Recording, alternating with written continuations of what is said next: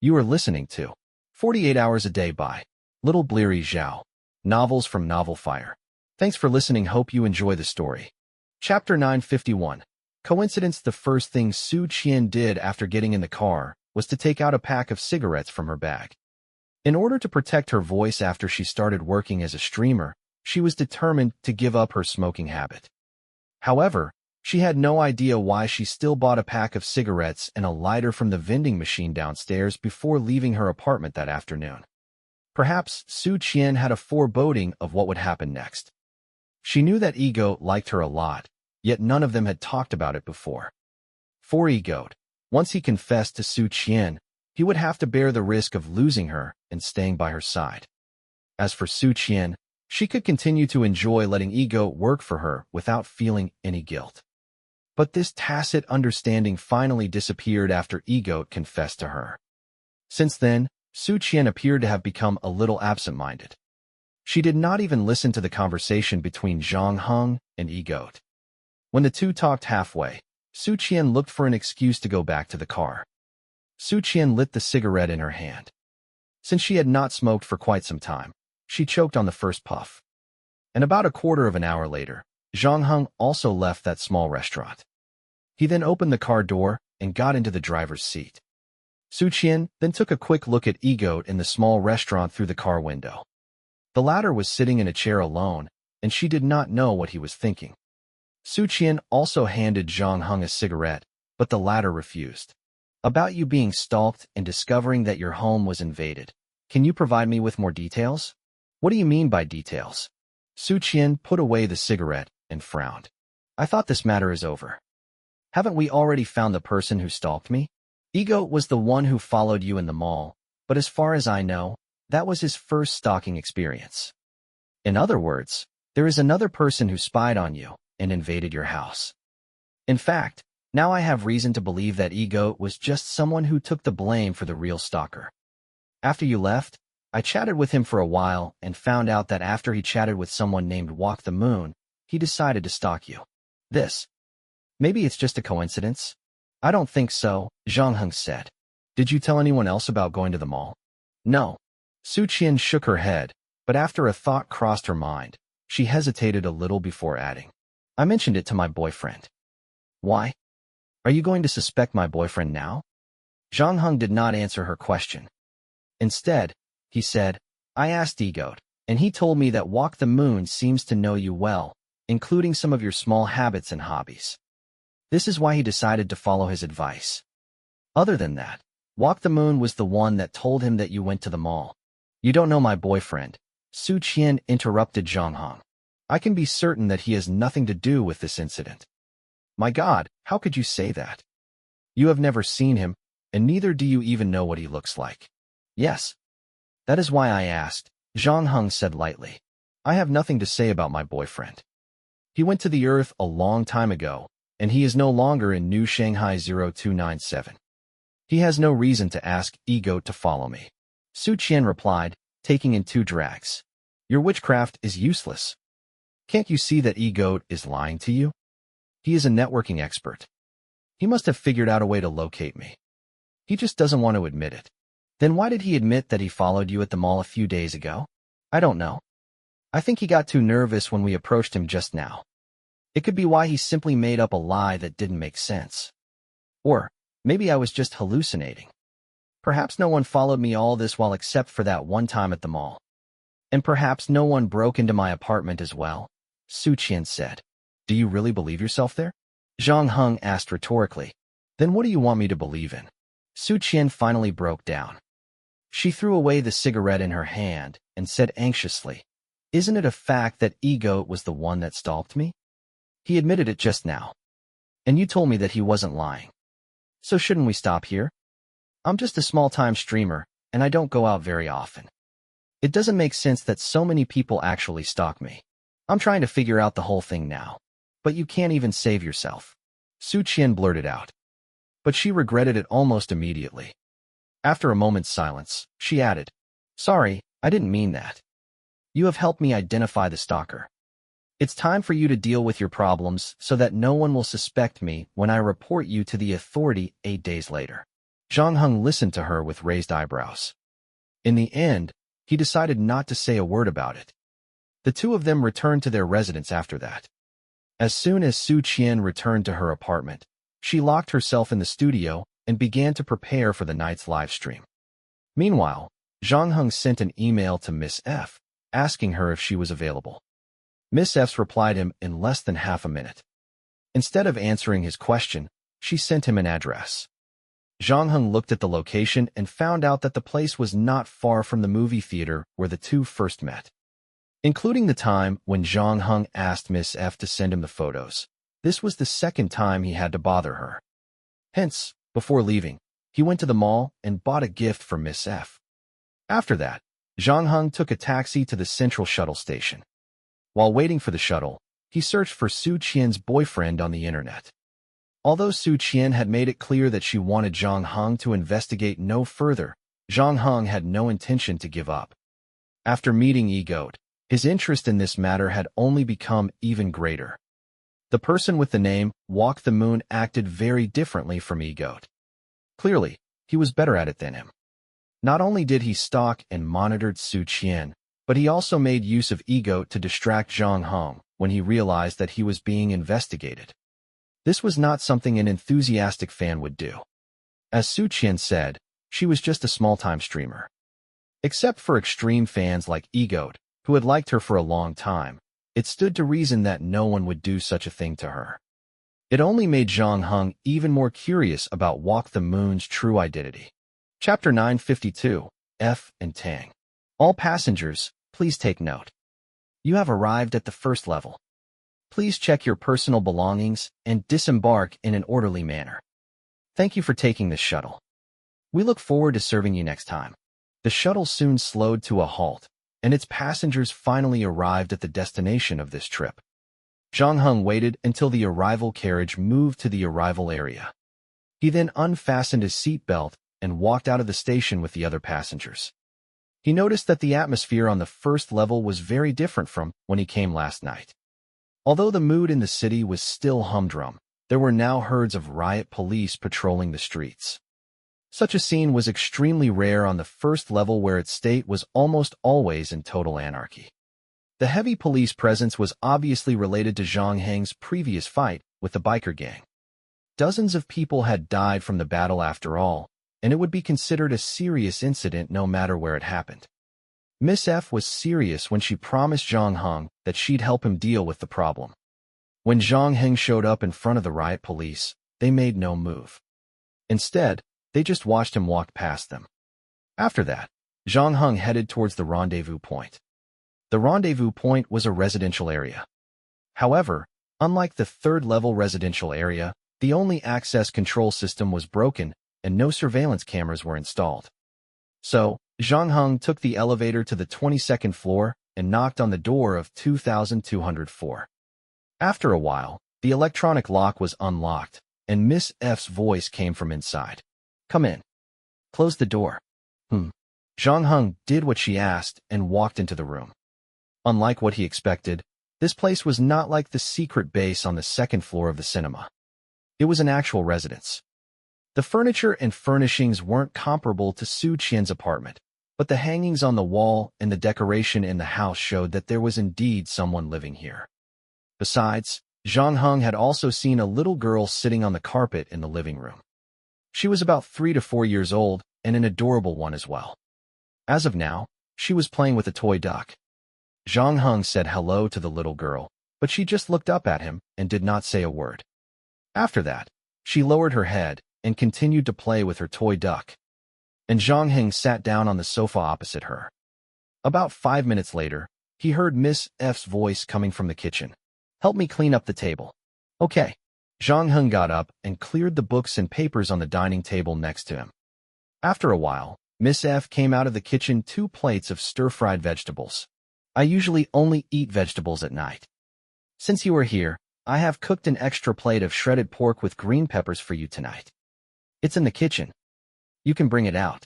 Thank you, Zhang Heng said, and he looked at the little girl on the carpet. Does she belong to you and Mr. G? No, she is my friend's child. She asked me to take care of her temporarily, Miss F said. Her mother will get off work soon, and we'll pick her up. Oh. Zhang Heng then walked into the kitchen and took out the plate of shredded pork with green peppers and the 2 bowls of rice on the side. Other than that, Miss F also filled the bowls with congee. She then placed the chopsticks and spoon beside the bowl. At the same time, she asked the little girl on the carpet to play in the room next to her. Once the two were seated, Zhang Heng passed the gift that he had just bought to Miss F, who sat opposite of him, and at the same time, thanked her. I didn't expect that you would let me come to your house. Why do you say that? Miss F took the gift and found that it was a box of chocolates. When she saw the chocolate brand, her hand froze for a short while. Once I return to the security company, this memory of mine would most likely cause you some trouble, Zhang Heng said. Thank you for showing me the movie. The part about social surrealism is impressive and profound. Oh, and the hamster you gave me. I didn't understand what it meant until I got home. That's impossible, Miss F frowned. It is never easy to doubt one's self-existence. Even the best philosophers would not be able to figure out your identity so quickly, not to mention that you have accepted it in such a composed manner. And you did not even doubt it. This is probably because recently, I happened to be thinking about who I really am, Zhang Heng said. Do you have an answer now? No, but I at least already know that I am a clone. Due to the existence of the memory encoder, the memories possessed by the clones are all forged. Miss F used her chopsticks to take some vegetables for Zhang Heng. You need a little time to adapt to your new identity and think about who you are, what you live for, and how you want to live. You are right. But before that, I still have one important thing to do, Zhang Heng said while pointing at his head. I have to take out the tracking device under my cerebral cortex. Is that why you came to me? Miss F seemed a little curious. How do you know I can help you? Because I know who you are, Zhang Heng said. If there is another person in this world who can solve the trouble I'm encountering, it is you. You have encountered the same thing as me, and the world thinks that you are dead. And now you are sitting across from me. I'm not sure whether I should continue to address you as Miss F or Tang. Miss F's pupils contracted when she heard what Zhang Heng said. But soon, she returned to normal. If Zhang Heng had not been paying attention to her eyes all this time, he wouldn't have captured the split-second emotional change on her. After that, Miss F calmly said, Tang is dead, or to be more precise, she has never existed before. She is just an idol created to meet the entertainment needs of the public. She has no relatives, no friends, no freedom of thought, and precious memories that truly belong to her. She is just an empty and beautiful toy. But now you have those things, Zhang Heng said. I came to you for no other purpose. I just want to know how you extract the tracking device out of your head back then. Sorry, I can't help you with this matter. Miss F shook her head. Huh. Zhang Heng raised his eyebrows. I was rescued by someone back then, and you have seen the person who saved me. Mr. G? Yes. So, if you want to remove the tracking device from your head, you can only ask him for help. As far as I know, he is also the only person in New Shanghai 0297 who can remove the tracking device from your head. Then what price should I pay? Wait. In order for him to help you, you are required to marry him? You have misunderstood us. I want to marry him because that's what I want. Mr. G didn't force me to do anything. Otherwise, we wouldn't have delayed until now to get engaged. Miss F then touched the engagement ring on her hand. But you have to know that even if it is him, the risk of helping you is very high. He may ask you to do him a favor in return. But don't worry. I will help you to convince him. Chapter 953. You are special. The meeting with Miss F went smoother than Zhang Heng could have imagined. The fact that Miss F was Tang was actually Zhang Heng's wild guess. After all, everyone knew that Tang was dead.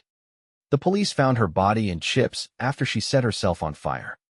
Tang was also a celebrity clone built by an entertainment company with a lot of money. She was supposed to have the perfect facial features. On the other hand, although F wasn't unsightly, she could only be considered ordinary looking.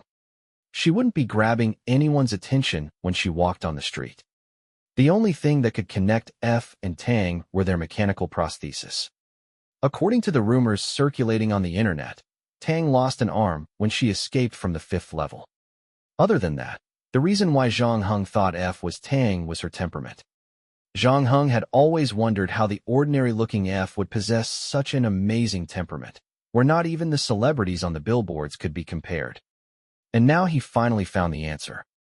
As the most celebrated female clone streamer at that time, she had broken a lot of records in the streaming industry. And no one could surpass her until now. The level of her confidence and temperament were way better than Su Qian and other streamers. However, neither the mechanical prosthesis nor the temperament could prove that F was Tang. Even if Zhang Heng connected the two together, Miss F could easily deny it.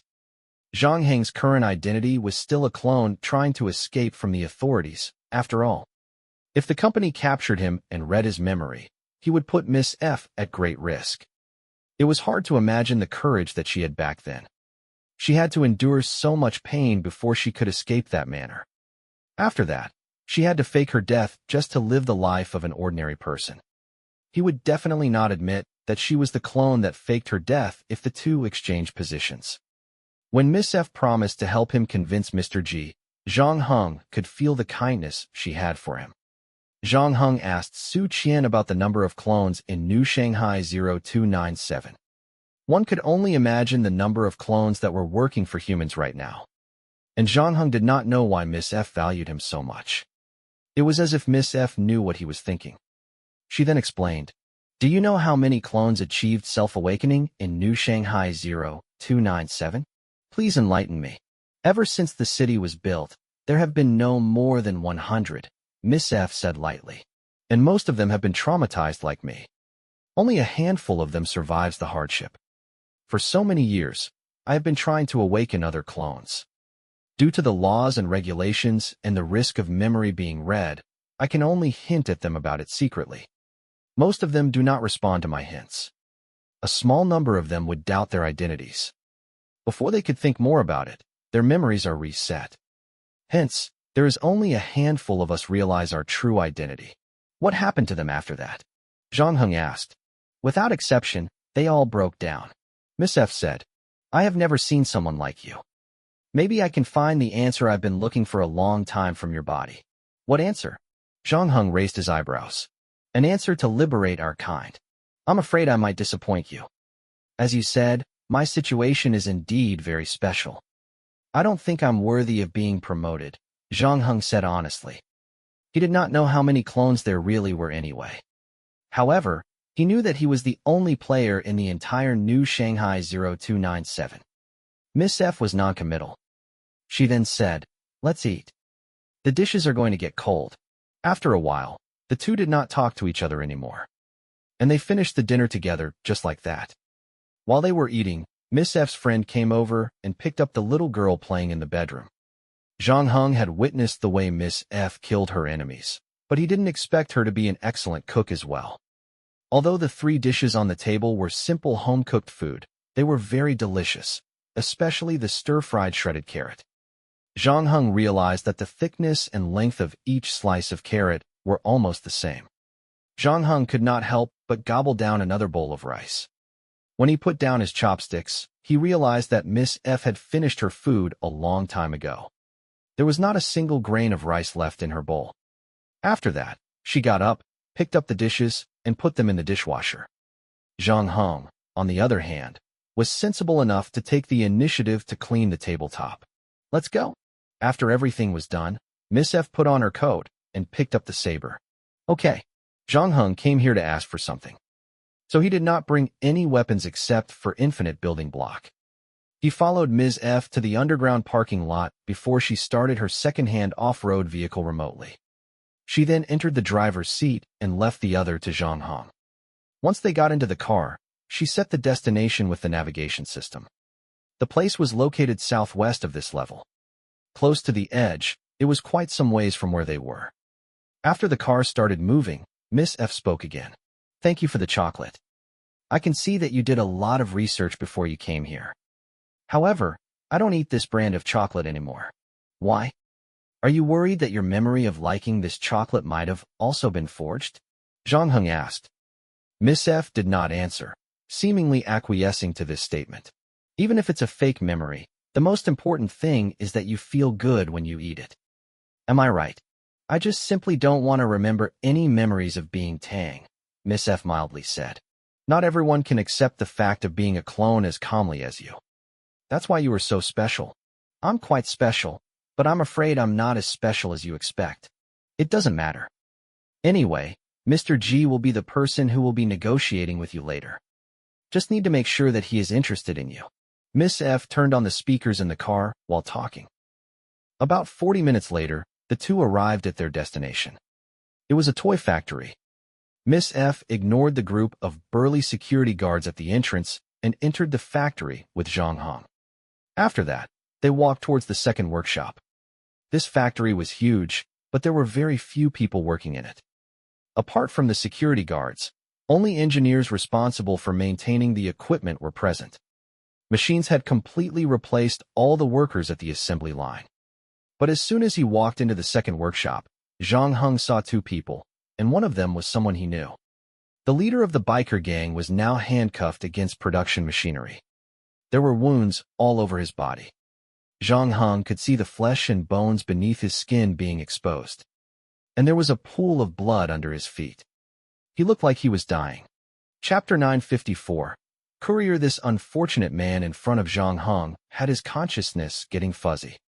Even when Zhang Hong walked past him, he did not show any reaction, as if he did not recognize Zhang Hong at all. Are you torturing him to find out the mastermind behind the attack last night? Zhang Hong asked. No.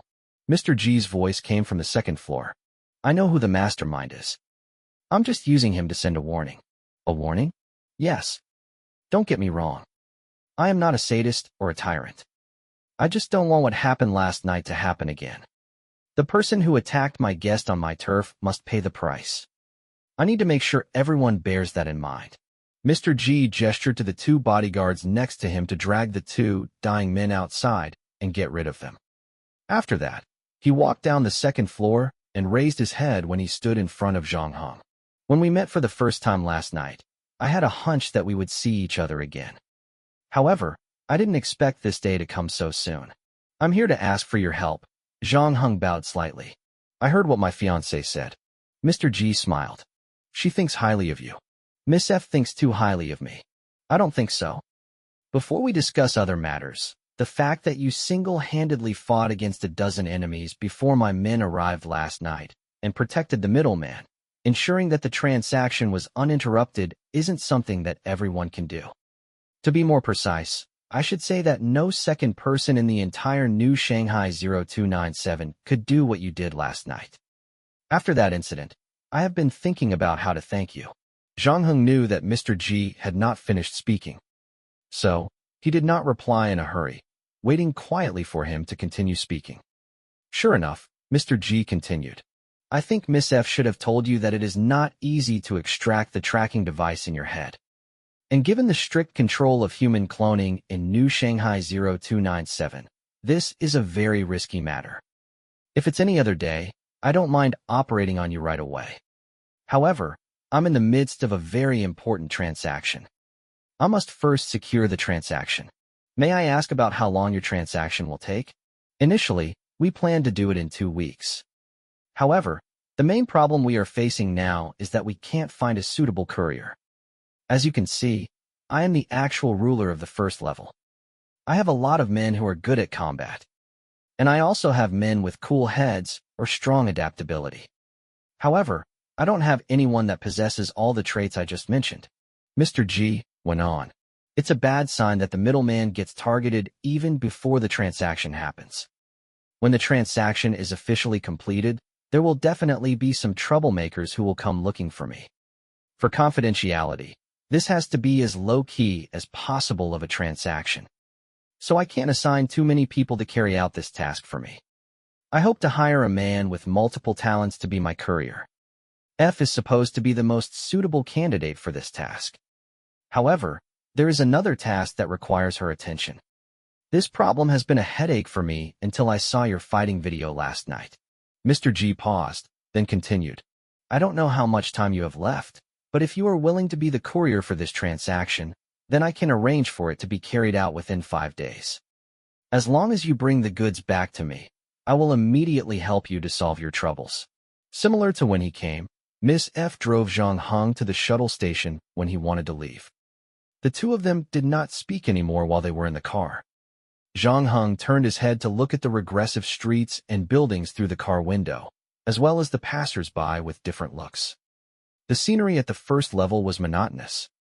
The sycamore trees were the only plants being planted in the green zone, and the exterior walls of all the buildings were painted with drab colors. However, the number of billboards here was more than the third levels. There were all kinds of advertisements being displayed 24 hours a day. It reminded Zhang Heng of the endless pop-up advertisements from certain rogue antivirus softwares. No matter what era it was, if one wished to watch less advertisements, the person had to spend more money. Miss F parked the car next to a convenience store, and the opposite was the waiting area of the shuttle central. Zhang Heng then unfastened his seatbelt and thanked Miss F again. "Thanks to you for everything today." The latter shook her head. "All I did was bring you to meet Mr. G. You were the one that talked to him about the whole thing. There is no need to thank me again." Then she reminded Zhang Heng, "You should avoid causing any new trouble for now because we will be contacting you soon, when we are ready." "Understood." Although Zhang Heng verbally agreed to it, he still drove to where Egoat lived an hour later. Zhang Heng had sent an email to Egoat, but the latter did not reply to him. Thus Zhang Heng checked on the navigation application and marked several bars nearby his place. A quarter of an hour later, he found out that Egoat was drinking alone in the corner of one of the bars. Zhang Heng then sat on the sofa opposite Egoat. The latter looked up at him and looked away immediately.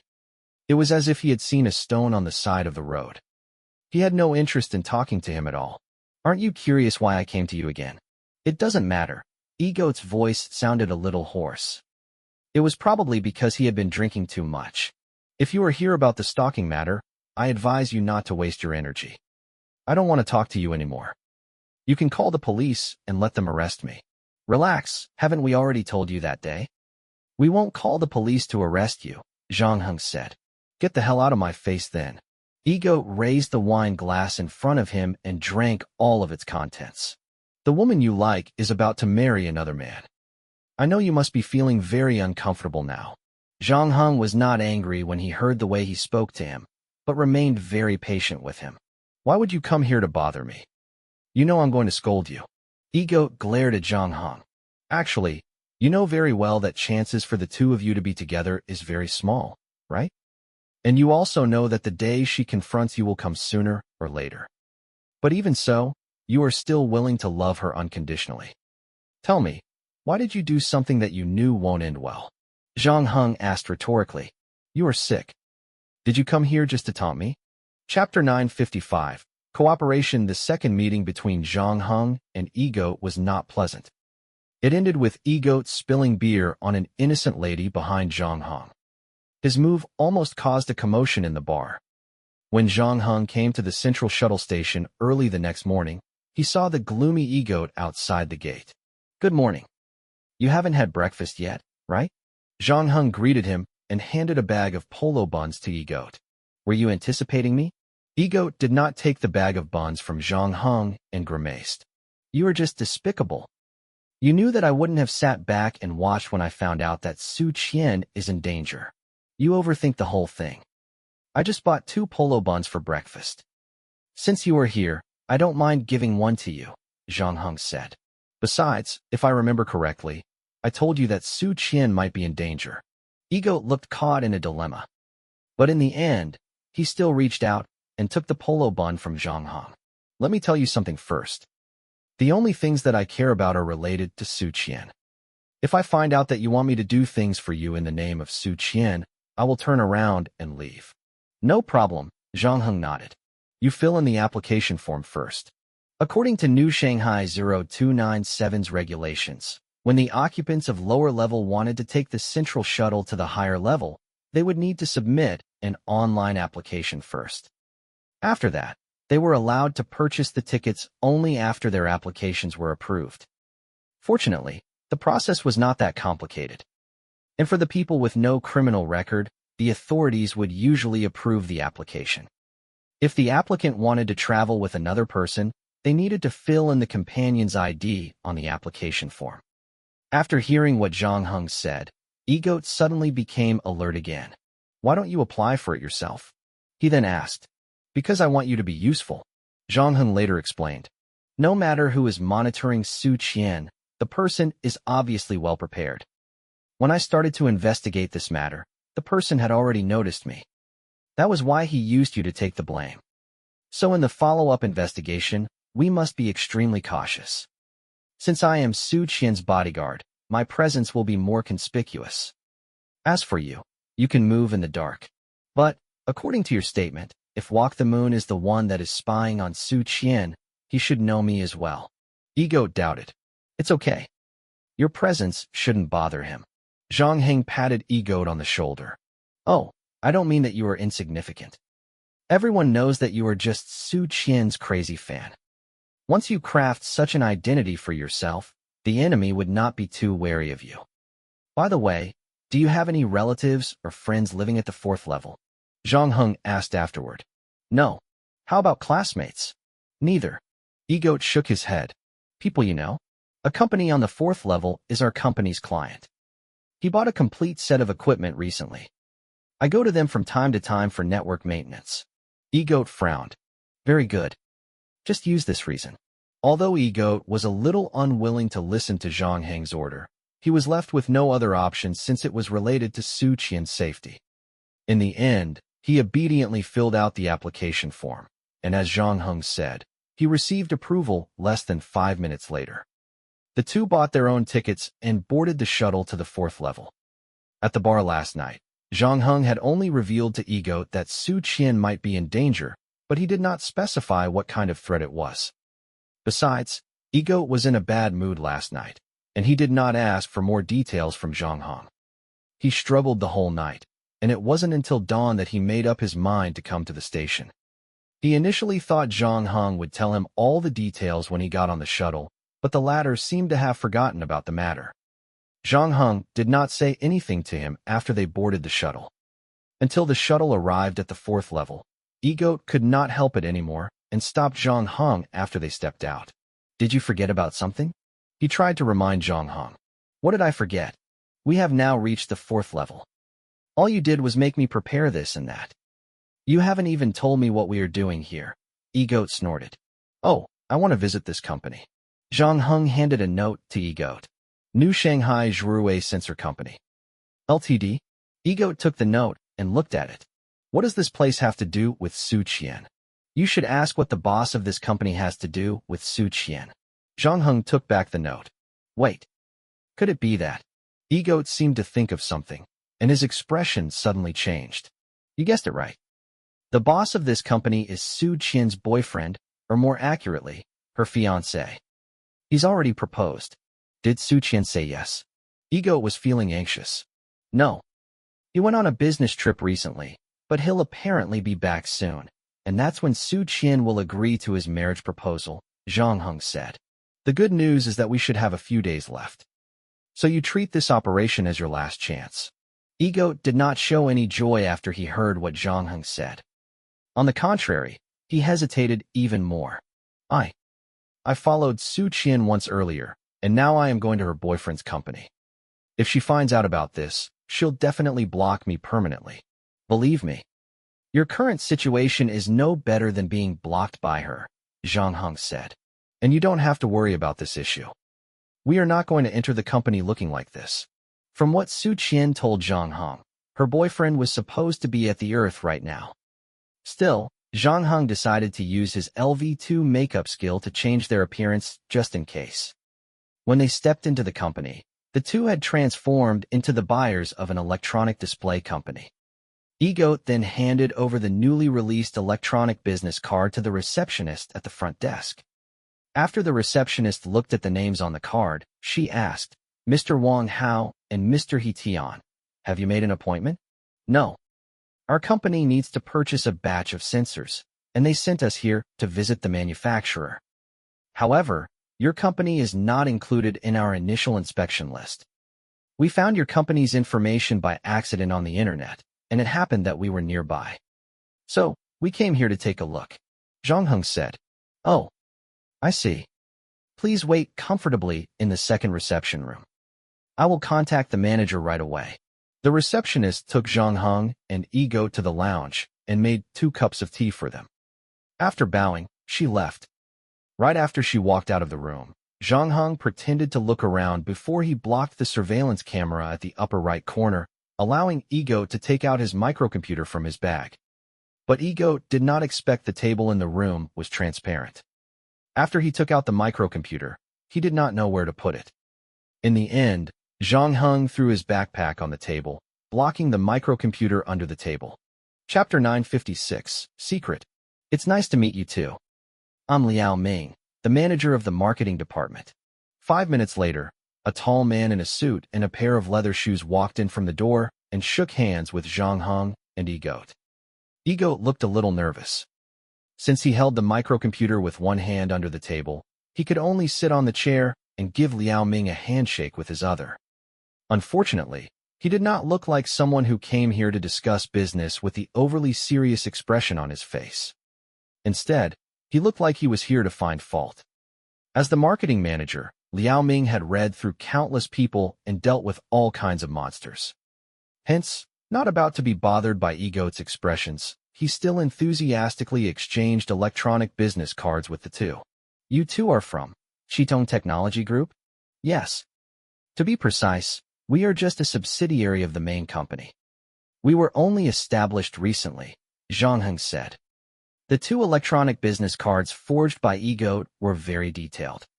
Taking into account the possibility that the other party might do a background check on them, Ego decided to use the information of a real company. The main company was about the same size as Shengtang Morgan, where it had thousands of subsidiaries under it. Ego had selected a newly established subsidiary to increase the authenticity of its business card. It also allowed them to whip up something on the spot. Liao Ming nodded. As far as I know, Chitong Technology Group also has a company in the sensor business. No. I should say that Chitong Technology Group's sensors are very popular in the industry. So why not just order the sensors from that company? Of course, Zhang Heng had already prepared the answer to this question. Oh, their sensors are indeed very popular. That's why they need to deal with a lot of orders. And we need those sensors urgently, and we have very little time left. Besides, we don't have high requirements for the sensors. We actually hope to lower costs. Understood. Let me introduce our product lineup to both of you, Liao Ming said while connecting his bracelet to the projection in the living room. Ego's breathing only got faster than before. Zhang Heng discussed the possibility of hacking the bracelet when he met Ego for the first time. According to Ego, the bracelet was a must-have personal device for everyone in this era. It had multiple functions and was also used to store personal information. In other words, the security that was used to protect the bracelet had to be top-notch. It also meant that it was almost impossible to hack the bracelet through the internet. Even the top-tier hackers would take considerable time to hack into the bracelets of other citizens. No matter how secure the system was, however, there would always be loopholes. So, Ego came up with an idea. He would use the short-distance communication method to complete the hacking. Before Liao Ming's bracelet was connected to the projector in the meeting room, Ego would first shield the projection signal and disguise his microcomputer as the projection device. Then, when Liao Ming connected his bracelet to the projector, he would not realize that he was actually connected to Ego's microcomputer. Without using any brute force attack, Ego would be able to access Liao Ming's bracelet easily. Of course, this simple and crude method wasn't without its shortcomings. First of all, when Liao Ming connected his bracelet to Ego's microcomputer, the real projector would not receive any signal. If Liao Ming weren't a fool, he would very quickly realize something amiss. Fortunately, this was an easily solvable problem. As long as Ego connected his microcomputer to the projector, he would be able to project whatever Liao Ming wanted to show them. The biggest problem was that Liao Ming's bracelet would display a safety reminder when it was connected to a new device. This was not a serious matter because they did encounter this message from time to time. Most people do not care too much about this security reminder. However, they could not rule out some cautious people who would notice the subtle difference. Liao Ming, for instance, now had a look of surprise on his face when he received the security reminder. As the marketing department manager, Liao Ming had to take care of his customers all the time. This was not the first time he used the second meeting room, nor was it his first time connecting his bracelet to the projector. Hence, he was surprised to receive the security reminder. On the other side, Egoat's heart had almost jumped out of his throat. He was worried that Liao Ming would find out about it. But, on the contrary, Zhang Heng remained calm and asked, "Why? What's the matter?" "Oh, it's nothing. It's probably because I just upgraded the system 2 days ago." After seeing Heng seem to be in a rush, Liao Ming didn't want to overthink things. He simply clicked OK, and his bracelet was connected to Egoat's microcomputer. About 2 seconds later, the projector started working and projected the company information Liao Ming had stored in his bracelet. At this point, Liao Ming was relieved, and he began to introduce their lineup to the two. He talked for about a quarter of an hour, during which he would pay attention to Zhang Heng's and Egoat's expressions from time to time. He seemed to be studying their behavior. However, to his disappointment, Zhang Heng almost had no expression on his face. Egoat, on the other hand, seemed to be more relaxed than before. In the end, Liao Ming could not read anything from them. After Liao Ming finished his presentation, Zhang Heng asked a few more frequently asked questions by the buyers before asking, "Can we visit the production workshop?" "Of course." "Wait a minute. Let me contact them first." Liao Ming made a phone call. After that, he brought Zhang Heng and Egoat downstairs. Then, they walked to the workshop behind the office building and visited the assembly line. Zhurui's production workshop was similar to the other companies on the 4th level, where no workers were on the assembly line. Liao Ming had said that the entire Zhurui Sensor Company Limited had less than 40 people.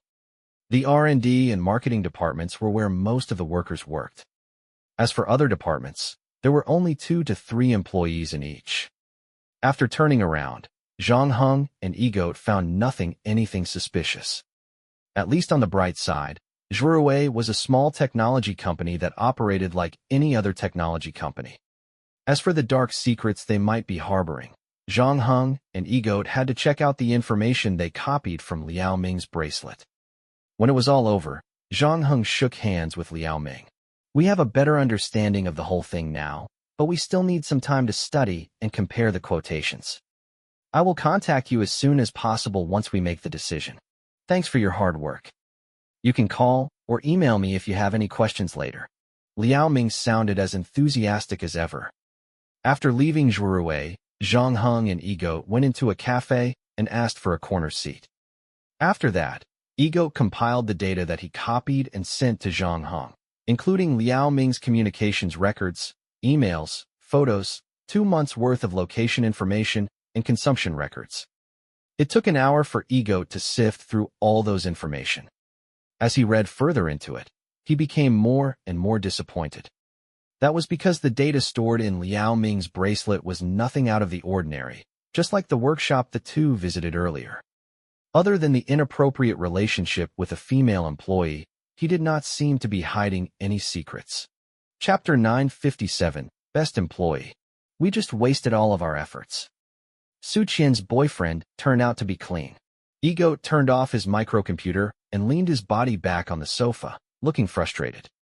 He hesitated for the whole night before making up his mind to come to the 4th level with Zhang Heng and sifted through the information obtained by illegal means.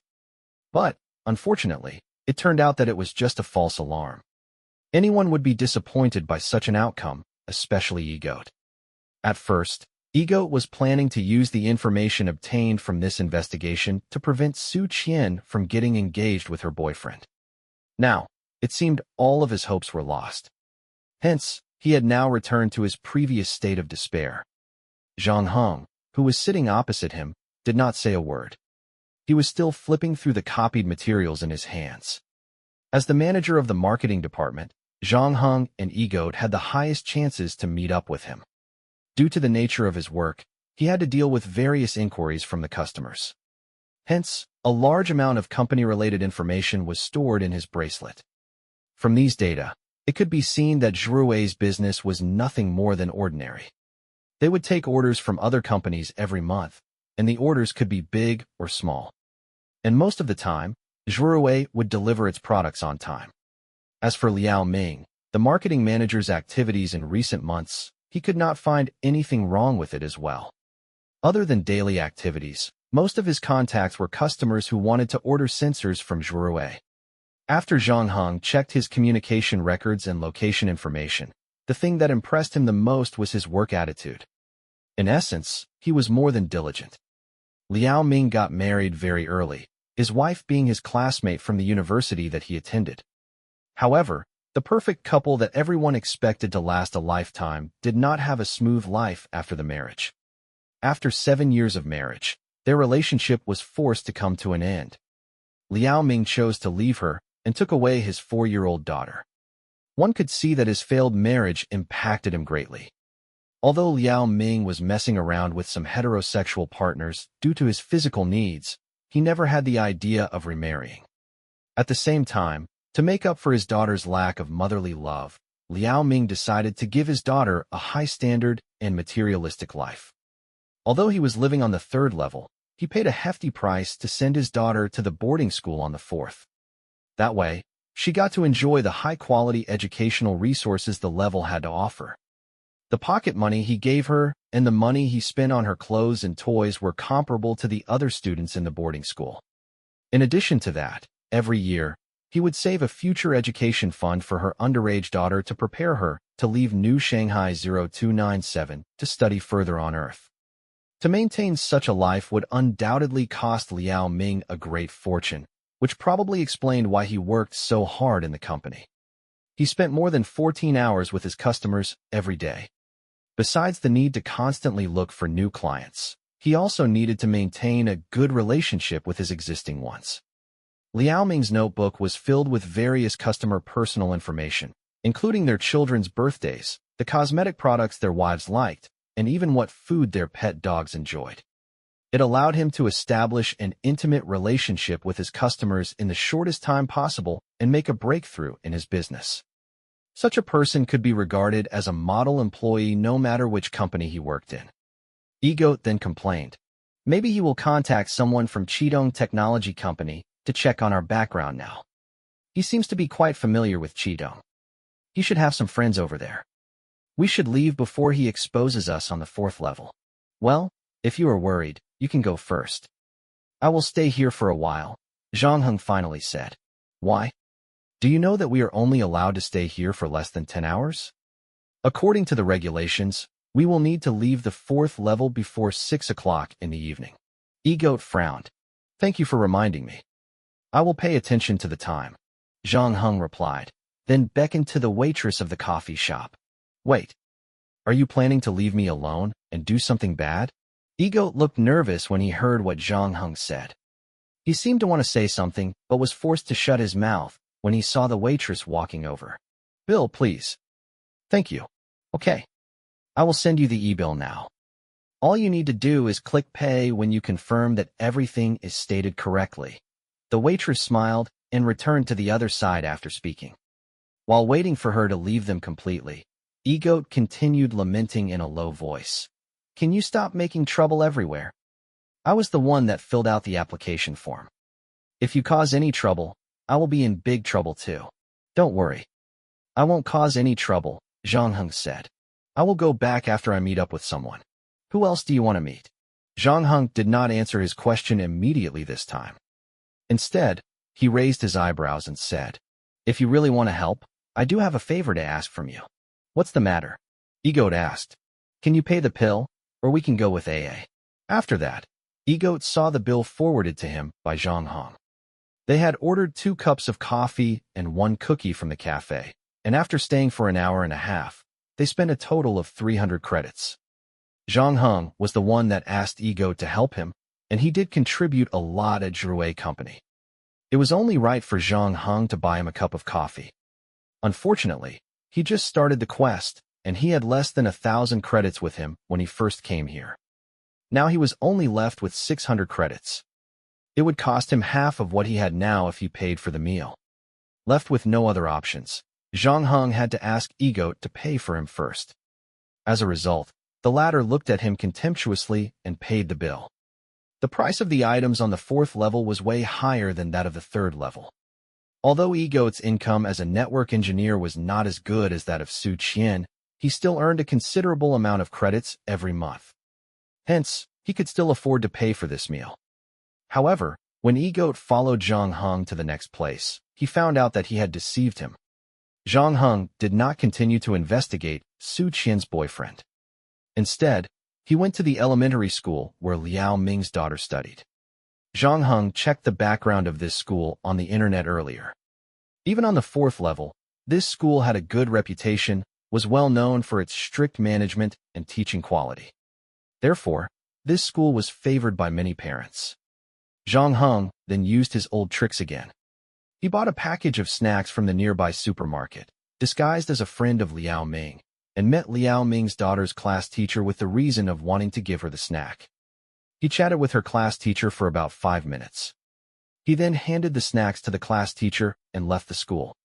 After that, he reunited with Egoat that waited for him outside the school. The latter looked confused. This is it. What the hell are you doing? You came here just to give Liao Ming's daughter some snacks? Yes, that's right. Zhang Heng nodded. And then? It's getting late. Let's go back to the third level first. Thank you for coming here with me today. After I go back, I have to investigate a few more things, and I'll ask you for a coffee after I figure out everything. Zhang Heng said. Chapter 958. Wish Zhang Heng worked on THR matter until around 10 at night. After that, he returned to Su Qian's apartment. And when the elevator door opened, Zhang Heng saw Su Qian sitting in the living room. She was supposed to be live streaming at this hour. The latter had no makeup on. Sitting on the carpet in her pajamas, she was watching a shopping advertisement on the TV. There was a plate of chicken feet, melon seeds, and 2 cans of beer beside her. You're back. Su Qian's mood seemed to have lightened up as compared to 2 days ago. She even took the initiative to greet Zhang Heng. Did something good happen? Zhang Heng asked. Yes. I just received a call from my boyfriend. He told me that he's almost done with his business on Earth, and he estimates that he will be back in 2 days, Su Qian exclaimed excitedly. Before that, she was a little hesitant about getting married so early. But, after experiencing so many things recently, from the continuous decline in viewer numbers to getting stalked to the bodyguard, her hired bodyguard, who had recently disbelieved his clone identity, she had become a little overwhelmed by all these misfortunate events. Now she realized how precious it was for her to have a shoulder to lean on. She had prayed more than once for her boyfriend to come back to her. Now, her prayers were answered. He was going to return to New Shanghai 0297 earlier than expected. This was the only piece of good news Su Qian received during this period of time. So, she decided to give herself a day off and take a break. Seeing Zhang Heng's frown, Su Qian waved her hand again. Don't worry. I still remember the agreement between us. I never told him a thing about you. That's good. Zhang Heng then put his backpack on the floor. How about you? Have you found a solution to your problems? Well, I contacted a friend, and she said she would help me, Zhang Heng replied. Su Qian nodded, but the excitement on her face had reduced. Zhang Heng's reply wasn't to her satisfaction. In fact, Su Qian wasn't as hopeful when it came to this. To her, it was impossible for Zhang Heng to go against the corporation that owned him. It was only a matter of time before he was caught. Su Qian's only hope was that Zhang Heng could hold on a little longer, at least until she got married. Initially, her boyfriend wasn't supposed to be returning this early. However, he suddenly told Su Qian that he was almost done with business on Earth, and it gave Su Qian a glimmer of hope. She then pointed to the chicken feet in front of her. Do you want some? No. I had dinner before I came back, Zhang Heng replied. You look exhausted. Did you go to lots of places today? Seeing Zhang Heng rejecting her offer, Su Qian picked up a chicken foot for herself. Well, I'm tracing the whereabouts of Walk the Moon. Zhang Heng's words froze Su Qian's expressions, and it took a while for her to squeeze out a smile. I thought we reached a consensus on this issue. You are not supposed to investigate this matter anymore. Didn't you tell me that the investigation was purely an act to conceal the fact that you have discovered your identity? You caught egoed, and you have gotten what you want. So why continue to investigate? Because I am very interested in this matter. Interested? Why? I don't plan to pursue it anymore. Why are you still interested in it? And shouldn't you focus on your affairs now? Su Qian asked. I'm dealing with it, Zhang Heng said. Are you free tomorrow? I want you to go somewhere with me. I'm afraid I don't have that kind of time to go out. Don't worry. I won't be long, and it can be done during the day. But I have to prepare for the live stream tomorrow evening. Tomorrow's stream is very important to me because that is probably my last, Su Qian said. Your last live stream? I told you before. Most female streamers quit their job once they get married. As soon as this news spreads, the popularity of the streamer would instantly go downhill. And I am in a lot of trouble now. I estimate that I will not be able to start another live stream after tomorrow. So, it is better I say goodbye to my fans as early as possible. Although Su Qian's words were relatively euphemistic, Zhang Heng understood what she meant by trouble. Once Zhang Heng, an awakened clone, was caught, Su Qian would fall into a series of legal troubles according to the current laws and regulations. This was why she wanted to marry herself off as soon as possible. My boyfriend actually discussed this matter with me a month ago. He also hoped that I could retire early.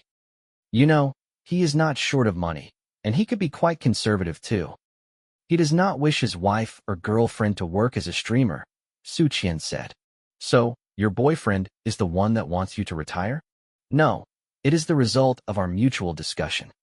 I just made up my mind, and I'm sure he will be delighted when I tell him about this decision. Why? Is there any problem? No matter what I say now, you probably won't believe it. So, the easiest way for me to convince you is to make you come with me tomorrow, Zhang Heng said. This matter is of grave importance, even more important than your retirement. You better take some time out tomorrow. You won't hurt me, right? Su Qian seemed a little worried, and she started to step back.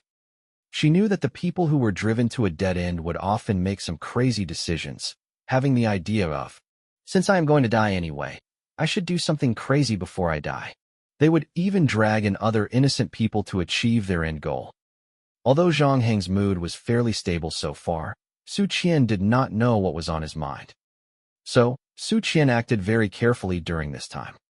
She did lose control once when Zhang Heng suspected her boyfriend. Other than that, Su Qian would treat Zhang Heng politely most of the time. At the same time, Su Qian was glad she didn't mistreat Zhang Heng when she first met him. She knew that some people in New Shanghai 0297 did not treat the clones as human. But Su Qian was not that kind of person, and she did not want to get into any trouble because of it. Unfortunately, she still got herself into big trouble in the end. Zhang Heng did not answer Su Qian's question, but instead, he asked, "What is your biggest wish?" "My biggest wish." Su Qian seemed a little confused. She couldn't understand why Zhang Heng suddenly changed the topic to a life goal. Chapter 959, Utopia. My biggest wish is to live a better life, Su Qian confessed after thinking a little. I have stayed on the first level before, and although I have always wanted to forget that part of my life, it turned out unforgettable. Throughout the time I lived there, I swore every night in my heart that if I leave that place one day, I would never go back.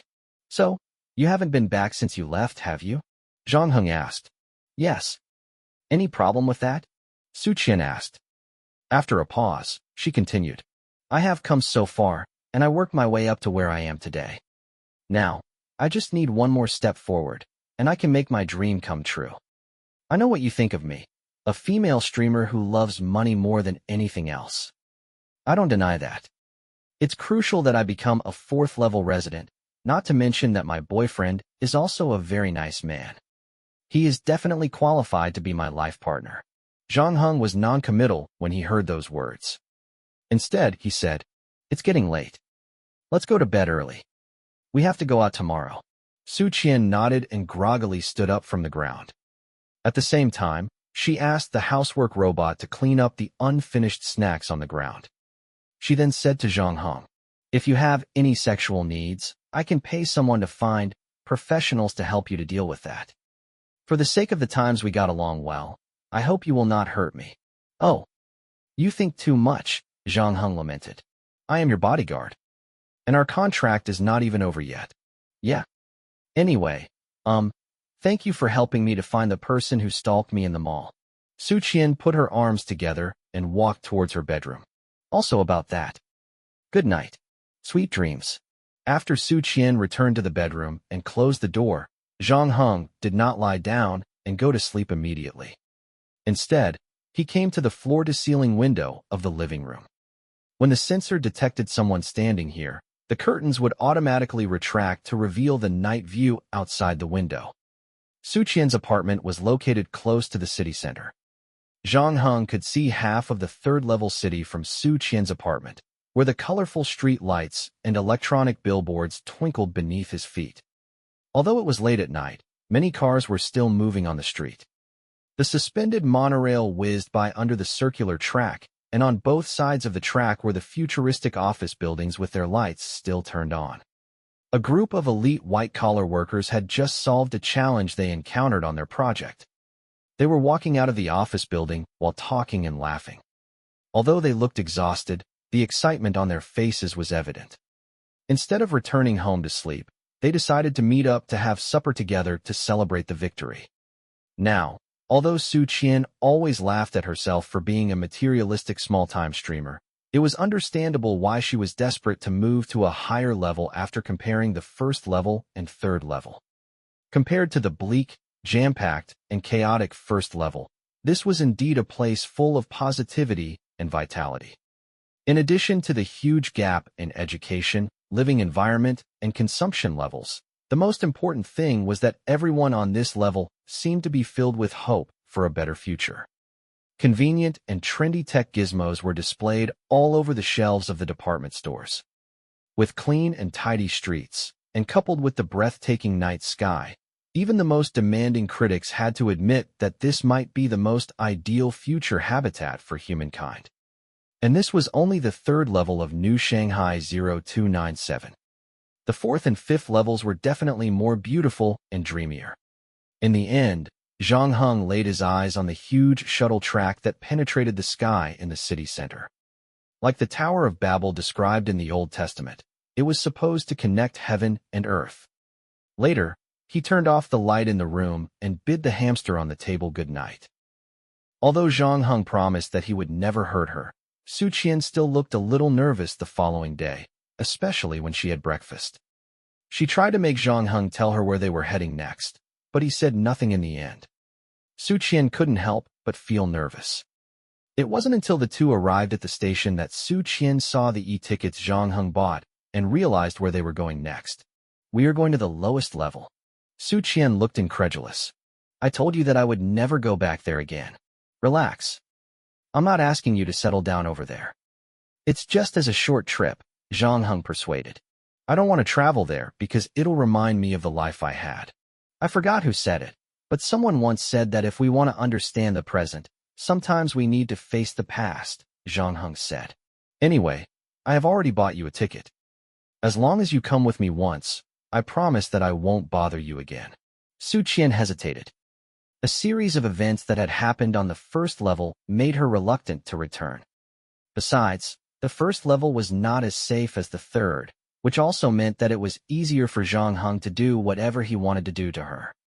Of course, if Su Qian yelled for help from the guards at the station, they would immediately get her out of trouble. Zhang Heng would very likely be arrested and recalled by the company in advance.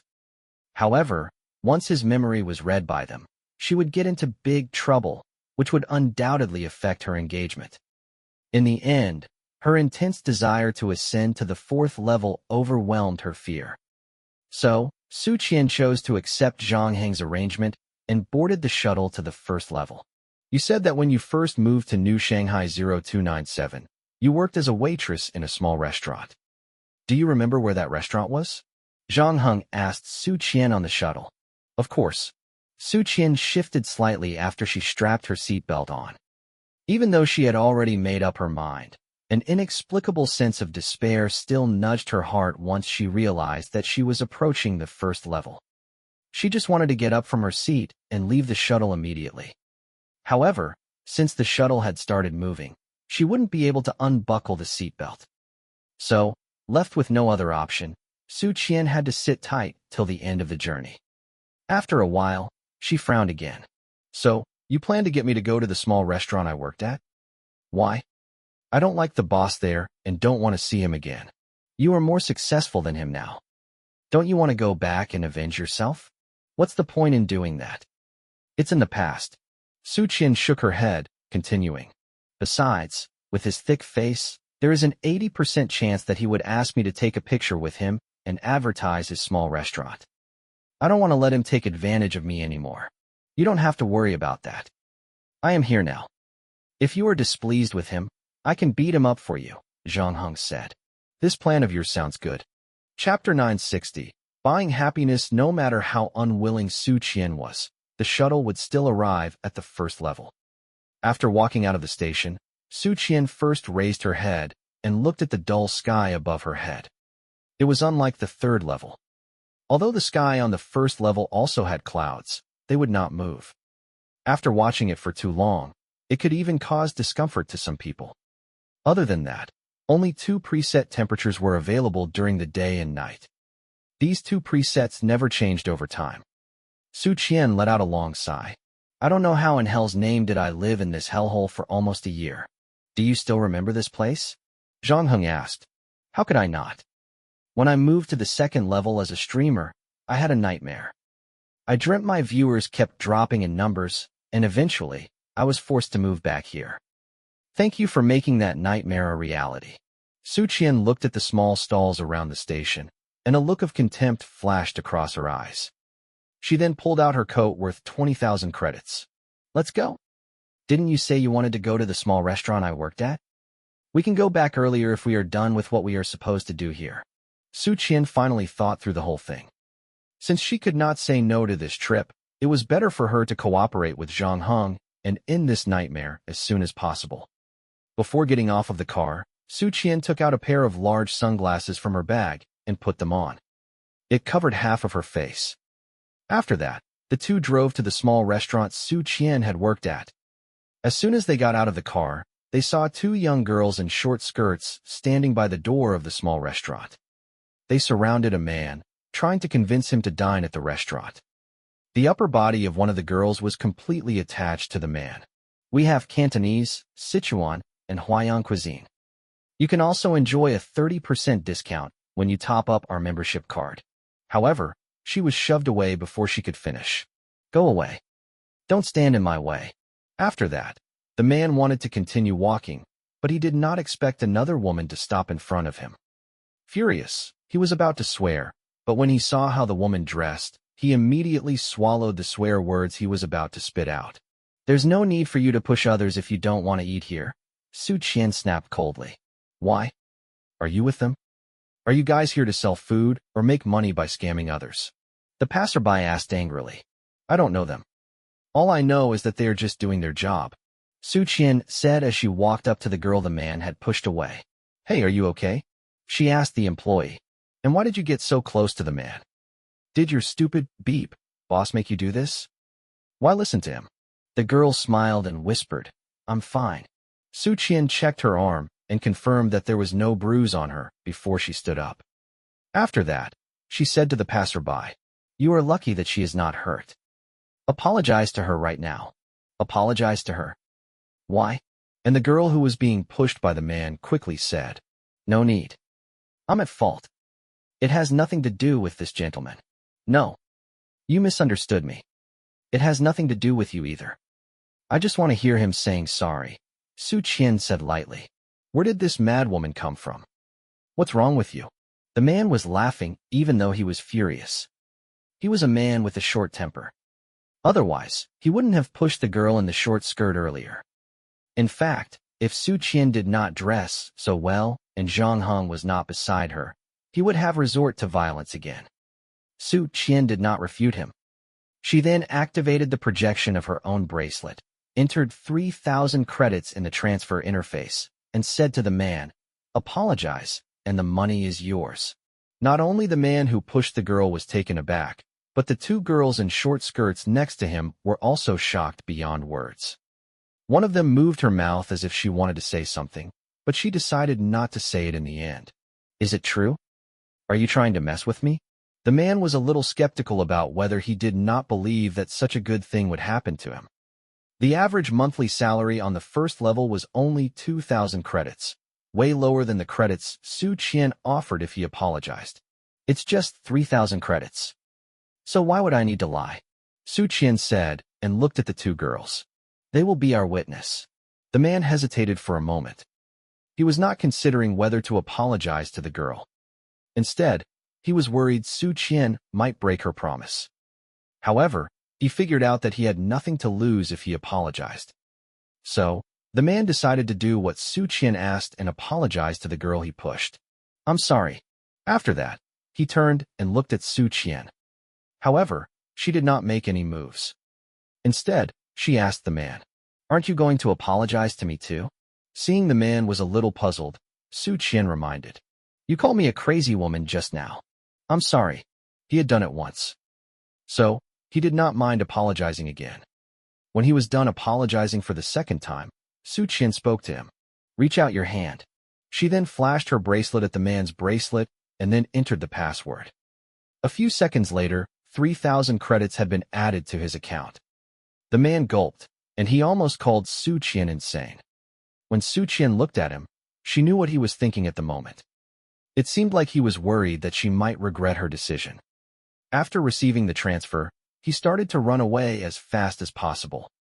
Su Qian nodded at the two girls and asked, Aren't you girls supposed to bring in more customers? The two employees quickly snapped back to reality. One outside the restaurant continued to attract more customers, while the other smiled and led the way. Please, come inside. Although this small restaurant named Fuji could cook all kinds of dishes, its area was really small. In total, it could only fit 4 tables. The two girls in short skirts were both ushers and waitresses. Other than that, one more girl was responsible for cleaning, and the lady boss worked as a cashier. As for the boss, he was now working as a cook in the kitchen part-time. While the girl walked away to bring them the menu, Zhang Hong said to Su Qian, If you give those 3,000 credits to the girl who was being pushed, she should feel happier. Why should I do that? She didn't even sustain any injuries. And I'm not her mother.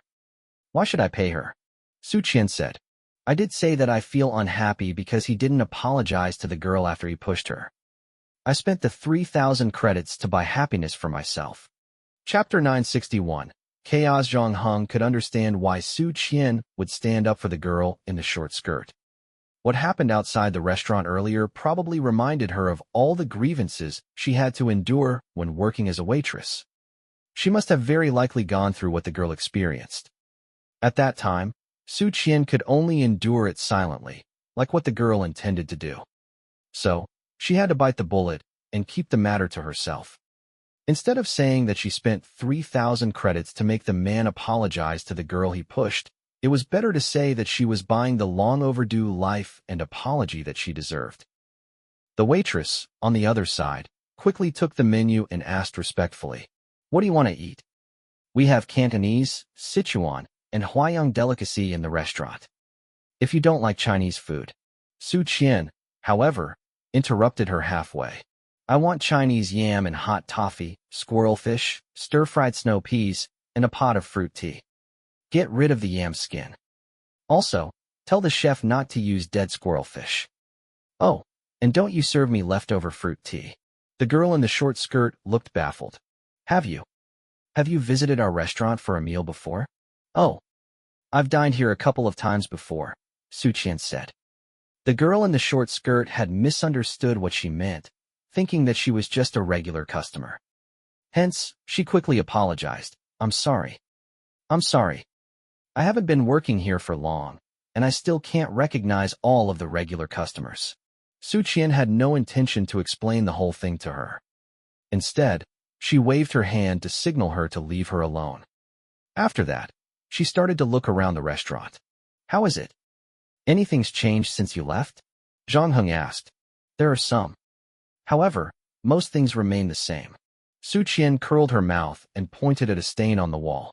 I still remember this particular spot.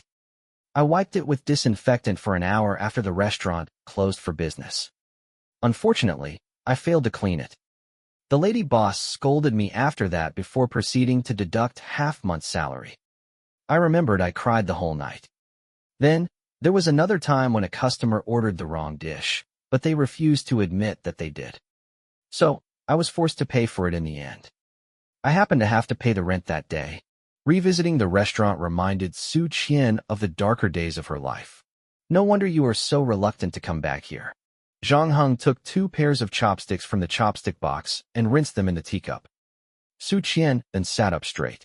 So, you brought me back here just to hear about my tragic past? Well, I really want to know more, Zhang Heng said while handing Su Qian a pair of washed chopsticks. At the same time, the girl in the short skirt brought the Chinese yam and hot toffee and fruit tea to them.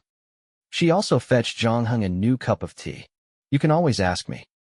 Coming all the way to the first level is completely unnecessary. Zhang Heng made no comment. Instead, he asked, is that so? How much do you believe in your memory? What do you mean? Su Qian raised her eyebrows. I don't deny that human memories change over time. Some of the good memories will be further enhanced, and some of the bad memories would worsen. There might be some deviations in the details.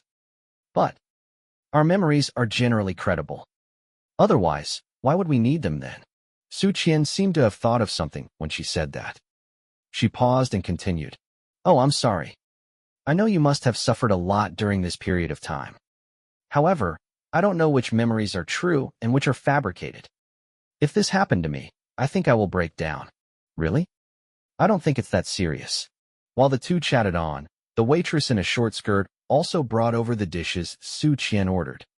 When the last dish, the squirrel fish, was served, the owner, who had been cooking, walked out of the kitchen in his apron. He then wiped his hands and said with a smile, I heard that a regular customer is here today. I had to come out of the kitchen to say hello. He walked to the table where Su Qian and Zhang Heng at. However, he was taken aback when he saw them. Saying nothing, Zhang Heng picked a piece of toasted sweet potato and put it in his mouth as if it had nothing to do with him. Su Qian sneered. Why? Never thought I'd come back. You are. The boss seemed a little overwhelmed. Su Qian then took off her sunglasses. Now, I don't need to introduce myself anymore. As a result, the boss had gotten even more confused. He then smiled and said, If it's not too much trouble, do you mind introducing yourself to me? Have you become so old that you forgot about me? Don't you remember me? Su Qian snorted. Should I remember you? The dispute between the two had attracted the attention of the lady boss at the counter. The latter looked at them suspiciously, causing the owner to panic even more. With a wry smile, he said, Miss, please don't spout nonsense. This is really my first time meeting you. Interesting. Who is the one that hinted to me as long as I am willing to sleep with you? I'm allowed to do only half of the work in the restaurant. When the boss heard what she said, the hairs all over his body stood up. He could feel his wife was giving him the gaze of death from behind him. He was so anxious that he quickly coined something up. I am the owner of a small restaurant, and I'm that capable. Usually, I tease my waitresses, but I would never dare say such a thing to you. Besides, I don't think you are from the first level. I can't afford to do that to you. Before he could say a word more, the lady boss furiously bellowed. Okay. I saw you flirting with those 2 bitches earlier. Are you cheating on me? No. No. I just told you that the most I would do is to tease. The owner realized that he said something wrong, so he quickly defended himself. But at the moment, the lady boss was completely soaked in wrath. As the owner had said, the lady boss did not believe that her husband would dare to provoke a woman dressed so fancily. However, the way Su Qian dressed made her think twice about throwing a tantrum. Zhang Heng was sitting beside Su Qian too, and unless she were blind, there was no reason she'd allow the owner to take advantage of her. In the end, the waitress in the short skirt had to take the blame. The lady boss threw a teacup at her without thinking twice. Although it did not hit her, the shattering glass shocked her immensely, and she quickly hid in the corner. She was trembling, but the lady boss had no intention to let her go. The enraged woman rushed over and tried to grab the waitress's hair. In the end, the whole restaurant became a hot, piping mess. Chapter 962. Accident. The boss was about to cry. He felt sorry for the waitress in the short skirt, but he was afraid to stop his wife. He could only stomp his foot, yelling at Su Qian. "Look at what you've done. I have never wronged you. Why are you messing with me?" "I'm messing with you?" Su Qian exclaimed. "I'm just telling the truth. You've done so many bad things to me when I worked for you. Do you want me to say them out loud one by one?" "You're sick." The boss widened his eyes. "When did you work for me? I don't even recognize you." The lady boss on the other side, who was busy teaching the waitress a lesson, raised her head and asked, "You worked in my restaurant before?" "When was that?" 3 years ago, Su Qian said. "Rest assured, I didn't come here to mess with you. You guys can stop pretending to act like a bunch of crazies in front of me." "Pretend to be a bunch for crazies?" The lady boss had gotten even more furious now. "I think you are insane. Look at yourself. How can our small restaurant hire someone like you? At that time, I wasn't as rich as I am now, and I just moved to New Shanghai 0297. The first job I got with my cousin was to be a waitress at your restaurant. Thanks to you, you've made me understand that if I want to take control of my destiny, I will have to be desperate enough to climb higher," Su Qian sneered. "What nonsense are you talking about?" The boss looked confused. "You've got the wrong person. How is it possible? You are still the same person." Su Qian said. "We did hire an usher 3 years ago, but now she's gone to be a waiter at the bar on the next street." The lady boss snorted contemptuously. The lady wasn't serious about the job. However, she only wanted half of the usual salary we offer, so we decided to hire her temporarily. After a year working for us, she resigned. "You are lying." Su Qian became agitated. She then got up from her seat and took off the 20,000 credit coat. And she did not stop there. She pulled the singlet that she wore and revealed her cleavage. Although the boss was complaining about the unsuspecting disaster that had befallen him, he could not help but look at Su Qian. Su Qian then pointed at the scar on her chest and said, "Look at this scar. One of the customer's girlfriends was upset that day. So, she poured the hot fruit tea on me. However, you still forced me to apologize to her. I will never forget that moment. But the problem is that I haven't done something like that before." The owner seemed upset by the fact that Su Qian was accusing him of something that he had apparently never done before. For a moment, Su Qian started to doubt her memories. If they served her well, she remembered that the owner of this restaurant was greasy and disgusting. And his acting skills were never this good. After that, she saw the lady boss acting like she had received a revelation. "You. Are you?" As if suddenly remembering the laws and regulations, she quickly covered her mouth with her hands. Su Qian then said angrily, "Do you think I am a clone? Why don't you shine an ultraviolet light at the back of my neck?" The lady boss was shocked, and she looked embarrassed. After that, she winked at her husband beside her. He hesitated for a while, went back to the kitchen, and grabbed the ultraviolet lamp he used for disinfection. Su Qian did not move. She just stood there and glared at the two of them. The owner cautiously approached her with the ultraviolet light in one hand and a pot lid in the other. The lady boss, not to be outdone, looked as though she was standing in the face of a formidable nemesis. She even had her hand with the bracelet behind her back, preparing to contact the police. After that, the owner pressed the switch to the light with his trembling fingers. At the same time, everyone in the restaurant subconsciously held their breath. The boss's pupils shrank suddenly, and he started to take a step back. "Well?" The lady boss had her heart stuck in her throat. "Nothing," the owner confirmed honestly. "Then why did you take a step back?" The lady boss exclaimed. "I was reminded of the Tang incident," the owner said. After realizing that it was a false alarm, he breathed a sigh of relief as he put down the lid. Meanwhile, Zhang Heng, who had been sitting silently, finally said, "Sorry. My friend here has encountered a severe traffic accident before. It affected her head greatly. I hope you don't take her words to heart. We will pay you to double for this meal." The boss looked like he was crying without tears. "If your head is sick, go for treatment. Don't come here to make a scene out of nothing. Besides, even if you pay me double the money, you can't make up for the damage you caused to my marriage." Su Qian opened her mouth and wanted to say something, but Zhang Heng stopped her by glaring at her. Zhang Heng then said, "What do you guys want?" The owner looked at his wife, the lady boss, beside him. The latter thought for a while and looked at the coat Su Qian took off. She then gulped. If you want to make it up to us, you will have to pay us 5. Oh no, 10 times the cost of this meal. Okay. Deal. Zhang Heng nodded. The lady boss almost dropped her jaw. She knew Su Qian was rich, but she did not expect her to be this rich. If she knew, she would have asked them to pay 20 times the cost of this meal. When the lady boss was thinking of all the money that she could earn, she heard the waitress in the short skirt in the corner suddenly asking, What? What's a clone? Darn. It was too fucking chaotic just now. I totally forgot about you, moaned the owner. He then said to his wife again, We have no other options. Let's just call the company. The waitress was still confused and was oblivious as to what had happened to her. Less than 5 minutes later, a blue car that operated on new energy sources stopped in front of the restaurant.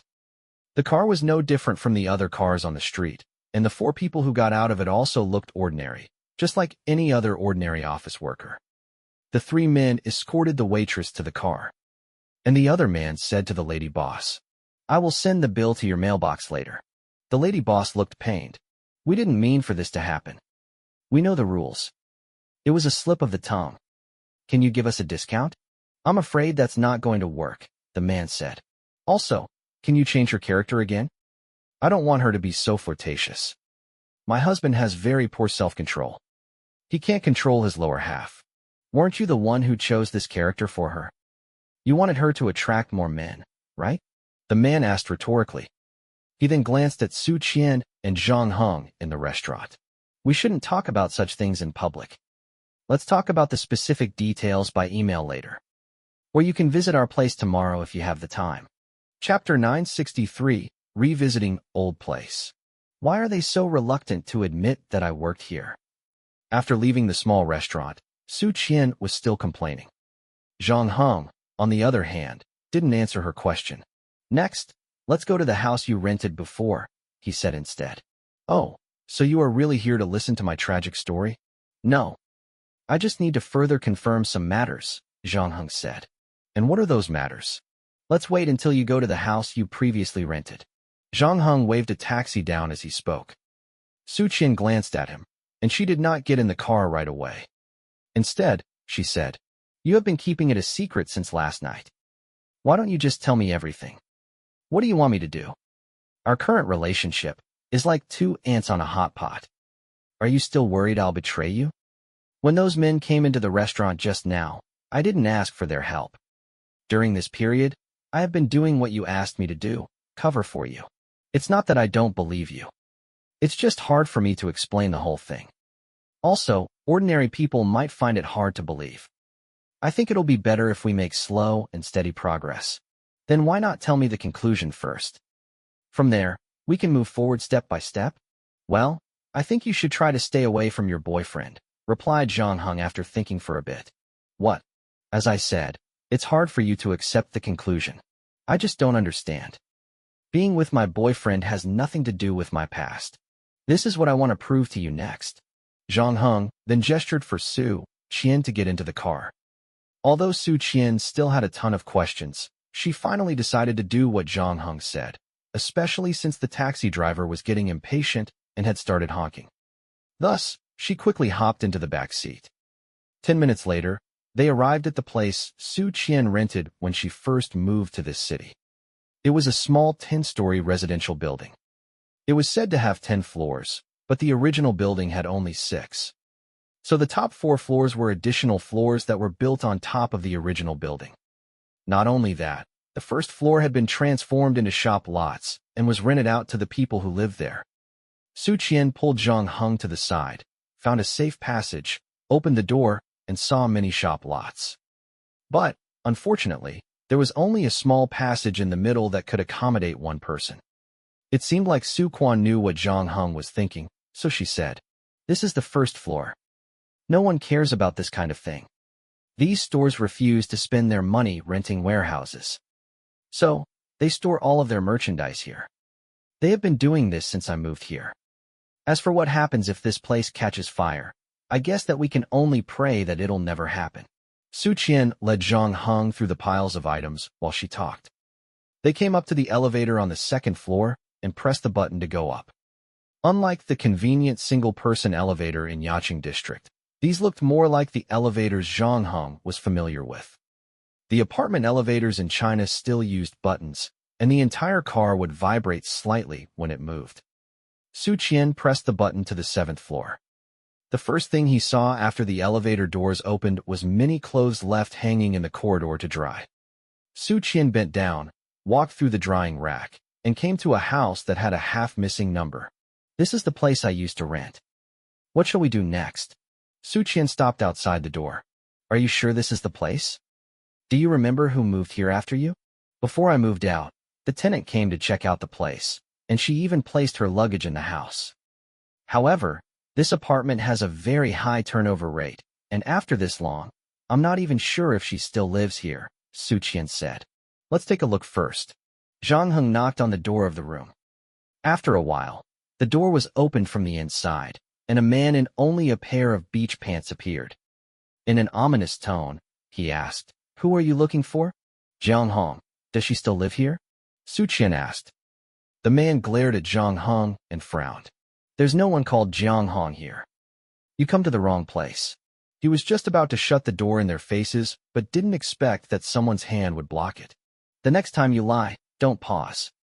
Others will know that you are coming with something that would benefit you," Zhang Heng said as he stepped into the house. The expression of the man in the beach pants changed. "Hey, boy, don't bring trouble to yourself," he growled. As he said, he tackled Zhang Heng with his shoulder, trying to push him out of the house. Obviously, he had overestimated his strength and underestimated his opponent. Zhang Heng did not even dodge the attack, allowing the man to tackle him instead. The end result of that, Zhang Heng's body moved a little, but the beach pants man was being pushed back by the ground reaction force. Pushed away from the door, he could only watch Zhang Heng walk into the house. Su Qian hesitated before following Zhang Heng into the house. As soon as she entered, though, she was immensely shocked at the sight before her. A naked girl was cuffed to the bed, and she had bruises all over her body. One of her eyes was swollen as well. "Zhang Heng."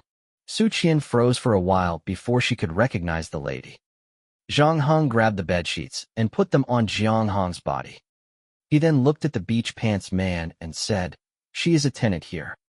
Who are you? Thief? Robber? Did you suddenly decide to attack the girl while trying to steal her money? What the hell are you talking about?" "I'm her husband," the man yelled. "Who the hell are you guys? Why break into my house? Consider us the good Samaritans." Zhang Heng looked at the handcuffs on Zhang Heng's hands and realized that an electronic lock was underneath it. "What is the password? What makes you think I will tell you the password?" sneered the man. Zhang Heng did not respond. Instead, he immediately turned off the light bulb above his head and smashed it at the corner of the table while everyone looked at him in a surprised manner. He then pressed the man's head against the wall, about to stab his eyes with the broken light bulb. "You don't have to do that.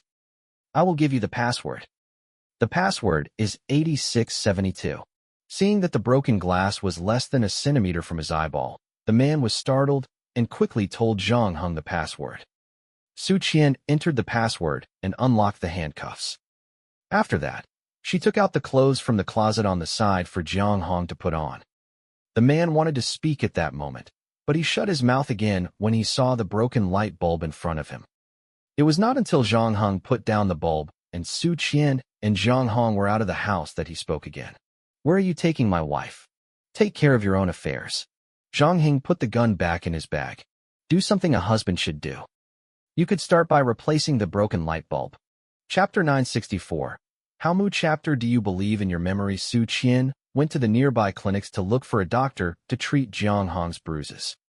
On the other hand, Zhang Heng took the chance to buy a cup of hot tea, 2 bottles of mineral water, a pack of cigarettes, and a lighter from a nearby vending machine.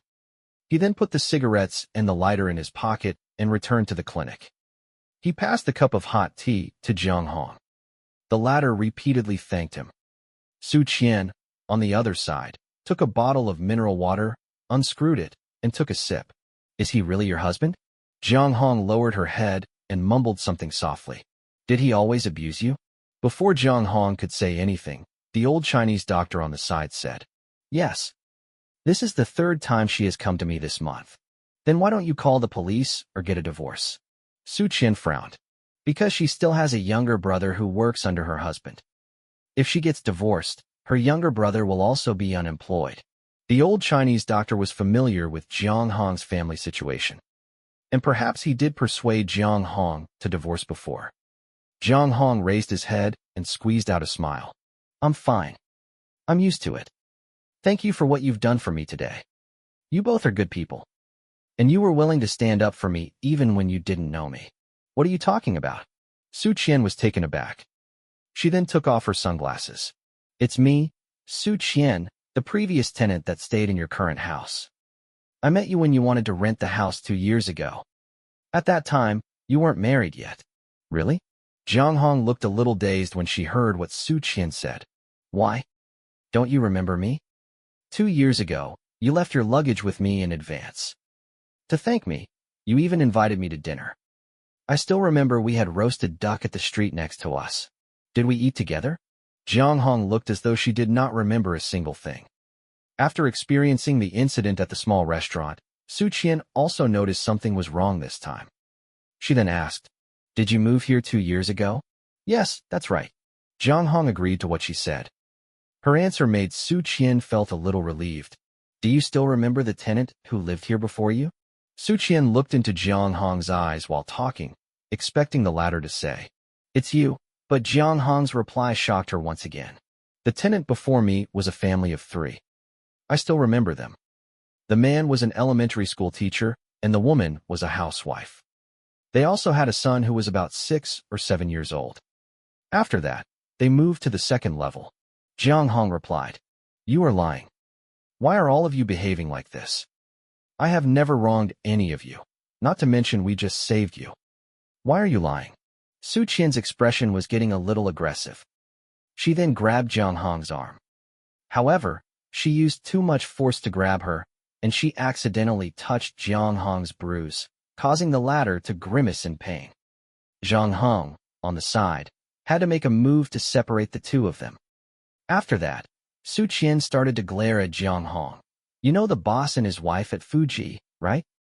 They must have contacted you just now and asked you to lie to me." After a while, the old Chinese doctor could no longer hold back and interrupted them. "I can vouch for her. I have also seen the family that you mentioned. Before she came, the child of that family had a fever one night, and the family of 3 came to me for guasha. They told me that they were going to move to the second level. But this does not prove that they are the tenants of 714. I am the tenant of 714. The person who lived there before Jiang Hong was me. I remember your clinic. I passed your place every day after I got off work.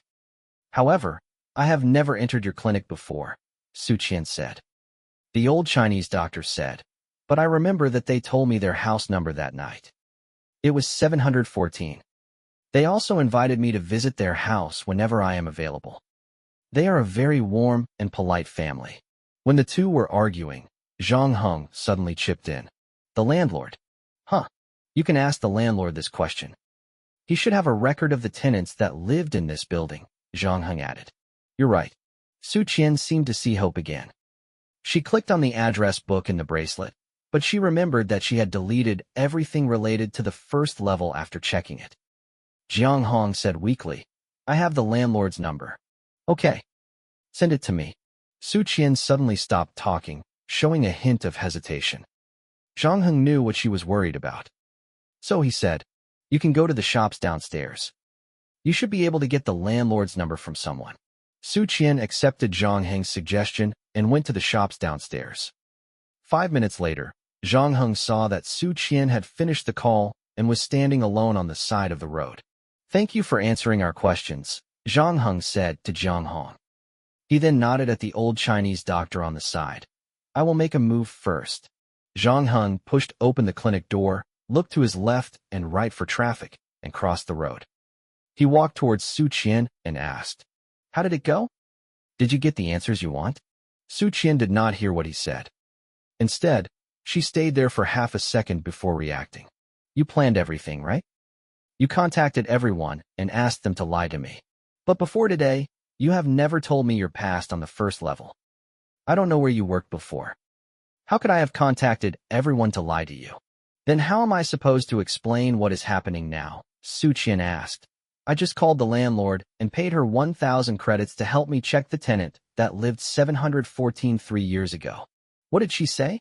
She said exactly the same thing as Jiang Hong. They must have communicated in advance. Did you see Jiang Hong calling anyone when I asked for the landlord's number? I'm afraid not. She just sat there, and she didn't do anything, Jiang Hong said. Then they must have other means of communication. Su Qian said anxiously. If you are not the one who pranked me, then who is messing with me? What is the person's agenda? Why does the person want to make me think that I've never lived on the first floor before? Calm down first. Zhang Heng took out the pack of cigarettes he had just bought, handed one to Su Qian, and lit the cigarette for her. After a couple of puffs, she continued. Remember the question I asked you before? How much do you trust your memory? So, you think that there is something wrong with my memory? Su Qian seemed like she just heard an extremely absurd thing. She then shook her head. That's quite impossible. Only cloned humans have forged memories. I am a citizen of New Shanghai 0297, and I came here 3 years ago. I have lived here for a long time. How can you be so sure? Because all the clones here don't know the existence of cloning technology. That's how they remain stable. And they have a tracking device in their heads and numbers on the back of their necks. This is something that everyone knows, Su Qian said. You saw what happened in Fuji just now. That waitress is a clone. She was taken away just because she heard the word clone. And you, there is also a serial number at the back of your neck, right? Chapter 965, Second Type of Clone. Zhang Heng's explanation left Su Qian in complete shock for 2 full seconds, and she even forgot to breathe. Until she choked on the smoke she had just inhaled, she said with a cough. This is too ridiculous. If what you said is true, there will be a lot of clones living in New Shanghai 0297 right now. Other than those clones with serial numbers on their necks, there are also clones like me. What did you say earlier? You said there's another batch of clones without serial numbers living in New Shanghai 0297. That's right, Zhang Heng nodded. How did you come to this conclusion? From the moment the boss and the lady boss of Fuji refused to admit that I had worked there, Jiang Hong and the landlord insisted that the previous tenant of 714 was a family of 3? So, you think I'm not the only one, and there are many clones like me in this city? You are not the only one who faced a situation like this, Zhang Hong said calmly. What? I went to your boyfriend's company 2 days ago. Wait, you're still investigating him, and you didn't tell me? Su Qian sounded a little angry. I've said it many times, haven't I? The investigation is no longer needed. I heard what you said, but that's got nothing to do with you being followed. It's just my personal interest, Zhang Heng said. I investigated your boyfriend's company, and I met a marketing manager there named Liao Ming. Su Qian did not know what to say after she heard Zhang Heng's explanation. He was free to investigate anyone he liked as long as it wasn't related to her. After that, Su Qian took a deep breath and calmed herself down. I seem to have a bit of an impression of this person. I met him when I went to my boyfriend's company. My boyfriend said that he is the backbone of the company and that he is a very responsible man. Yes, if you read his resume, you will find that he is the perfect employee all companies dream of. And, do you know why Liao Ming works so hard? He still has a daughter and ex-wife. Maybe it's because he feels that the divorce caused his daughter to lose her mother and has always carried that guilt with him. Therefore, he tries to make up for the lack of a mother by giving her a materialistic life. What are you trying to say here? Does Liao Ming's daughter actually exist? Su Qian asked. His daughter exists. She is the fruit of his effort, and the two meet from time to time. She has to exist so that Liao Ming has the motivation to work like a machine. Zhang Heng paused. But you are right about one thing. There are indeed people who don't exist. Who? Liao Ming's ex-wife, Zhang Heng said. Liao Ming brought his daughter to New Shanghai 0297 after the divorce. So, there are no friends and relatives who know him and his ex-wife in this city. Isn't that normal? When we first met, I told you that this is a young city. A lot of people come here to look for jobs and a better life. Of course, there are also some who hope to start a new life here. Yes, I did ask Liao Ming's daughter's class teacher about it. Since Liao Ming's daughter transferred to this elementary school a year ago, her mother has not visited her, not even once. Well, that doesn't sound right. But as far as I know, some women cut off all contact with their previous families after they remarry, Su Qian said. Maybe Liao Ming's ex-wife is that kind of person. She left all her past behind and welcomes everything new into her life. It's scary when a woman hardens her heart. Yes, you are probably right. In order to verify this deduction of mine, I visited another person on the second level afterward. Who is that person? Liao Ming has a female subordinate. She has always admired Liao Ming, and they have developed something, a little more than just colleagues. Office romance. Almost. I checked their chat records. The female subordinate was willing to change her job for Liao Ming and promised to treat his daughter as her own. However, Liao Ming was still reluctant to admit their relationship. It agitated her a little, and she asked Liao Ming if he had contacted his ex-wife. Liao Ming's reply was, "When we met the last time, she told me that she would remarry and wanted me to treat her as if she was dead. After that, I didn't bother to contact her anymore. Doesn't this prove my previous conjecture?" Su Qian asked. That looks to be the case. The person who knows you best is not your friend, but your enemy. After the visitation, I got more details of the meeting that day, including the time and place, what happened, and what they talked about. With this information, not only did I manage to locate the cafe where the incident happened, but I also found the owner of the cafe. What's interesting is that the owner of the cafe does not remember that Liao Ming and his ex-wife visited his cafe. Does that sound familiar? But this is normal. The cafe receives so many visitors every day, and it happened so long ago. And you are also right about that. From what I know, the meeting between Liao Ming and his ex-wife that day did not go smoothly. During that time, the two had a fierce quarrel. Liao Ming's wife made it clear that she would never move to New Shanghai 0297, nor did she want to meet Liao Ming again. After that, she grabbed a steak knife on the table and slashed Liao Ming with it. Liao Ming's arm was cut badly, and he was bleeding. The cafe owner surely wouldn't be encountering this kind of thing every day. Later, I figured out a way to talk to several waiters who worked in the coffee shop that day.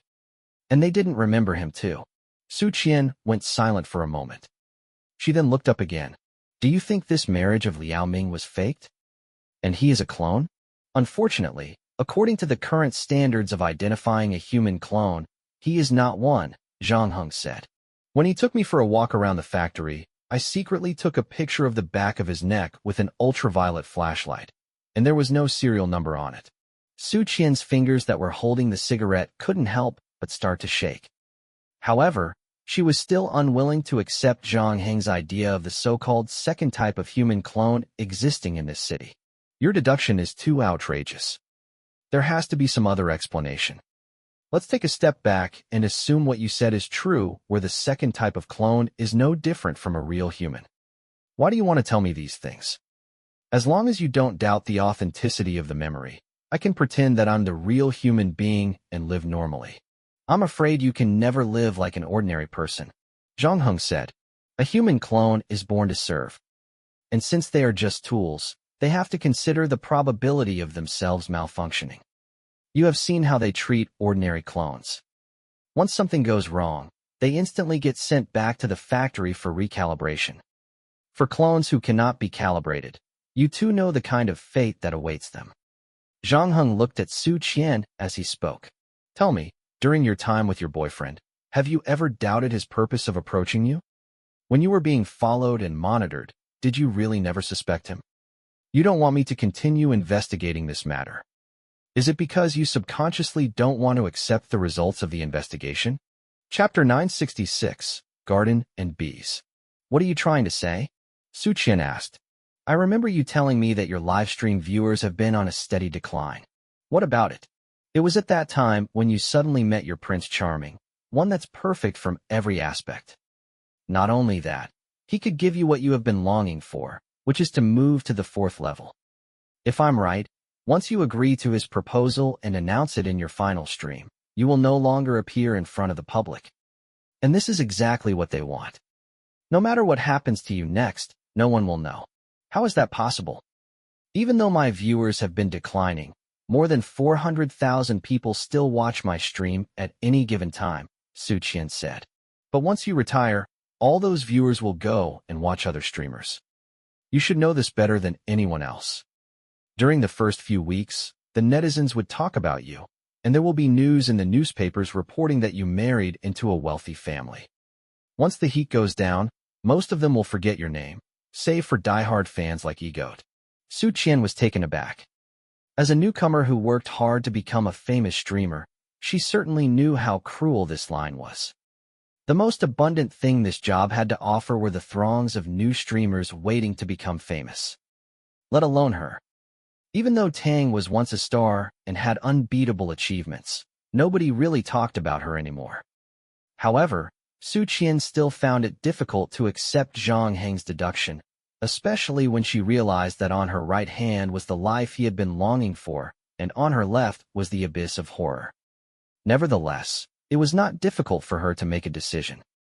Su Qian took 2 steps back and said to Zhang Heng, "I have already seen what you want me to see. It's time to go back. But there's still something I want you to see," Zhang Heng said. "You think Fu Ji's boss, Jiang Hong, and the landlord were working together to mess with you? Why not go and talk to your distant cousin? You said she used to work with you at Fu Ji, and you cut all connections with her because of the streamer incident. No matter what, she is still related to you. Why don't we go to her for confirmation next? I won't go looking for her." "You are right. We have cut off all the ties, and we will never see each other again in this life," Su Qian grunted while throwing the spent cigarette before stepping on it. "Okay. I don't care who you are going to find next. Anyway, I don't want to stay in this hellhole for another second. The buildings and air here are terrible. I'm going back to the 3rd level." After that, Su Qian waved a taxi down. She seated herself at the front seat and said to the driver, "Go to the shuttle station as soon as possible. I can pay you double the fare if you can get me there within 10 minutes. On the other hand, Zhang Heng did not try to stop Su Qian. He just stood there and watched the taxi move away from him. Less than 2 minutes later, a black SUV stopped in front of Zhang Heng. The front passenger window wound down, revealing Miss F, who went straight to the point. "Get in the car. Mr. G wants to see you." An hour later, the black SUV arrived at the edge of the 1st level, finally stopping in front of a huge glass house. Zhang Heng and Miss F got out of the car and started to look around. The place looked like a private garden that occupied an area not too big nor small. Such gardens were not uncommon on the 3rd and 4th levels. It was, however, a rare occurrence on the 1st level. Here, the people were more concerned about bread and milk. When Zhang Heng walked into the garden, he saw all kinds of flora and fauna. The person that owned this place even kept some rare bees. And there were swarms of them. As soon as the door was opened, Zhang Heng could hear the loud droning sounds. Thousands of bees buzzed around the flowers, collecting the day's nectar. They would return to their hives once their maximum load was reached. The bees were more than happy to repeat this process. In front of the hive stood a man with a straw hat, busy taking out a nesting frame from the colony. He began to scrape off the honeycombs with a knife before carefully placing them one by one into a wooden barrel on the side. When he was done with everything, he inserted the frame back into the hive. He then stood up straight and walked towards Zhang Heng. "Welcome, we meet again." Mr. G took off the straw hat with a veil on his head and handed it and his knife to his bodyguard and shook hands with Zhang Heng. He seemed to be in a good mood today. Seeing that Zhang Heng was still looking at the beehives behind him, he smiled. "A temporary hobby of mine," he said. "Do you produce your own honey?" Zhang Heng asked. No, honey is just a byproduct. What I like is the beekeeping itself, especially observing these little fluffy things with wings. Have you ever learned about bees?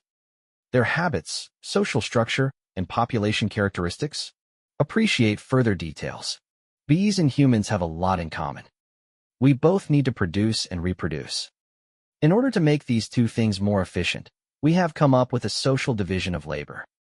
You must have heard of a bee colony, the responsibilities of different bees. Well, I know a thing or two. Mr. G took the water bottle handed by the bodyguard, took a few sips, and then happily said, "The queen bee, the one and only in each colony. Their main responsibility is to reproduce, and the queen does not need to be engaged in labor work. All she needs to do is to lie comfortably in the hive and wait for the worker bees to feed her every day.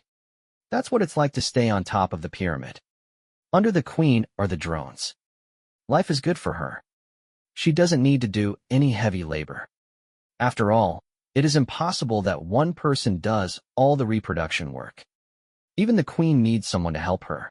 But the problem is that only one male bee is allowed to mate with the queen. Before that, they need to fight with each other to determine a winner. However, the winner dies immediately after the mating process is over. It doesn't sound too good. Every bee has its specific role in the hive. Finally, let's look at the worker bees. Mr. G stretched out his hand and stopped a flying bee. These are located at the bottom of the pyramid. The worker bees have the most numbers in the hive. These ones have the heaviest responsibilities. From collecting honey to incubating the eggs, cleaning the incubation room, feeding the queen, her larvae, the drones, and the guards. They work almost all the time. Their fate has been sealed since they were born. So they firmly believe that what they are doing is extremely important. But the truth is they are also the most expandable bees in the entire hive. Mr. G suddenly squeezed the bee on his fingertips without warning. Look, nothing happened. It's business as usual for the bee colony. Chapter 967, Test. Although some may think that the bees have an unfair social structure, they can't deny it does help them operate in an orderly fashion. They all perform their duties faithfully and produce a steady stream of honey. Human society runs on a similar structure. Although it is more complicated than the bee colony, it runs on essentially the same concept. Mr. G took out a handkerchief and wiped off the remains of the dead bee on his finger. Is New Shanghai 0297 also a beehive capable of producing a steady stream of honey? Zhang Heng asked. Good question. In my opinion, the companies, cities, and even the defunct national systems are part of the beehive. However, our social structure looks different from the outside. Mr. G spread his hands and continued. We humans have been working hard for thousands of years, looking for more efficient production and reproduction methods. From the use of basic tools to the numerous industrial revolutions, our productivity greatly improved thanks to the emergence of the global division of labor. Then, our lives have become more and more abundant. Take a look at the world around you. Our lives are so much better than the lives of our ancestors. At the same time, however, we are becoming more and more like our creation. The vast majority of people have lost their unique individuality. Just like these worker bees, they all look the same and are replaceable. We forget what our true desires are. Deceived by society, we gradually become the tools of production. We are put together with different responsibilities to make the world go round. However, the more productive we are, the more we appear like tools. Until the emergence of clones, everything had to be pushed to the extreme. Mr. G paused. When the clones were born, someone predicted that humans would gain a more advanced and efficient production method. Do you know how much it used to cost to raise a child in ordinary families in the early years? Not to mention that when they get older, they would still receive social insurance when they quit the production link. That means they would continue consuming society's resources. The emergence of human clones perfectly solves these problems. When they are still at their juvenile phase, you can raise them in large quantities like pigs. You only need to feed them to keep them alive, and you don't need to provide them anything other than food. Then, when they grow up, just give them some fake memories. The false memories you give them mold them into the tools you need. Just like you, molded to be a bodyguard. A clone could also become a cook or a good employee, ready to work in the production line. When they get older and their efficiency drops, we can go ahead and destroy them. This is the perfect tool that could help us excel in productivity. They are like the new type of worker bee that needs neither food nor drink. As he spoke, Mr. G waved his hand at his bodyguard to lift the barrel with the honeycomb. Do you know what's the problem that humans and bees share? In the beginning, these bees exist to keep their kind alive. However, after that, they'd forget their most fundamental purpose. They start to collect honey for the sake of collecting honey. And thus, honey overflows in their beehive. In the end, the beekeepers take advantage of them. Oh, I just talked so much without paying attention to the time. Forgive me.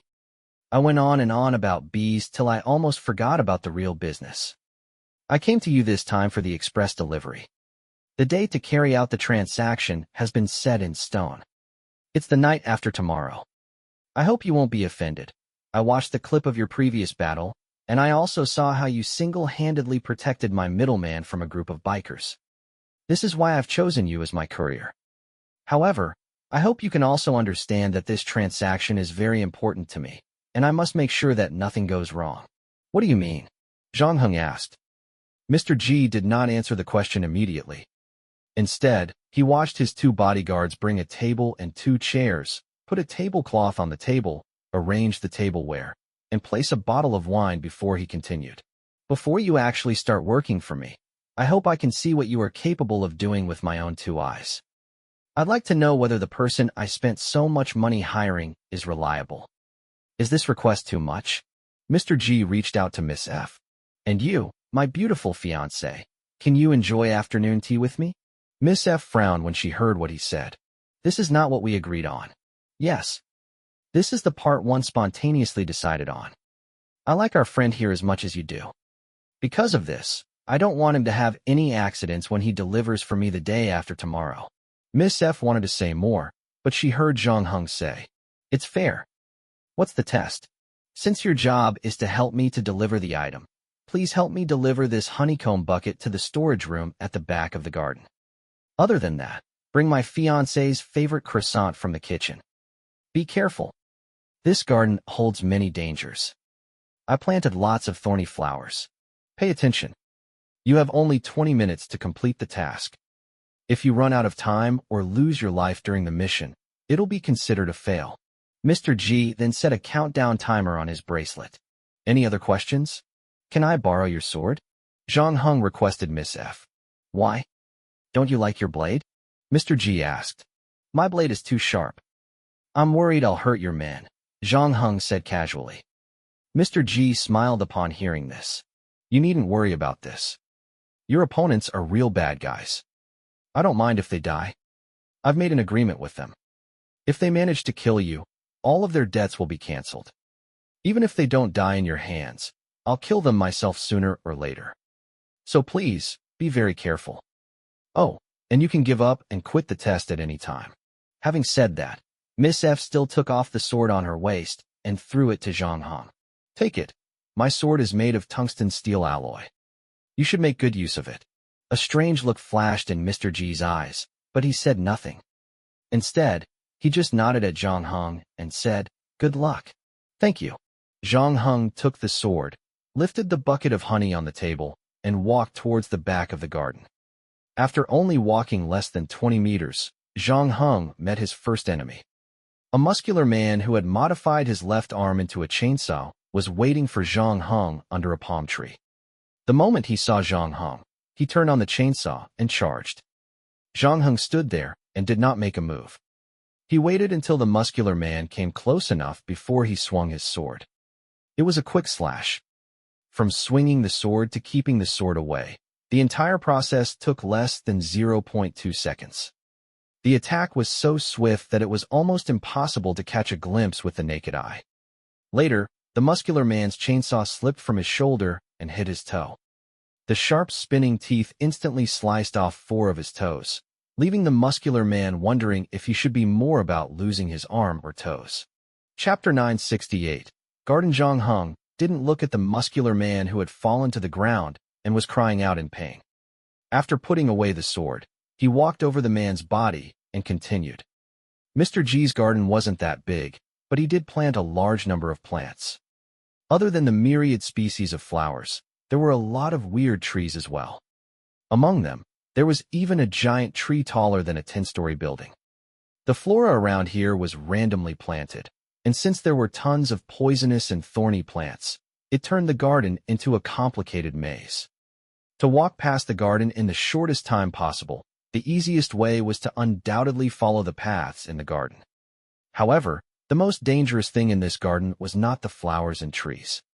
Mr. G then used his bracelet to project the first camera's image, but the first thing he saw was mud and blood. It appeared the wearer of the camera had been killed. It seems our courier is really good at what he does. Mr. G then asked the bodyguard next to him with raised eyebrows. Do you think he can pass the test? The latter thought for a while and said, I watched the video too. It was impressive that he could single-handedly deal with so many enemies at the same time. However, his enemies were just a group of violent bikers. Since the middleman was close to him, the enemies didn't dare to go all out. It's different this time. The people in the garden are some of the most violent people we have ever encountered. We hired them according to your requirements. Some of them are our enemies, and they have caused us lots of headaches in the past. And you promised them, as long as they kill the target and go through the garden, you'd grant them the freedom they have been longing for and nullify all their debts. In other words, they will be desperate enough to get the deal done. It will not be easy to get past them. Miss F frowned when she heard what he said. She then looked into Mr. G's eyes and said gravely, Aren't you taking things a little too far? This is not a test. You are making things difficult for him. Sorry. But this has nothing to do with personal grievances. I have to know what his limits are, Mr. G said. I just received something from an informant. Xingtang Morgan will send an emergency response team to stop this deal. Emergency response team? Their serial numbers? They start with 0. You know what this means, Mr. G said. All members of this team are clones. Before the age of 16, they received a lot of high-intensity training. 10 of these will be selected from 10,000 clones. The professional personnel would then program all kinds of combat skills, including reconnaissance, sniping, close-quarters assassination, and intelligence analysis into their brain. Each one is an excellent all-rounder. They are the perfect killing machine, completing their given tasks no matter what. I know you value him very much, but he is just a bodyguard clone of a security company. And he is alone. For your sake, I'm willing to give him an opportunity. If he can't even get out of this garden, how can I believe that he can complete the task while he was under the emergency response team's attack? Miss F went silent. As I said, he came to me at the wrong time. Otherwise, I really don't mind helping him and making a new friend. To be honest, I kinda like him. Mr. G then opened the red wine in front of him. It's a pity, he muttered. While talking, he switched the projection to the second and third cameras. The wearers of these 2 cameras were snipers, and they had found their perfect spots to set up shop. One hid behind a sycamore tree while the other sniper concealed himself within the flower bed. There was a saying on the battlefield, if a sniper saw you first, you were dead. Therefore, this was an unfair battle from the beginning. The 2 snipers chose their sniping spots in advance and pointed their snipers at the only path. They were confident enough that they would kill Zhang Heng the moment that he showed up. And the whole ordeal would end there. At this moment, their index finger on the trigger seemed to be announcing that they had won the battle. Mr. G did not think it was possible for Zhang Heng to avoid the deadly duo, especially since the 2 snipers were sharpshooters. They never missed their shots, not to mention that there were 2 of them. The sniper hiding behind the flower bed could not help, but he got distracted by other things. To him, Zhang Heng was no different than a lump of dead meat. But according to Mr. G's promise to them, only the person who killed Zhang Heng could go free. In other words, he needed to kill Zhang Heng before the sniper hiding behind the tree killed him. And doing that wouldn't be that easy. When the sniper behind the flower bed was still thinking about how to win the competition, he heard an unfamiliar voice say, "Why are you being distracted?" The sniper was startled by the voice, but before he could react, the tungsten steel sword had slit his throat. At the same time, the sniper hiding behind the tree also heard the movement. His body quickly reacted, and he turned the muzzle for the first time, aiming at the flower bed. He was looking for his target. However, other than his companion's corpse, he could see no one else. The sniper then thought about something. Since their target could approach them silently, why should he make a sound when he killed his enemy? Immediately, a chill ran up the sniper's back. He turned his stiff neck around, and he saw his target standing behind him. It was a pity that he did not get the chance to pick up his sniper. Zhang Heng wiped the blood from the tungsten steel sword on the back of the corpse. He then turned around, walked to the intersection, and lifted the bucket of honey. Indeed, the complex environment in the garden was very conducive for the sniper to hide and shoot. At the same time, this was the perfect place for an assassin to move. In the Roman dungeon, Zhang Heng had increased his assassin skills to LV3. And it made him an assassin that was on the same level as a balance blade assassin. That was why he could take advantage of the surrounding plants to approach the two snipers quietly. In fact, Mr. G had hired the two snipers to increase the difficulty of the assessment. But everyone knew that this place held more disadvantages than advantages for Zhang Heng. From the moment Zhang Heng walked on the small path, the prey and the hunter swapped roles. When Mr. G saw that the two snipers were dead through the projection, he finally showed a touch of surprise on his face. The thing that surprised him was not the fact that he defeated the two snipers. After all, Zhang Heng did single-handedly defeat a group of bikers. It was not a surprise that he could kill the two snipers on his own. Mr. G was surprised by how fast and clean Zhang Heng killed the two snipers. Interesting. I can't believe I misjudged him. He is more than just an ordinary bodyguard clone. Chapter 969. Dangerous encounter. Killing the muscular man with the chainsaw and the two snipers were just the beginning. Zhang Heng decided not to walk on the garden path after that, choosing instead to walk through the flower bed. With his sneaking skills and heart of Christ, he could completely disappear within the grass and trees. After he completed the novice quest, Belle taught him a thing or two about herbology, so Zhang Heng could identify most of the poisonous plants that he wasn't supposed to approach. Through this, he would be able to use the garden to his advantage. Hooking the tungsten steel sword Miss F gave him on his waist, he picked up the sniper on the ground. And he found the next target quite a distance away. Without waiting for the other party to notice him, Zhang Heng pulled the trigger first. The bullet ejected from the barrel, penetrating the head of its target dead on. The bullet also hit the camera on his head. This time Mr. G's projection turned into a black screen. So, he knows how to use a sniper rifle? The surprise on Mr. G's face only intensified. He then asked the bodyguard next to him, "How is his marksmanship?" "Very impressive. He is at least better than the two snipers he killed." The bullet holes we found on the bikers' corpses showed that they were killed with one single shot. Considering the situation that he is in, his marksmanship is excellent. But I don't know what he is truly capable of. His marksmanship is way better than mine, he admitted after a pause. It's understandable if he is good at using his pistol. He is a bodyguard, after all. However, it's a little strange that he is so good on the sniper rifle. Mr. G put down the wine glass. Why did the security company grant him the ability to use the sniper rifle? Is he really a bodyguard clone? I think he is more like a killer clone. Zhang Heng had defeated 4 enemies while they were talking, each one killed by a single shot. During this period, Mr. G could not even spot Zhang Heng through the camera. The latter had turned into a ghost in the garden. He approached his target silently and reaped their lives without any mercy. As the gunshots got closer and closer, they began to feel the pressure. Mr. G saw the camera shaking slightly.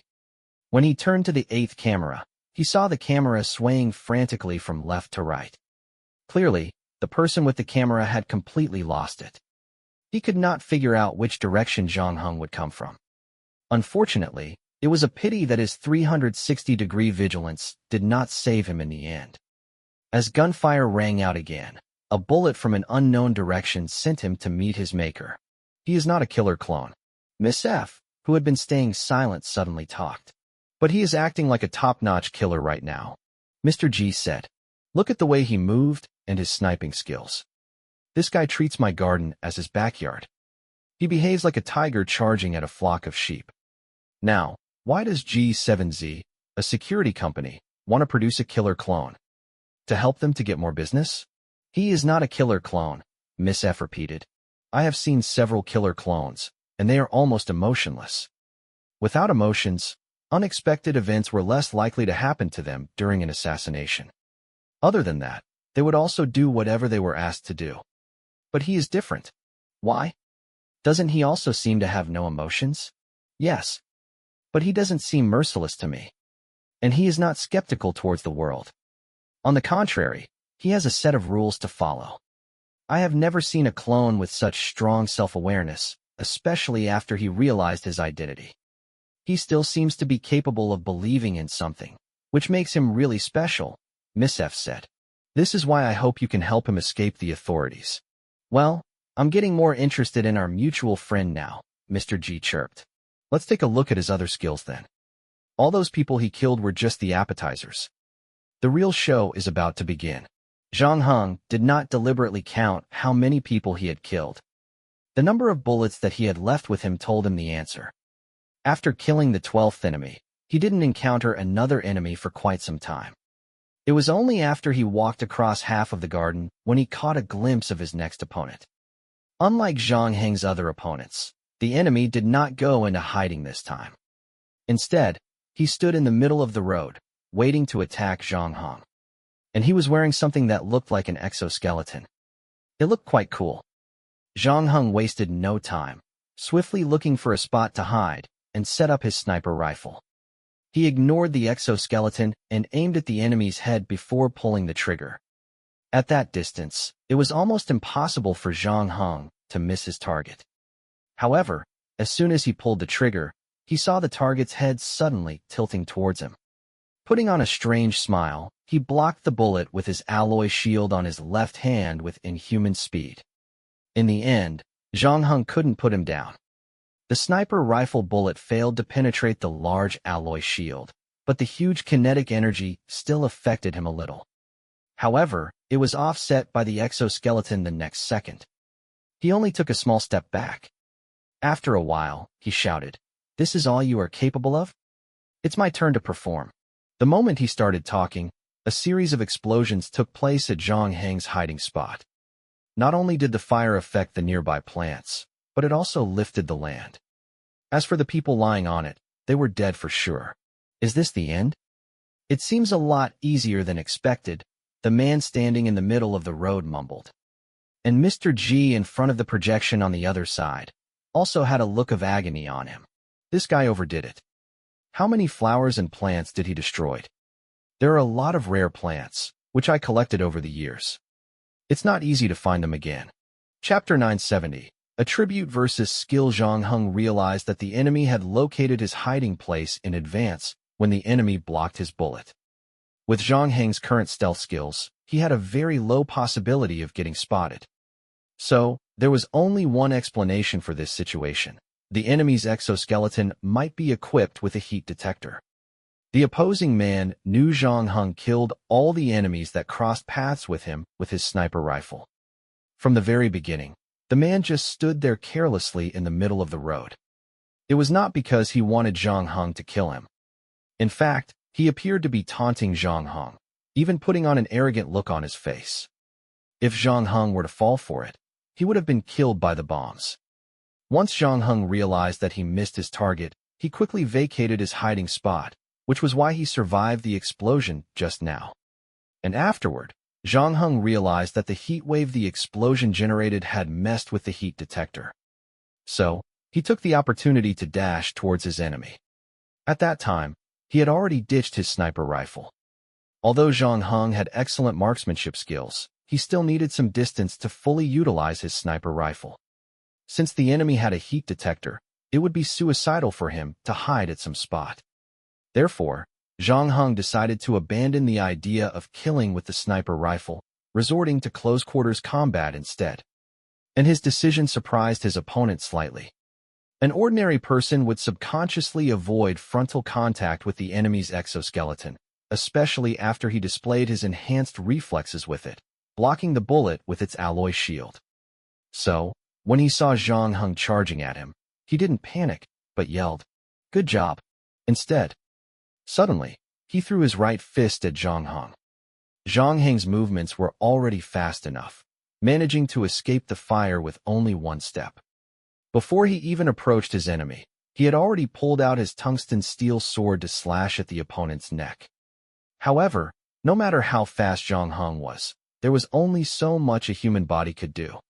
In contrast, his opponent could surpass the limits of the human body with the help of the exoskeleton. His fist nearly landed on Zhang Heng's chest. The previous battle ended too quickly that Mr. G, who was looking at the projection, couldn't even get to watch how Zhang Heng fought. The cameras were either facing the ground or the screen was a complete blackout. It was rare to be able to witness the whole process. So, Mr. G quickly paid full attention to the fight. He wanted to evaluate Zhang Heng's true strength through this battle. He did not say a word when Zhang Heng missed the shot and almost got killed by the bomb. It appeared that he was confident Zhang Heng wouldn't die so easily. However, when he saw Zhang Heng charging towards the man with the exoskeleton, he could not help but twitch uncomfortably. It's unwise to charge at an enemy with an exoskeleton. On the other side, Miss F sat silently without saying a word and watched the projection quietly. Right before that first landed on Zhang Heng's chest, the sword in his hand suddenly disappeared out of thin air. When it reappeared, it magically bypassed the opponent's arm and struck his opponent's neck. Miss F was taken aback. Good swordsmanship.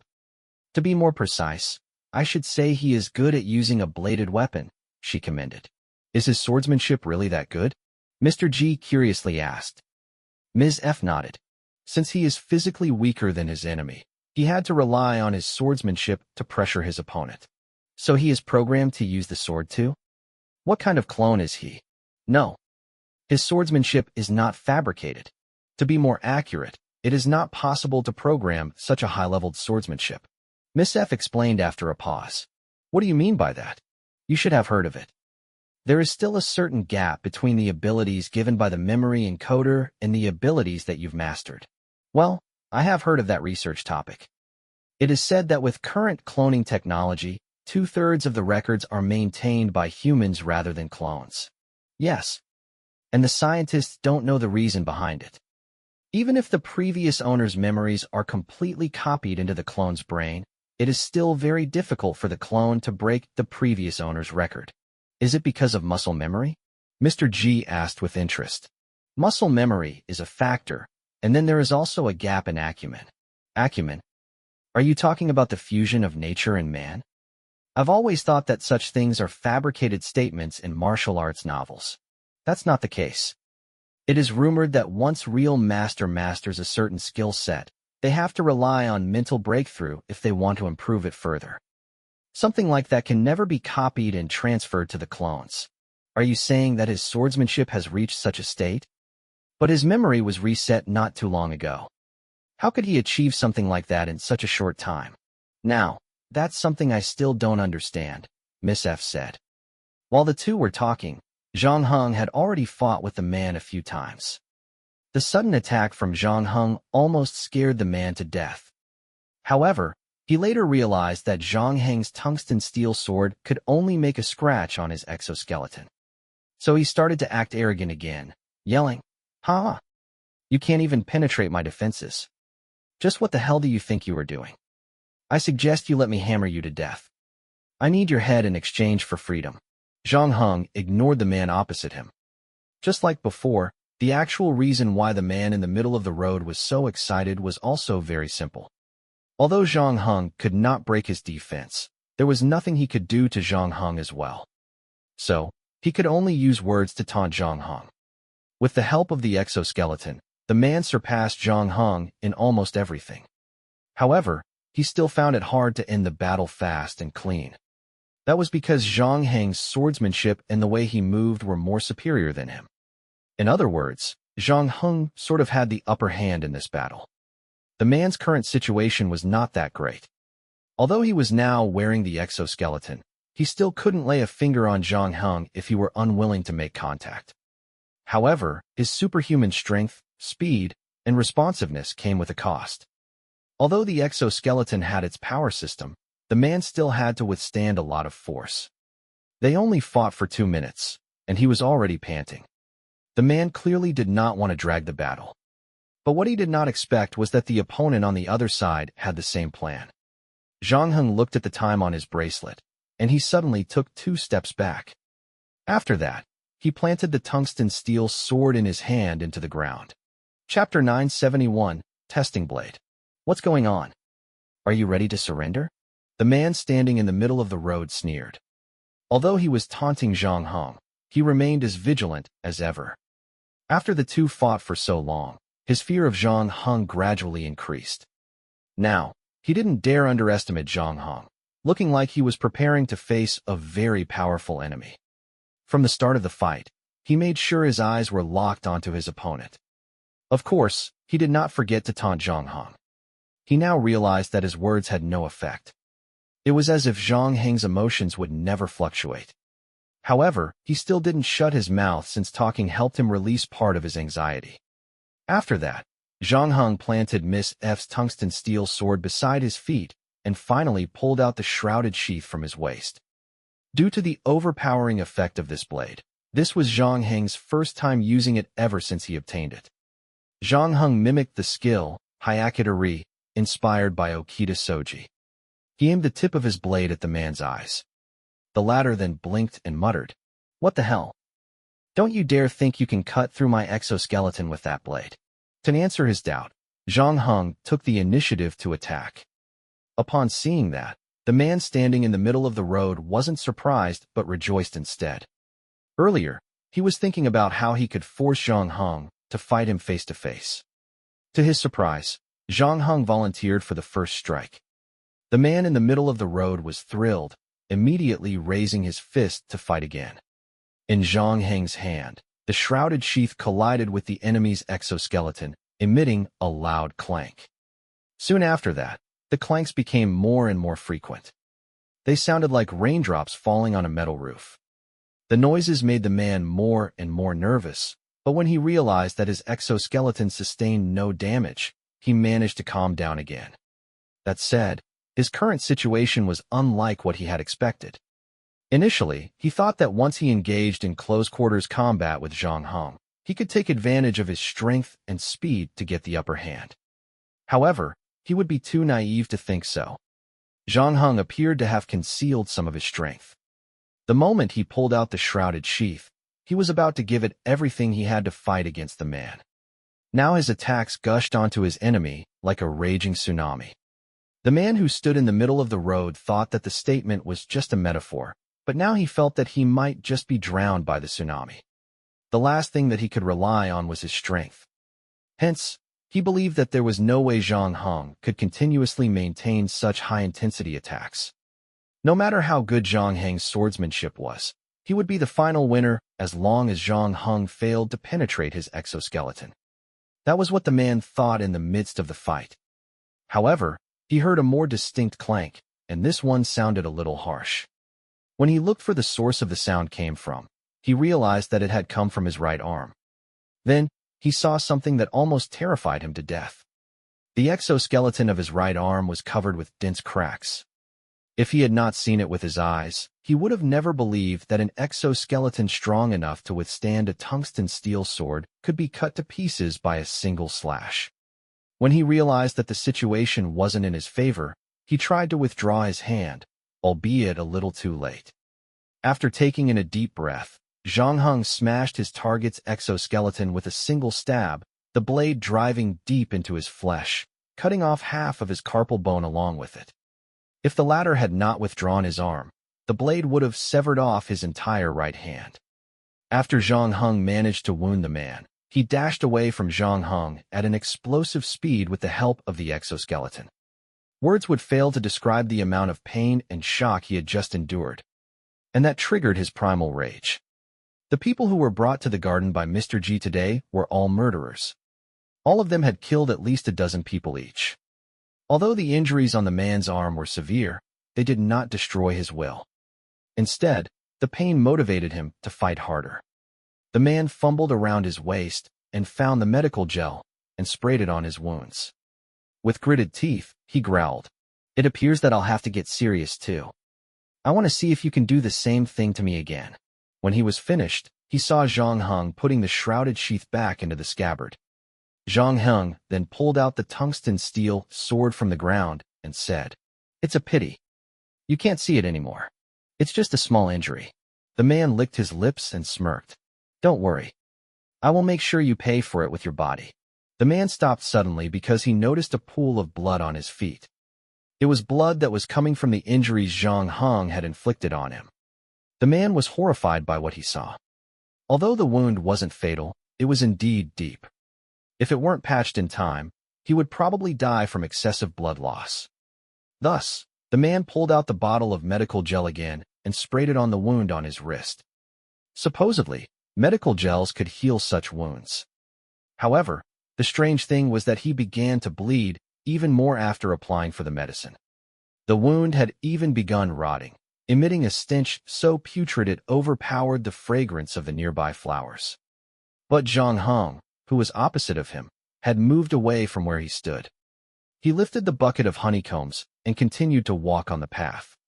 Whoever the shrouded sheath hurt would eventually be harvested by the reaper. Not only would the wound fail to heal, but it would also continue to rot.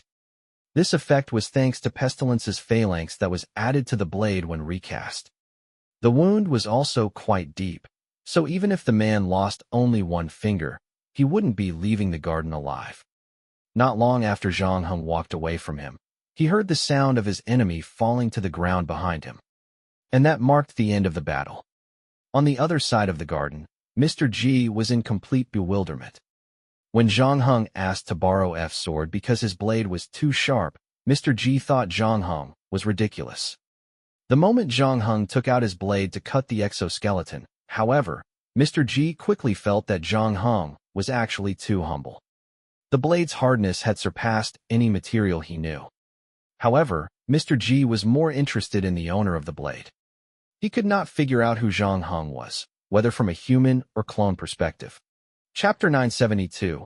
Liamo. It took Zhang Heng some time to get rid of the man with the exoskeleton. Fortunately, he managed to find a familiar battle rhythm. In all fairness, the goons that Mr. G hired were of very high quality. The enemies Zhang Heng met at the later part of his journey only got stronger and stronger. Mr. G's mistake this time was to test Zhang Heng's capability with his garden. The enemies were all scattered as well. Initially, Mr. G expected that they'd hide in the garden to ambush Zhang Heng. Unfortunately, it became a place for Zhang Heng to showcase all the skills he learned in Rome. After Zhang Heng killed the squad and acquired dozens of heat inducers, he no longer needed to worry about the heat detectors his enemies had. Mr. G realized that he was switching the camera frequently again. However, all he saw was the dirt on the ground or a black screen. In the end, Mr. G didn't bother looking at it anymore. He turned off the projection after that. Afterward, Zhang Heng ran into a small wood with the newly found submachine gun and killed the last 3 enemies in an ambush. At this point, he finally finished walking the whole path and came to the back door of the garden. He remained on guard because he did not know what was on the opposite side of the door. As soon as he opened the door, he threw a smoke bomb and his last heat inducer at the open space. However, instead of gunshots, he heard someone coughing. Thus, Zhang Heng remained as vigilant as he could. Holding a submachine gun, he charged in as fast as possible. Behind the garden was a small hotel, so Zhang Heng rushed to the lobby. It was different from ordinary hotels. Other than a girl standing no taller than 1.5 meters tall, holding a basin, the place was empty. She had a basin full of dirty bedsheets and was standing in the middle of the lobby. And Zhang Heng did not see anyone other than her. Clearly, she was the one who coughed earlier. Immediately, she raised both hands when she saw Zhang Heng pointing his submachine gun at her. "Are you a hotel staff?" Zhang Heng asked without putting away his gun. The girl nodded. She then pointed at the tag on her chest. The tag said Liamo, receptionist. "Where are the rest?" Mr. G said that there might be fighting in the garden. So he asked everyone to get off work early. "Why are you still here then?" "According to hotel's regulations, someone has to work in this hotel," Liamo muttered timidly. "So, you are the only one left here now?" Zhang Heng asked with raised eyebrows. "Yes." "Turn around." "Huh." Although Liamo was puzzled, she still obediently turned around. Zhang Heng looked around, and he did not see the girl carrying any weapons. And unlike the men that he met in the garden earlier, she wasn't equipped with a camera. She looked just like an ordinary hotel attendant. "Okay. Let's turn around and put down the things in your hands first." Zhang Heng waited for Li Mo to put down the bedsheets and handed her the bucket of honeycomb that he had with him. Do you know where the storage room is? Bring it there. Okay. No problem. Li Mo was about to head to the storage, but she was stopped by Zhang Heng again. I will go with you. Oh. Oh. Good. So, with Li Mo leading the way, the two came to the elevator and took it down to the storage room on the first floor. They then put the bucket of honeycomb in it. After he did that, half of the task that was assigned to him was completed. After that, Zhang Heng asked the girl to bring him to the kitchen. The two went through the dark underground corridor and returned to the elevator from the storage room. After that, Li Mo tiptoed and pressed the 14th floor button. While waiting for the elevator door to close, she stood there awkwardly. She did not know where to look. After a while, she heard Zhang Heng speaking. When are you guys going to assault me? What? Li Mo didn't seem to understand Zhang Heng, and she looked lost.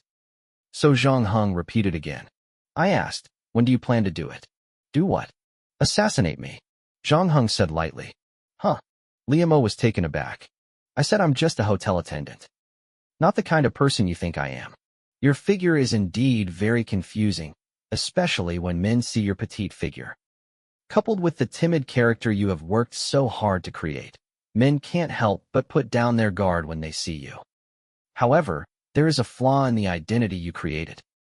It doesn't make sense for them to hire a girl less than 1.5 meters tall as a receptionist in the lobby. Oh, about that. You misunderstood me. This is Mr. G's hotel, and it is usually not open to the public. There is indeed a special relationship between me and Mr. G, but it is not what you think. Mr. G helped my family a lot. So, I repay him by working as a hotel attendant here, Li Mo explained. Zhang Heng was unmoved, however. Really? How can you explain the dirty sheets you were golding when we first met? A receptionist like you were holding the dirty bedsheet? That's not your job. This is Mr. G's private hotel. We have few employees, and we don't usually have such a clear division of labor. We just do whatever needs to be done when we have the time, Li Mo replied. So, you didn't hide the gun under the storage room table? As Zhang Heng said his last sentence, the atmosphere in the elevator suddenly became tense. Li Mo, on the other hand, was taken aback as if she did not know how to answer the question. When I was in the storage room, I saw you glancing at this a few times, Zhang Heng said as he drew a lady pistol from his waist. Are you looking for this? When did you get it? Li Mo asked in surprise. Just now. When we left the storage room, I also noticed that you made a call before entering the elevator. Although you didn't talk to anyone, I really hope no one else will be waiting outside when the elevator opens. Li Mo's calves trembled. This time, she was genuinely terrified. It wasn't an act. She then saw Zhang Heng quickly pressing the button to the 13th floor before the elevator reached the 14th floor. After that, he pointed the gun at Li Mo and said, Get down if you don't want to die. Li Mo bit her lip and walked out of the elevator. She then spoke again. If you don't go to the 14th floor, you won't get a croissant, and you can't pass Mr. G's assessment. Chapter 973, Croissants at the entrance of the garden. Mr. G poured Miss F a glass of wine. I know you don't like red wine, but you have to try this bottle. Produced in the year 2000, there are now less than 1,000 bottles left in this world. It is hard to find such a bottle of rare wine on earth. Miss F shook her head, and she did not pick up the glass. Mr. G, on the other hand, couldn't be bothered. He then put down his wine glass and asked, Are you still worried about him? Aren't the previous battles enough for him to prove his strength? Why are you making him go to your killer hotel? Miss F was puzzled. Because I told you that it's a very complicated circumstance this time. Not only do I need an excellent courier, but I also have to make sure that he has good observation and analysis skills. Yes. His combat skills are awe-inspiring, even better than mine. He is more powerful than anyone I've ever seen. However, being a good fighter is not enough. The killers in the killer hotel may be lacking to those in the garden in terms of strength, but they are better at seizing opportunities and disguising. But you only reminded him to be careful of the people in the garden earlier. Yes. I wouldn't have been able to examine his observation and analysis ability otherwise. Mr. G then spread his hands.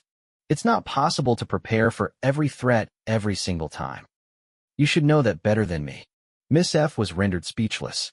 This battle won't end so soon even if he knows he's walking into a trap. As long as the killers in the hotel guard the kitchen and drag time as long as possible, he wouldn't be able to pass this test. Mr. G took a sip of the red wine. I'm rather curious what he plans to do in such a situation. The bullet holes left on both sides of the safe passage's wall showed how fierce the battle was. The assassins on the 14th floor responded to the sudden change of circumstance very quickly. Seeing the elevator stopping ahead of time, they knew that their plan had been exposed. So, they quickly thought of the safe passage, the only place connecting the 2 floors apart from the elevator. After that, Zhang Heng, who wanted to go upstairs, ran into a team of killers rushing down to the lower floor. Immediately, a gunfight broke out between the 2 sides. In the end, Zhang Heng managed to kill 2 of them. However, there were too many enemies surrounding him, so he had to retreat to the 13th floor. After that, Zhang Heng prevented the team of killers from trying to charge towards the 13th floor. In the midst of it, he killed 3 more enemies. According to Liamo, there were a total of 30 killers in this hotel. Discounting the ones Zhang Heng held hostage, Liamo, and the enemies he killed in the 2 battles earlier, there were still 24 enemies left.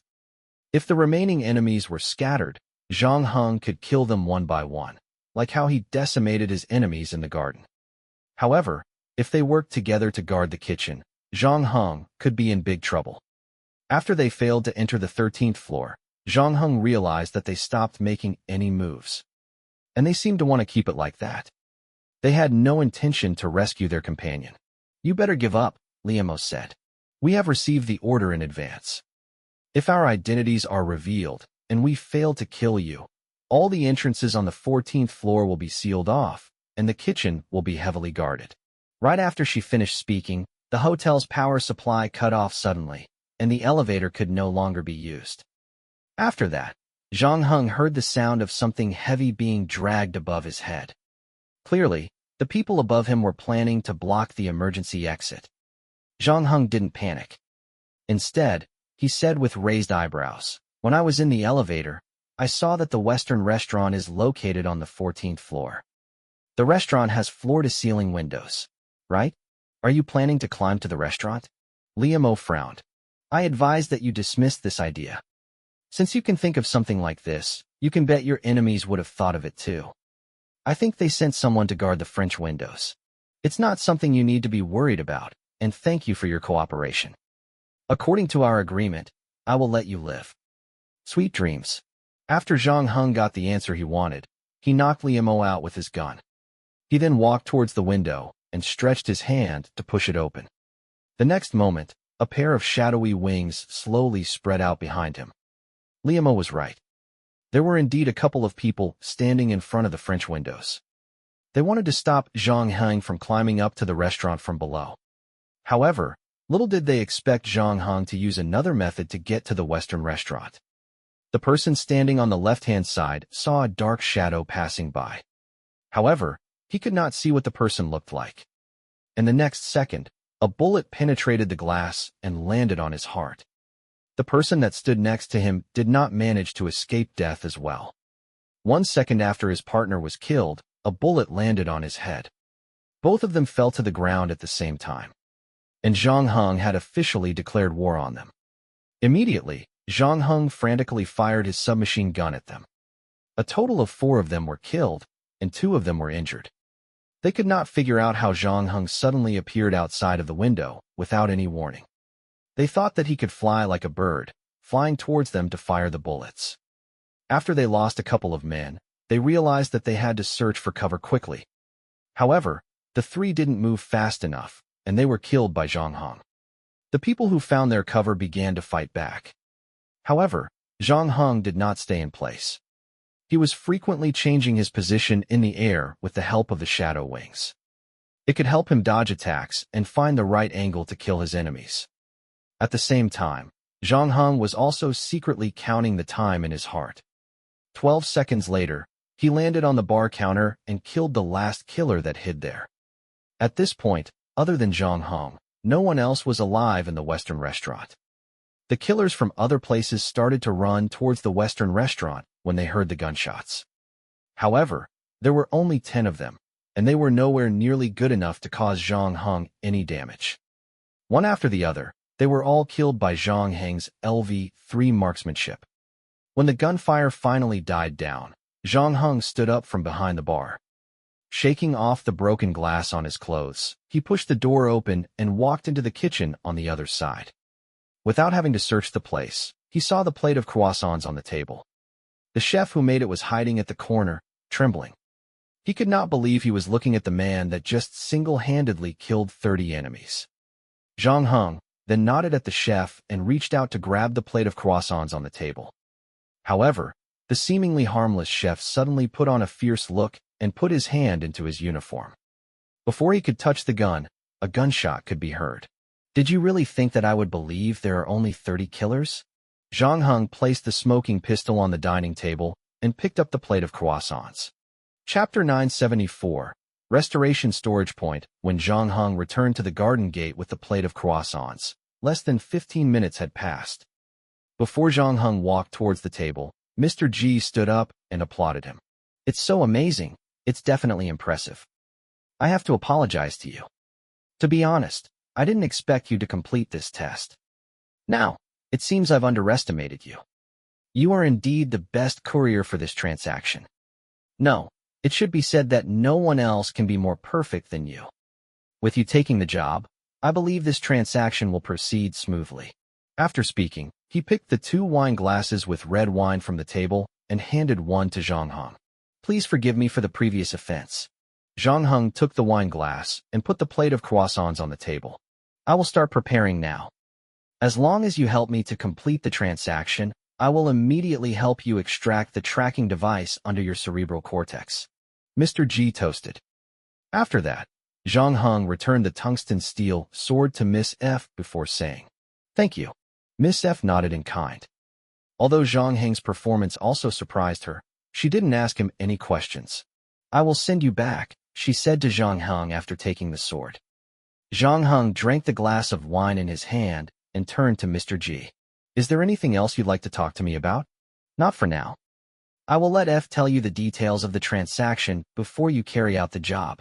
Mr. G tiptoed, patted Zhang Heng's shoulder, and said enthusiastically, "After you bring back what I want, we will take care of your problem." "Okay."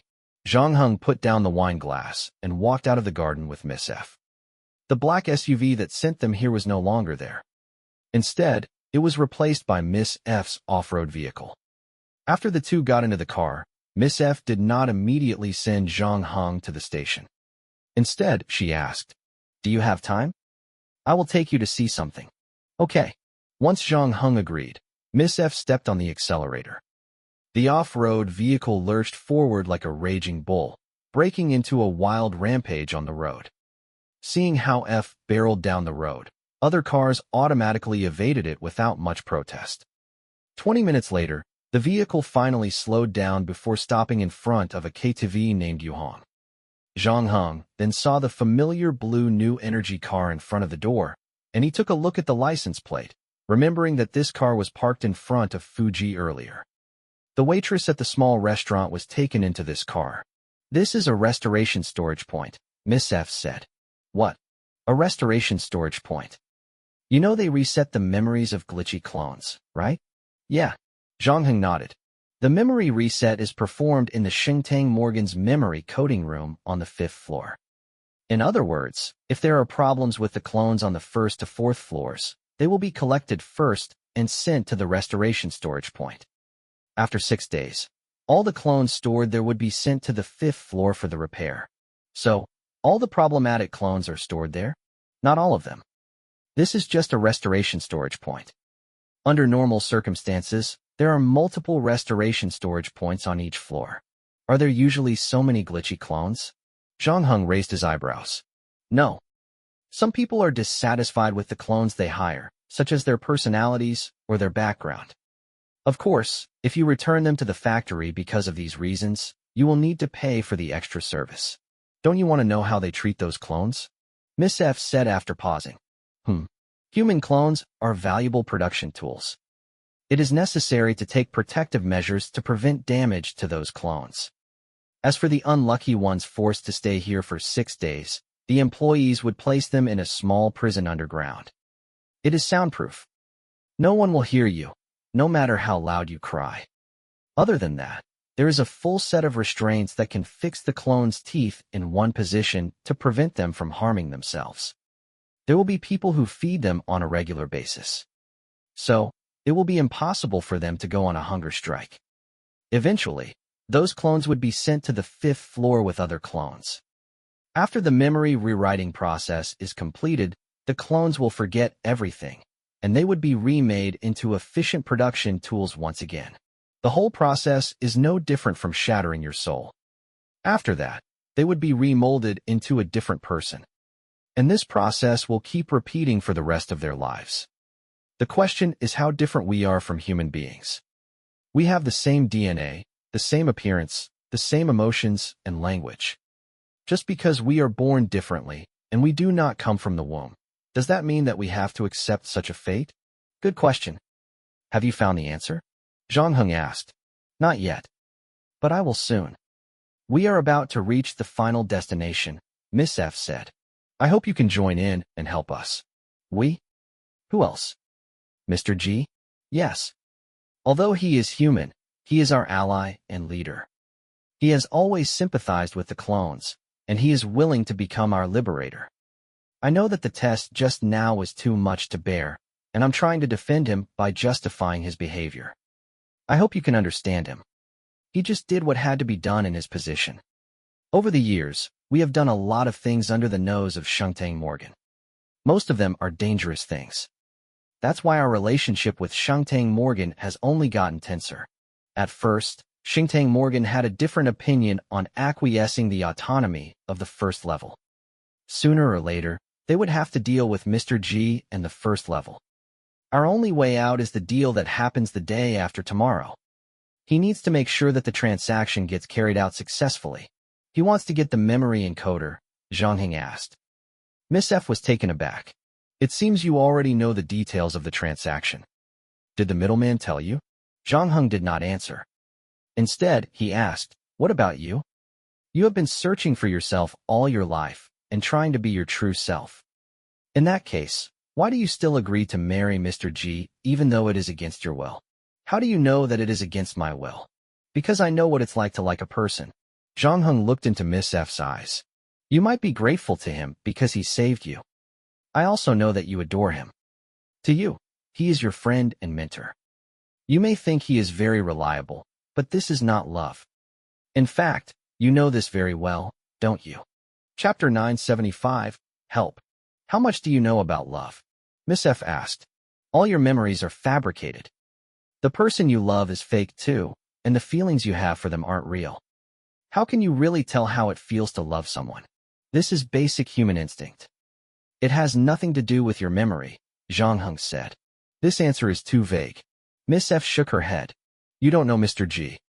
I was left with no other options at that time, and he saved me. I told him that if he likes me, he can marry me, but he told me that there was no need to make a quick decision.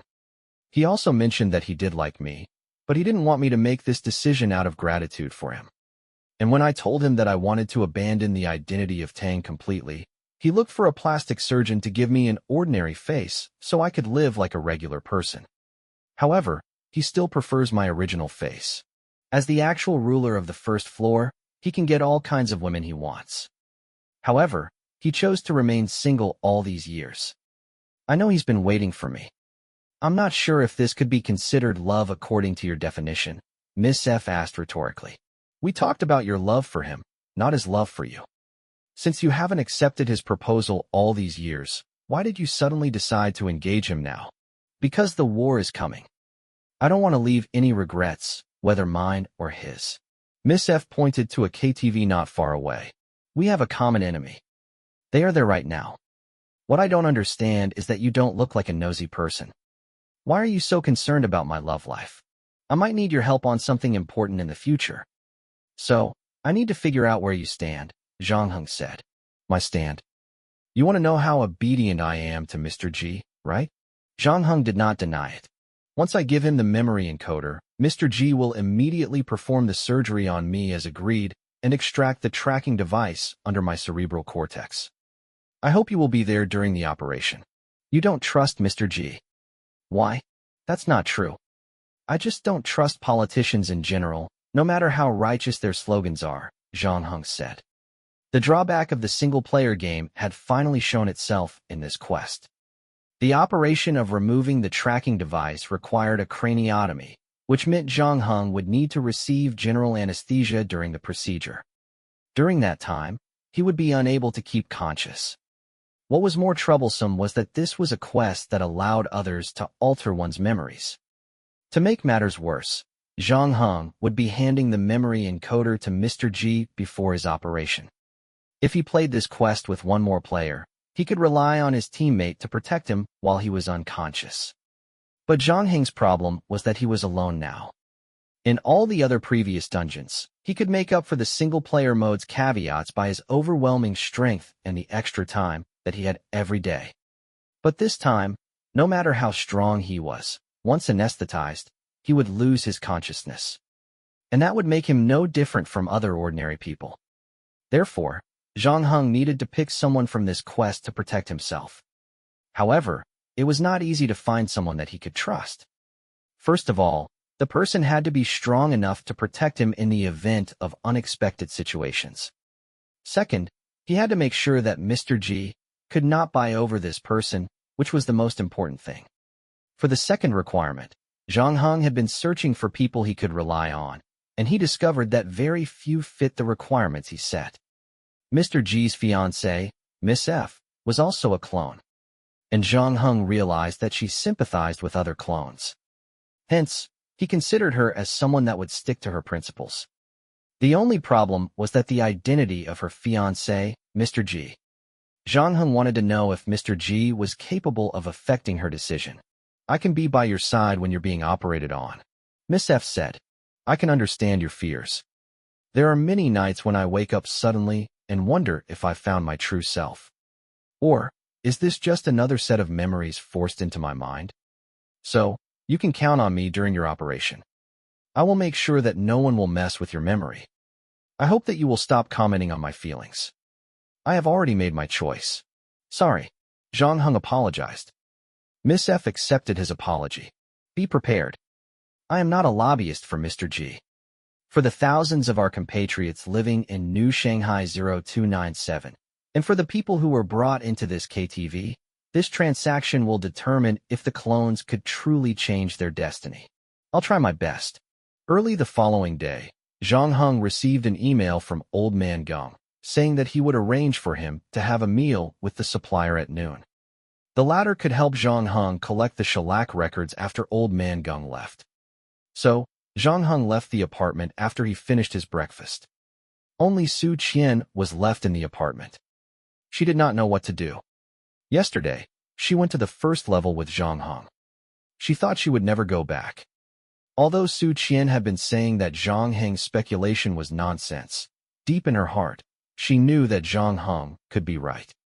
It was a terrifying feeling to find out that all traces of her life on the first level had been completely erased. In her final live stream that evening, Su Qian did not announce her retirement to her fans as planned. Instead, she bit the bullet and did a regular stream. However, she seemed a little absent-minded. While she was chatting with her fans, she had been thinking about what Zhang Heng said to her. And she made a few jokes about him. One of the fans even said that she looked Tenenbok today. You look so cute when you are not focused. That's my girl, someone said. And the atmosphere in the live stream became lively suddenly. After that, everyone started to talk about it. She's daydreaming. Let me use my pee to wake her up. Eat some peanuts too, don't just drink. In the past, Su Qian would probably make a shy expression and ask for more gifts. But this time, she just squeezed out a smile. The more well-known streamers needed to work hard to build and maintain their characters. It could help them increase the number of their fans and viewers. It was something that everyone would do in this line of work.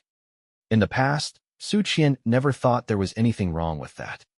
However, when she remembered Zhang Heng told her that she might be a clone, she stopped being her usual self. She could not help but think that other clones with different faces must also share the same personality. The more she thought about it, the more frightened she became. In the end, she ended the live stream 1 hour earlier. She still felt a little restless until the next morning. Then, she received an email. Chapter 976. Present. Su Qian never expected her boyfriend, Xiaoming, to return to New Shanghai 0297 so much earlier than the planned date. The email that she received was sent by Xiaoming. He told her that he would arrive at her place in 20 minutes. With her boyfriend's sudden visit, Su Qian hurriedly asked the housework robot to clean up the house and pack all the morning's unfinished food. After throwing them away, she rushed to the dressing table as fast as she could. She then started to put on some makeup and tried several sets of clothes. Finally, she chose a very humble-looking dress, one that vaguely outlined her figure. After changing, her bracelet reminded her that a visitor had requested to enter the apartment. Immediately, Su Qian authorized it. Speaking of which, this was Xiaoming's first time stepping into Su Qian's apartment since he fell in love with her a long time ago. Xiaoming had always wanted to visit her apartment, but she deliberately controlled the relationship's progress to ensure he wouldn't abandon her after realizing how easy it was to capture her heart. Hence, Xiaoming was never allowed to step into her apartment. At most, he was only allowed to drop her off in front. But this time, Xiaoming had deliberately rushed back from Earth ahead of time to meet her. The first thing he did when he stepped off the spaceship was to look for her. So, Su Qian thought it would be inappropriate to reject him this time. Besides, a lot of things had happened to her while he was gone. She needed a shoulder to lean on. So Su Qian was overjoyed when she heard that Xiaoming was coming to meet her. For the first time ever, her boyfriend would be allowed to set foot into her apartment. She then turned on the projection and flipped to a movie channel. After that, she messed up her hair a little. Coupled with her light makeup, she looked like she had just woken up. As soon as she sat down on the sofa, the door was opened. A handsome, middle-aged man who had gotten a little plump walked in. "You are here." Su Qian stood up, walked to the man, gently helped him take off his coat, and hung it on the hanger. Xiaoming, in return, took out a box of chocolates and handed it to Su Qian. "I brought you a present." Su Qian was a little disappointed when she saw chocolate. However, the disappointment only lasted for split seconds in her eyes. After that, she put on a happy look and said, "How do you know that I like chocolate? Don't all girls like chocolate? All the chocolates from this shop are handmade. Open it and give it a go," Xiaoming offered. So Su Qian opened up the outer packaging and opened the chocolate box. And lo and behold, a diamond-studded lady's watch lay inside. Overwhelmed with excitement, Su Qian covered her mouth with one hand. "Oh God! Is this Patek Philippe's retro model? It costs at least 1 million credits. No matter how expensive the watch is, it can never be compared to you." Xiaoming picked up the watch from the chocolate box as he spoke and put it on Su Qian's wrist. "This is too expensive." Su Qian was flattered. "For my future wife, I don't think so." Xiaoming put the watch on Su Qian's wrist and kissed her. He then went to the sofa, sat down, and loosened his tie. "What would you like to drink?" Su Qian asked. "Oh, water is fine," Xiaoming said. He then looked around Su Qian's apartment again before asking, "Do you live here?" Su Qian did not ask the housework robot to help. Instead, she poured the water for Xiaoming personally and fetched him the water cup. "Are you looking down on the place where the poor people live? That's not what I mean. I wanted to say it's very warm and fuzzy here." Xiaoming took the water and drank it all in one go. "It's just the place is kind of small. There is no swimming pool, no home cinema, no nanny room. I don't live on the 4th level." Su Qian pretended to be angry and shoved Xiaoming a little. To which, the latter smiled. "So when do you plan to say yes to my proposal and move to the 4th level to live with me? I've asked my servants to get your room ready. My villa needs a hostess. Why are you so desperate for me to move in with you? What do you really need? A hostess or a maid to help you warm your bed?" "To be honest, I need both," Xiaoming said, reached out, and held Su Qian's waist. "Behave yourself." Su Qian slapped her boyfriend's hand. "I am behaving myself. You are the one who isn't." I thought we have come to an agreement. Xiao Ming sat upright. You told me that you would announce that you were getting married soon during the live stream last night and quit this job afterward. However, when I watched your live stream last night, you didn't say a word about it. And a few nasty guys were calling my future wife their wife. Su Qian paused. I need some time. Well, after all, I have been in this line for so long. It's hard for me to quit just like that. Why not? I told you that after you retire, I will take good care of you, Xiao Ming said as he grabbed a handful of melon seeds and fed them to the hamster on the table. Is this your pet? I never heard you saying anything about it. Damn it. Can't you give me a little more time? You are not the only one who has a career. Su Qian couldn't tell him that Zhang Heng's remarks had actually made her hesitate her choices. That was why she did not announce that she was going to retire during the live stream last night. Of course, you can have a career. But didn't you mention that there are still a lot of things to prepare before the wedding? For example, who you want to invite, the venue, the wedding dress. You said you might not have time to do live streams anymore. Did I say that? Su Qian squeezed out a smile. Yeah, I remember it clearly. Just 2 days ago. Did you forget? No. I'll pour you another glass of water, Su Qian replied as she picked up the glass and headed to the kitchen. Sticking it under the water dispenser, she pressed the hot water button and folded her arms. Su Qian now wished she never followed Zhang Heng to the first level yesterday. If that were the case, she would have gladly accepted the new watch Xiao Ming bought her, lying happily in his arms instead of getting paranoid. Did something happen? Xiao Ming's voice suddenly came from behind, and it gave Su Qian a huge shock. She had to hold onto the stove behind her to prevent herself from falling to the ground. Are you okay? Am I hallucinating? Or, you seem a little weird today? Xiao Ming frowned. I'm fine. I just didn't expect you to come into the kitchen. Oh, it's because I just remembered something. In the afternoon, there is an opera performance in the Blue Theater. I've reserved 2 seats, so we can go and watch it together. Are you okay with it? I'm fine. Su Qian handed the cup of hot water to Xiao Ming and said, We can go and watch the opera performance together. Very good. And what do you plan to eat at noon?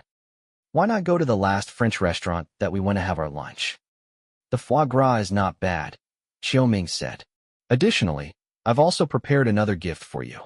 Chapter 977, Negotiation. Old Man Heng and Zhang Heng met in a hot pot restaurant on the first level. Outside the restaurant was a huge Chaos Han beef ball signboard. However, the entrance was not that big. After entering the restaurant, Zhang Heng saw the stairs in front of him. To get to the hot pot restaurant, he had to go to the second floor. As soon as Zhang Heng got out of the car, he saw a few men sneaking around the restaurant, posing as passers-by or small-time entrepreneurs. Without exception, they paid full attention to the movement outside the hot pot restaurant. Prior to what happened last time, these men had been sent by Mr. Ji to protect Old Man Geng. Since the last time they separated, Zhang Heng and Old Man Geng had not seen each other for a while now. The latter was the middleman in this transaction, helping to build a bridge between buyer and seller. He knew every single detail about the deal. It was no wonder so many people targeted him. After being attacked by mobsters, Old Man Geng returned to pack everything he needed and moved to the first level. It was for the sake of his safety. Zhang Heng ignored the people around him and walked up the stairs. Old Man Geng and his supplier friends arrived early, and they had ordered a couple of dishes. When Zhang Heng showed up, Old Man Geng immediately got up and waved at him. He then passed the menu to Zhang Heng. Check out the menu and see what you want to eat. You're welcome. The bill is on me, included in the reward for protecting me earlier. Unlike the previous meetings, Old Man Geng was obviously more enthusiastic this time. It was because he had already witnessed Zhang Heng's combat skill. No matter what, it was always a good thing to be more polite towards a formidably powerful individual, let alone Zhang Heng, saving Old Man Geng once. It's fine. I'm fine with whatever you guys order, Zhang Heng said. He pulled out the chair and sat down. After that, Old Man Geng ordered another plate of beef and shrimp paste and returned the menu to the waiter. While waiting for the dishes to be served, Zhang Heng raised his head and looked at the man next to Old Man Geng. slightly younger than Gung. He looked like he was in his early 40s. With a well-maintained figure, his muscular arms appeared to be a result of his job that required a lot of physical strength. The marks on his wrists also indicated that he often wore gloves. His small eyes gleamed with a vigilance, showing he did not trust Zhang Heng very much and that what he was doing now might not be legal. "Let me introduce you to my friend over here," Old Man Gung said. "This is my supplier and old friend. He's provided me with more than half of the merchandise in the House of Old Things. After I sell the item, we divide the profit 50-50 between us. Of course, you can directly buy whatever you want from him." "He is..." Old Man Gung was interrupted by the man next to him before he finished speaking. He stretched out his hand and said, "Just call me a gold digger. This is how everyone calls me." Zhang Heng stretched out his hand and shook Gold Digger's hand before introducing himself. "I'm Zhang Heng. Listen, Zhang Heng. You've been introduced to me by Old Man Gung, which is why I am willing to come here to meet you. But I also have my rules. It is better I make some things clear in advance. When you want to make a deal with me, don't ask any questions. Whether it's about where I got the items, or if those things are related to me, you'd better not ask those questions. You pay the money, and I deliver the goods. That's all fair and reasonable. If I find out you tell anyone about our transaction, I will terminate the deal immediately," Gold Digger said. Zhang Heng nodded. "Sounds reasonable. Very good." Gold Digger was very satisfied with Zhang Heng's cooperation, and he lowered down his guard a little. "That's great," Zhang Heng said calmly. Old Man Gung, on the side, did not manage to interrupt them. His forehead was sweating profusely. Now, although he had repeatedly reminded Gold Digger to be polite to Zhang Heng before they got to the restaurant, the latter obviously had little intention to heed his advice. In fact, he was using his old tricks to deal with Zhang Heng. Judging from his expression, he felt that he was in control of the situation, and he was quite happy with it. Old Man Gung had learned his lesson. He knew that Zhang Heng would never be someone easily controlled. The only reason why he behaved so politely was probably that Gold Digger had said nothing to arouse his interest. Before Old Man Gung could even remind his old friend about it, their dishes were served. Gold Digger started to consider himself host and asked Zhang Heng to enjoy the meal. Zhang Heng, on the other hand, continued behaving politely. The three of them quickly finished 2 plates of beef. Gold Digger was eating happily, and he started to unbutton his shirt. He then shouted at the waiter to lower the air conditioning before finally entering the topic that he wanted to discuss today. "Old Man Gung told me that you are collecting shellac records." "Yes." Zhang Heng put the sweet potato chips into the pot. "Can you find them for me?" "That is no easy task," Gold Digger said. "I'm pretty sure Old Man Gung told you that shellac records are very rare, especially in a place like this. Although I can find them for you, you might need to pay a hefty price. However, since you are Old Man Gung's friend, I won't overcharge you. Just 4,000 credits for one." 100. Zhang Heng did not look at Gold Digger. "What?" Gold Digger thought there was something wrong with his ears. 100 credits for one, Zhang Heng insisted lightly. Old Man Gung smiled bitterly on the other side.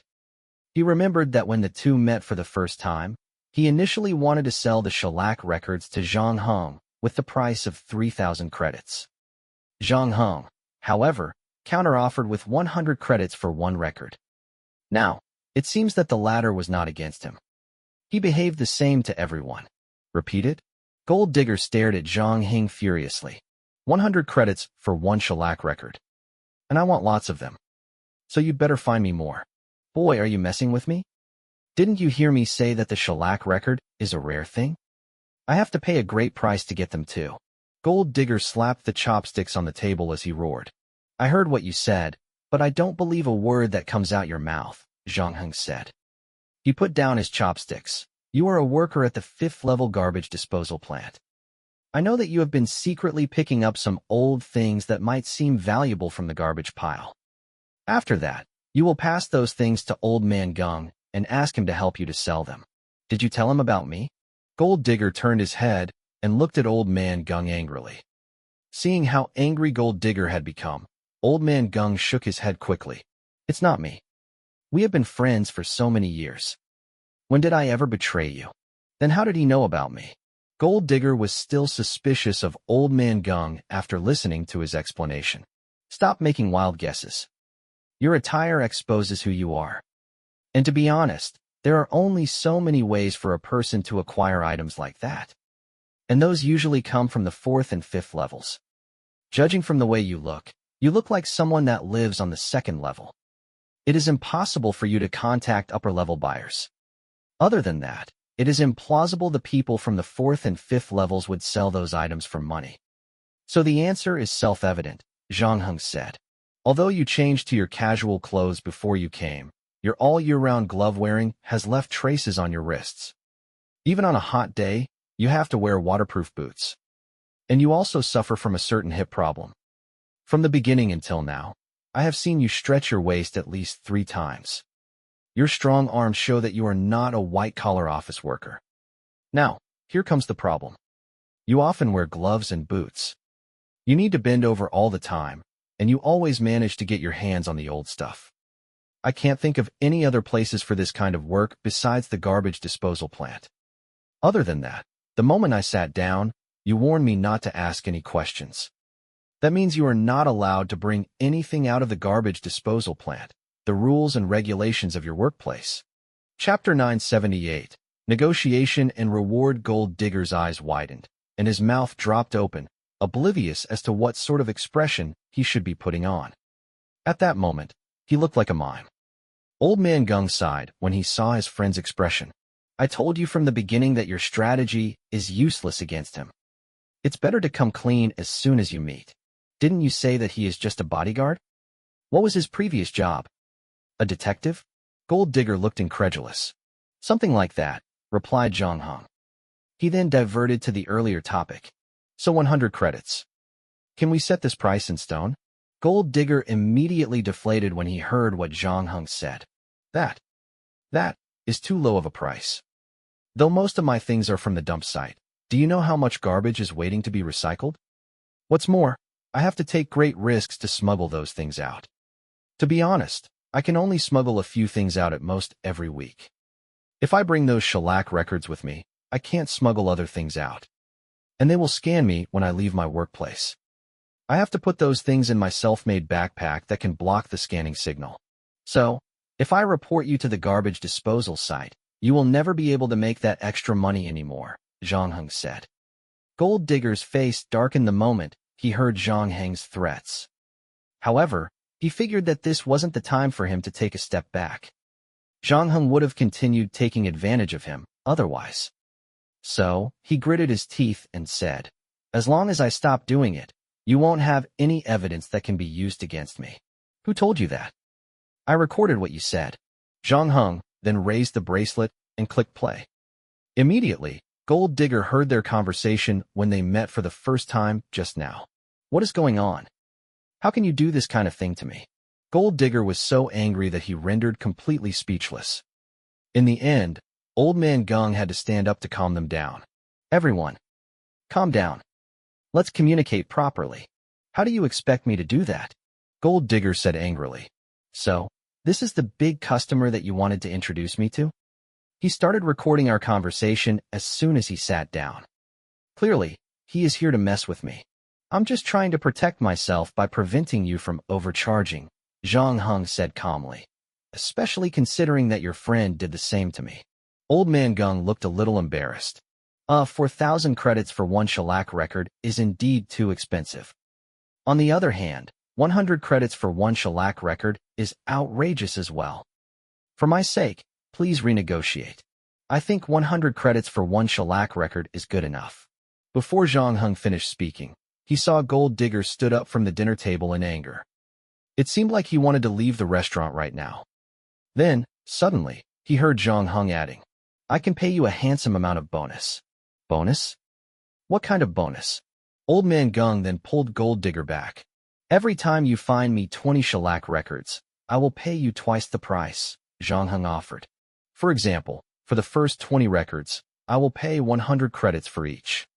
From the 21st to the 40th, I will pay you 200 credits each. From 41st to 60th, for 100 credits each, and so on. When you reach 120 shellac records, you will receive 3,600 credits for each one you sell me. This price is very close to what you initially offered. But where can I find you so many shellac records? Having said that, Gold Digger stopped and added, and how do I know this is not one of your tricks? After you pay for all the cheap shellac records, you might stop buying them from me after I sold 60 to 80 shellac records to you. I can assure you that no matter how many shellac records you have, I will buy all of them. My purpose in coming to New Shanghai 0297 is to buy as many shellac records as possible. In order to avoid an infinite price increase, I will set a limit to the shellac record's price. Starting from the 160th record, I will buy it at a price of 10,000 credits, Zhang Heng said. Earlier, Zhang Heng had come up with this price tag in his mind. He could always threaten Gold Digger. However, the price tag of 100 credits for each shellac record would indeed discourage Gold Digger's enthusiasm to look for more shellac. Hence, a reward had to be offered to motivate Gold Digger to work harder to find those shellac records. I will stay in New Shanghai 0297 for about 8 months. Zhang Heng continued afterward. As long as you manage to find those shellac records during this period, you can sell them to me. 8 months, Gold Digger frowned. He was calculating how much money he could make in those 8 months.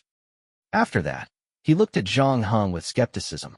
If I manage to find 100 shellac records during this time, how much can you pay me? I can vouch for him, Old Man Gung chimed in. I've seen Zhang Heng's combat skills, and he can make a lot of money if he is willing to work hard. Moreover, Mr. G and Miss F admire him very much. He can always work for Mr. G. Gold Digger hesitated for a moment before finally sitting down again. Can Mr. G be his guarantor? He asked. That's impossible. Zhang Heng shook his head and said, You don't want our transaction to be known to others. And I will do the same. It's better if we keep this matter among the three of us. Zhang Heng then took a look at Old Man Gung again.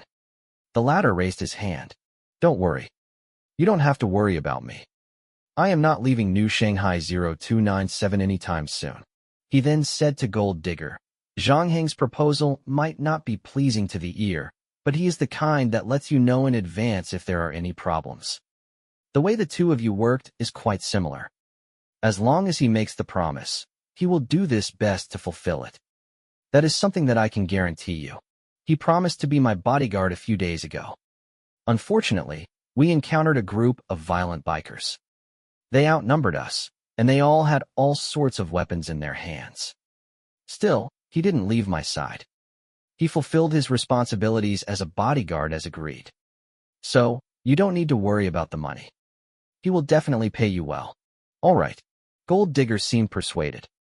He picked up the pair of chopsticks that he slapped on earlier, gritted his teeth, and said, Then, I shall trust you again. Thank you. After finalizing the reward, Zhang Heng returned to his amiable demeanor. Gold Digger, however, no longer dared underestimate him anymore. When the two parties negotiated, Zhang Heng's imposing manner caused Gold Digger to tremble slightly. Even if Old Man Gung had not pulled him back then, he probably would not be able to leave this place. Chapter 979, Fresh Task. While Zhang Heng was discussing the shellac records with a Gold Digger, Su Qian, on the other side, followed her boyfriend, Xiao Ming, to a French restaurant on the 4th level. This was also Su Qian's favorite restaurant. Not only were its dishes scrumptious, but it had an elegant ambience as well. The velvet carpet was matched with the gorgeous Baroque ceiling, the white tablecloths, and silver tableware. Since only a dozen tables were laid in the spacious hall, it meant diners' privacy was fully guaranteed. They could also enjoy the service of a team of handsome French waiters. Although the cost of dining here was astronomical, it was still not easy to get a table. One had to book the table a few days in advance to dine here. Xiao Ming's hadn't just spontaneously decided to dine in this French restaurant. When they finished the main course and the last dessert was served, the restaurant's violinists approached their table. After that, Su Qian seemed to realize something, and she quickly covered her mouth. Xiao Ming suddenly knelt on one knee and took out a small red jewelry box from his pocket. While playing the violin, Xiao Ming opened the small jewelry box, revealing the diamond ring. He then asked gently, "Miss Su Qian, will you marry me?"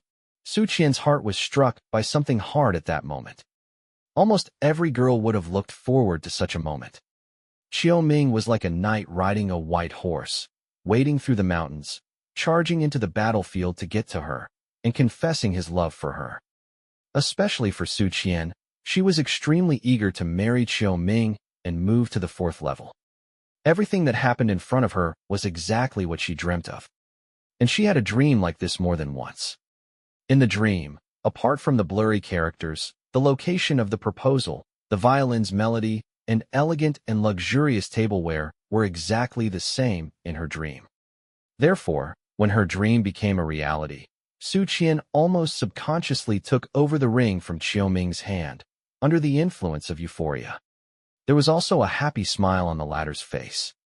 When he was smiling halfway, Qiu Ming saw Su Qian's expression suddenly changed, from happiness to fear. After that, she dropped the jewelry box from her hand like a hot potato. After that, she took a step back. "What's the matter?" Qiu Ming got up and wanted to hold Su Qian, but she shoved his arm away. She then ran to the restaurant door without looking back, while holding her skirt. She was so nervous that she almost knocked over another table. The red wine on the table was knocked to the ground by her. The wine poured out of the bottle contaminated the carpet beside her feet. Qiu Ming wanted to go after her immediately, but the French waiter in the restaurant stopped him. He then said politely, "Sir, you haven't paid for the meal yet." After Qiu Ming paid the bill, he could no longer find Su Qian. Half an hour later, Zhang Heng found her in an amusement arcade on the 3rd level according to the coordinates sent to him by Su Qian. Upon arriving at the location, he saw several youngsters surrounding Su Qian. It seemed they were asking for her phone number. Zhang Heng then walked towards her and draped his coat over her shoulders. "It's time to go home," he said. The youngsters looked at Zhang Heng and caught a glimpse of the shrouded sheath on his waist. They disappeared in anguish not too long after. However, Su Qian did not get up. Instead, she grabbed Zhang Heng's hand and said in horror, "I can't go home. He is coming to get me. He is coming to get me." "Calm down first," Zhang Heng said, without rushing to withdraw his hand. "Who is coming to get you?" "My boyfriend, Qiu Ming." Su Qian gasped while looking around nervously as if worried Qiu Ming would appear beside her at any second. Zhang Heng raised his eyebrows. "Your boyfriend is back. What happened? Did he do anything to you?" "He suddenly came back from the Earth, and he came to me as soon as the spacecraft landed. He bought me a watch." Su Qian thought of something, and she quickly took off the watch from her hand. She almost threw it on the floor, only to hesitate at the end. "What happened after that?" "Then I got in his car, and we went to a French restaurant on the 4th level to eat together. He proposed there, and the scene was exactly the same as my dream. Shouldn't you be happy then?" Zhang Heng asked. "No. You don't understand what I mean. I mean, the scene there was as though my dream had been projected into reality." Su Qian held her head. Everything was perfect, including the violinists. The red wine in the glass, the color of the carpet, and the crystal lamps above my head were exactly the same as my dream. At first, I was very moved. Then, after that, I was terrified. I couldn't control my body. So, I ran out from the restaurant.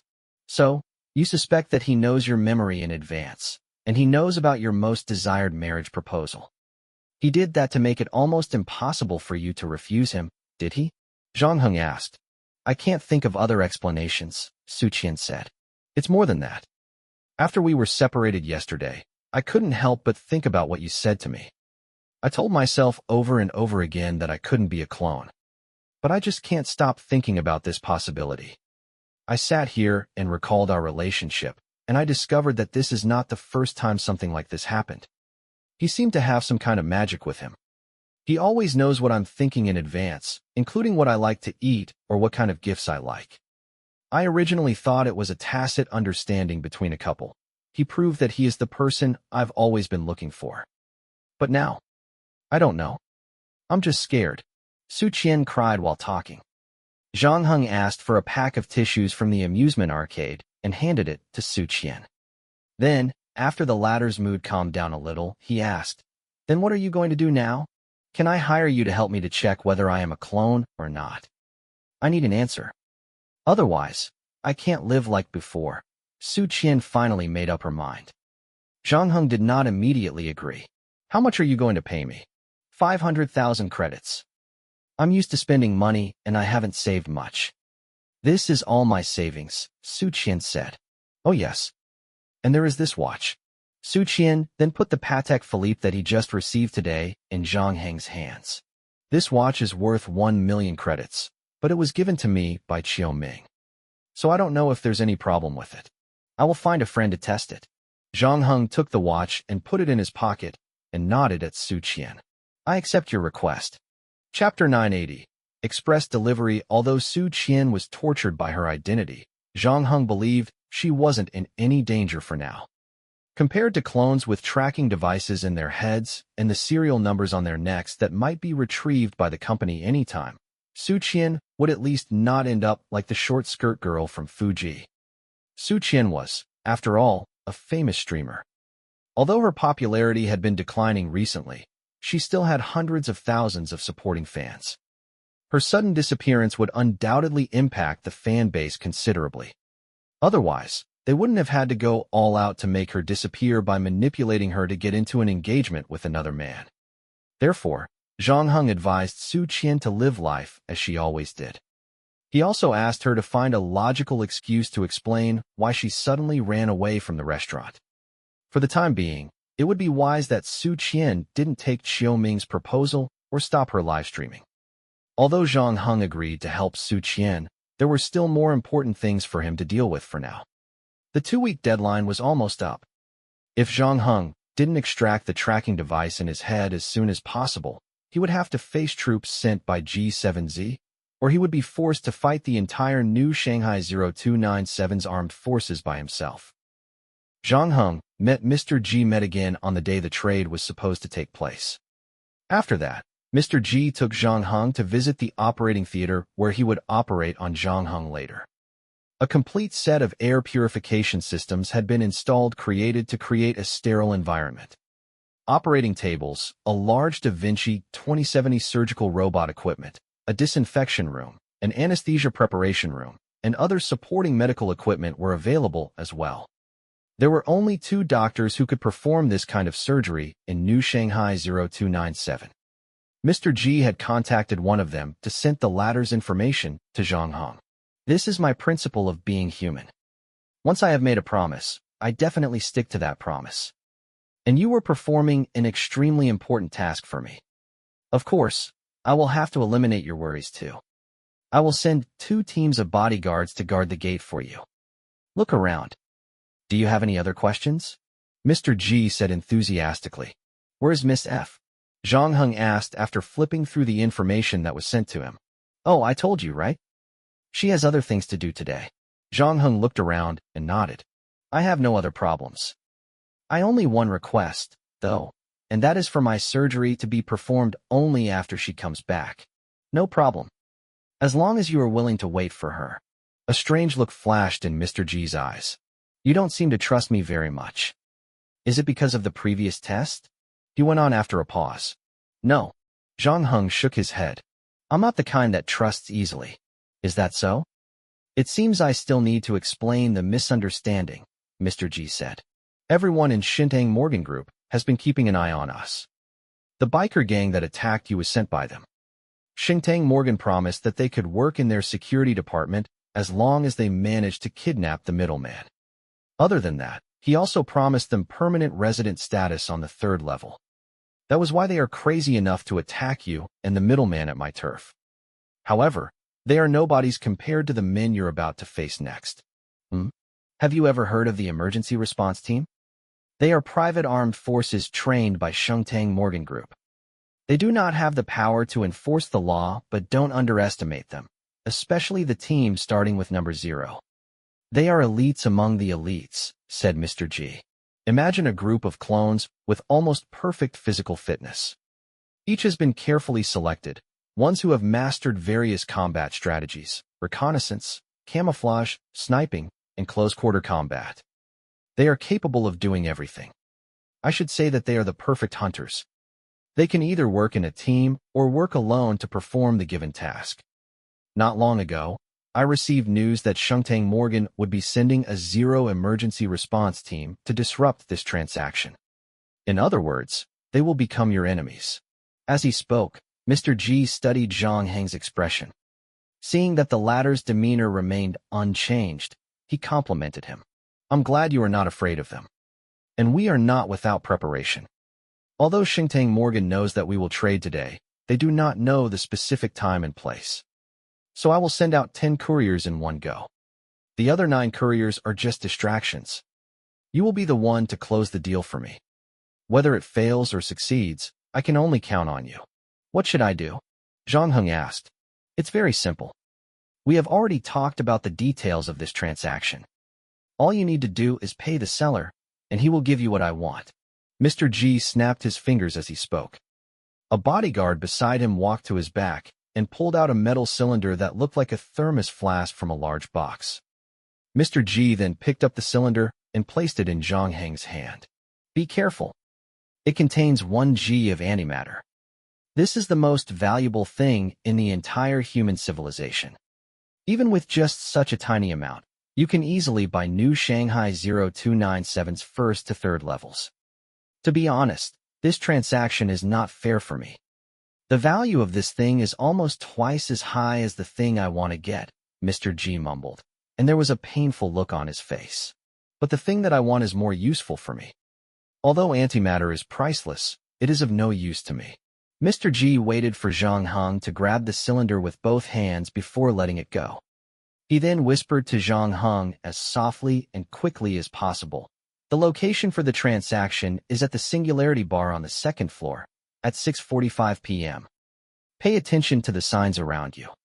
The one with the Apollo tattoo on the lower abdomen is your trading partner. Zhang Heng frowned upon hearing what he said. Lower abdomen. Is that a celestial bar?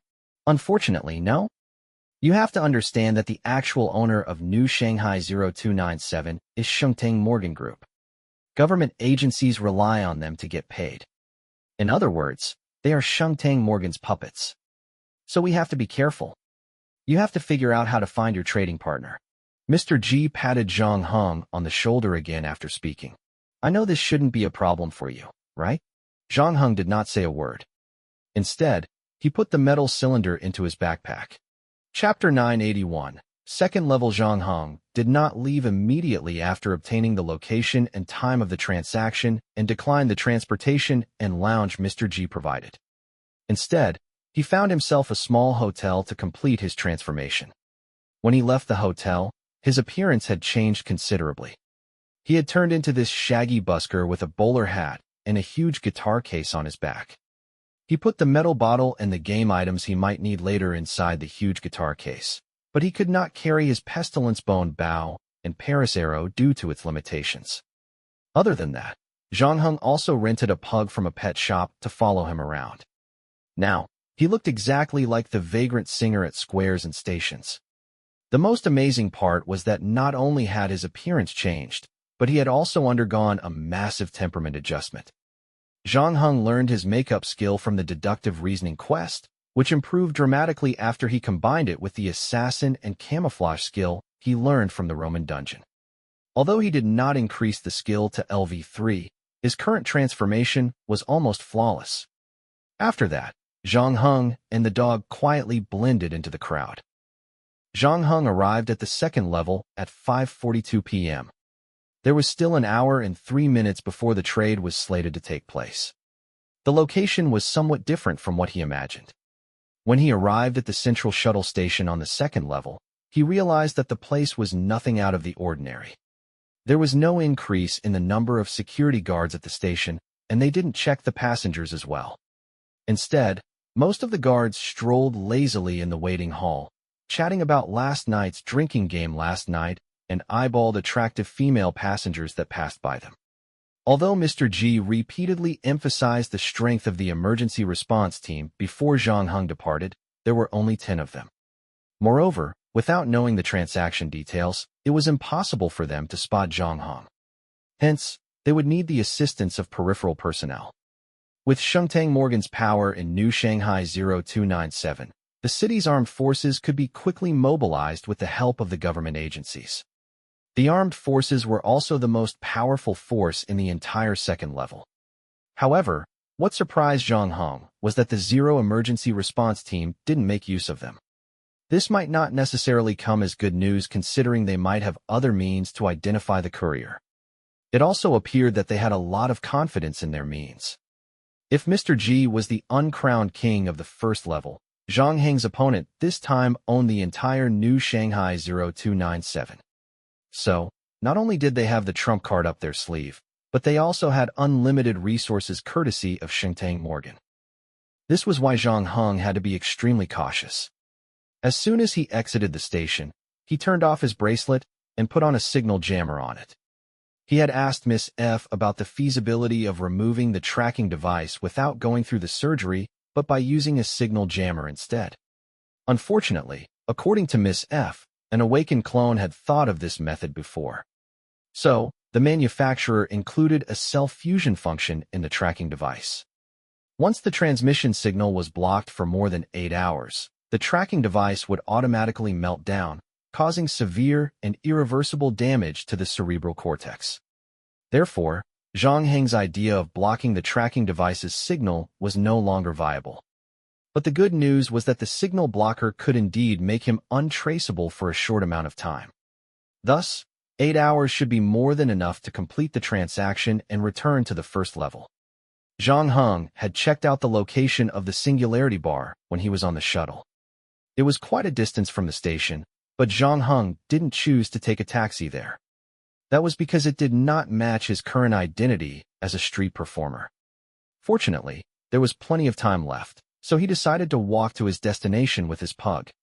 And at the same time, he could also find out if he was being followed. This was the peak time for the people to get off work, hence many people were walking around. The streets bustled with activity. The second level was probably the most overlooked level in the entire New Shanghai 0297. The elite white-collar employees on the third level were nowhere to be seen, and it wasn't as luxurious and mysterious as the fourth and fifth either. Public security here, however, wasn't as bad as the first level. Most residents living on the second level were blue-collars. In 2077, very few blue-collars engaged in repetitive manual labor. Most of them were technicians, each possessing a specific set of skills that would help them excel in their workstations. However, once they left the companies, it would be hard for them to survive in society. Just like this high division of labor and production, each individual was a trivial cog. Only when combined would they be transformed into a highly efficient machine. Hard work and compliance were probably the second-level residents' most notable trademarks. Su Qian also lived at the second level for a while when she started to work as a streamer. According to her, this was an incredibly dull place. The people here did not understand the value of entertainment. All they knew was work, which made them no different than robots. However, this was clearly an inaccurate statement. Once its residents got off work, the second level roared to life. Crowds in work attire fervently discussed their next destination to relax after work. Many fancied dining at the first level because the food there was cheaper. Second-level residents also made it a point to know the prices at different places, enabling them to find the most cost-effective route for their strained pockets. Such was an essential skill for all second-level residents. There was an old saying in New Shanghai 0297, if you want to know which store sells the lowest-priced, highest-quality items, just look for a second-level resident. Other than the young guns who were eager for dinner, singing, and playing games together, many married middle-aged individuals traversed the streets as well. Seemingly more mature and stable, most of them would rush home after work. Some even bought small gifts for their daughters and sons. After walking for some distance, Zhang Heng did not see anyone following him. As for the emergency response team, he spotted not a single one. The latter seemed completely unaware that the courier had reached the second level. However, Zhang Heng never thought this was all his enemy was capable of. Earlier, when he accompanied Old Man Gung to meet with Mr. G, mobsters ambushed him shortly after leaving the cinema. And they were at Mr. G's turf. With the level of intelligence displayed by the other party, It would make no sense that they knew nothing about the deal. Since he did not know the enemy's plan, Zhang Heng had no other option but to follow the plan and head to the rendezvous point. Chapter 982. Feng Zi. The Singularity Bar was located in an alley behind a large appliance repair shop. It was originally a small fan club organized by a group of football-loving workers from the repair shop. However, more and more people joined the club afterward, so it was transformed into a bar open to the public. Later, due to the overflowing guests, the bar's owner had to rent the two nearby shops to expand the bar. And finally, it became the bar Zhang Heng visited today. Other than the workers from the factory, some non-football fans visited this bar from time to time. The interior and design of this bar, however, made it a typical football fan bar. Its founders hardcore Pandaren fans. The bar's walls were covered with Pandaren football stars, including current and retired players. There were pictures of their favorite football players who scored their goals. Other than that, the bar would also sell some Pandaren merchandise, including the team t-shirts and keychains. The names of the dishes in the restaurant were inspired by the common words used by the Pandaren fans. Any Pandaren fan would instantly feel at home the moment they stepped into the bar. And whenever there was a Pandaren game, the bar would go through its busiest time. The bar owner would use a large projector to broadcast the game. Zhang Heng came to the bar at 6:16, which happened to coincide with the football match today. Tonight, the flow of people in the bar was 3 times as usual. Almost every corner was crowded. Those that came late would not be able to get a seat, and those that came earlier had no intention to leave as well. Zhang Heng looked around and estimated that there must be at least 200 to 300 people in the bar now. It was not easy to find the trader among so many people, especially because he knew nothing about the trader other than the tattoo on the lower abdomen. Since there were so many people in the bar, Zhang Heng had to squat down and lift the pug from the ground. As soon as he got up, a guy dressed as a bartender walked towards him. The latter did not speak, but pointed at the door. The sign said no pets were allowed inside the bar. Before Zhang Heng could speak, he heard someone talking. Forget it, Xiao Wu. They are also fans of the Pandaren. They came all the way here to watch the game. You guys know each other? Xiao Wu asked the person that talked to him. The latter nodded. I have seen him a few times. Xiao Wu did not say a word after that. He turned around to deal with a table of drinkers who just ordered the snacks. After Xiao Wu left, Zhang Heng said to the person who helped him earlier, Thank you. It was a tall woman with ear-length hair, and she had no makeup on her face. However, the foundation on her face was good enough for her. Her skin did look a little rough. Zhang Heng also noticed that there was grease on her hands like most men in the bar. At the same time, a set of wrenches hung on her waist, clinking as she walked along. You're welcome. The short-haired woman raised the wine glass in her hand. But have we met somewhere before? Zhang Heng asked afterward. Of course not. I'm just using this method to strike up a conversation with you, the short-haired woman said, and threw a brooch to Zhang Heng. This is the Pandaren team logo. Put it on. If not, that depressed-looking waiter is going to kick you out later. Zhang Heng then took the brooch and pinned it to his chest. This place might not allow their customers to bring pets or smoke. However, as long as you are a die-hard Pandaren fan, they will treat you closer than their blood-related brothers. After that, they would forget about all the rules and regulations. The short-haired woman then yelled, Pandaren must win. When the crowd heard her yelling, everyone suddenly put a pause to what they were doing. After that, a group of drinkers and bartenders shouted together, The Pandaren must win. The Pandaren must win. After they shouted, everyone began to sing the Pandaren team song. We are Pandaren in the bar. A bunch of idiots. Men will never grow up. The short-haired woman raised her glass and drank all the beer in the glass. She then burped and then pushed the glass to the bartender. Fill it up, and give this handsome young man that looks like a poet a glass of beer too. The bartender raised his eyebrows when he heard what she said. He then picked up an empty glass from the table, filled it up with stout, and handed it to Zhang Heng. Be careful, buddy. Not everyone can handle this woman. Oh, so cute. Are you feeling jealous because I didn't like you? The short-haired woman took the glass of beer before Zhang Heng and drank half of it before handing it to Zhang Heng. Feng Zi. Huh. The noise around them was getting louder because the boss had just turned on the projector, and the two announcers on the screen were introducing the teams. Fengzi. Feng means the peak of a mountain. People around me sometimes call me a lunatic. Fengzi approached Zhang Heng's ear and said, "Oh, I'm Simon." Zhang Heng took the beer glass from the lady. Fengzi raised her eyebrows. "What kind of name is that? Is that your stage name?" "Fengzi is my real name. My full name is Xia Fengzi. But it doesn't matter. Why are you here, Simon?" "You are clearly not a Pandaren fan. Just tired of walking, and I want to find a place to have a drink." "Huh?" Fengzi looked at Zhang Heng with a faint smile. "What's happening?" "Nothing." Fengzi had no intention to continue to talk. She then grabbed the glass that was refilled with beer from the bartender.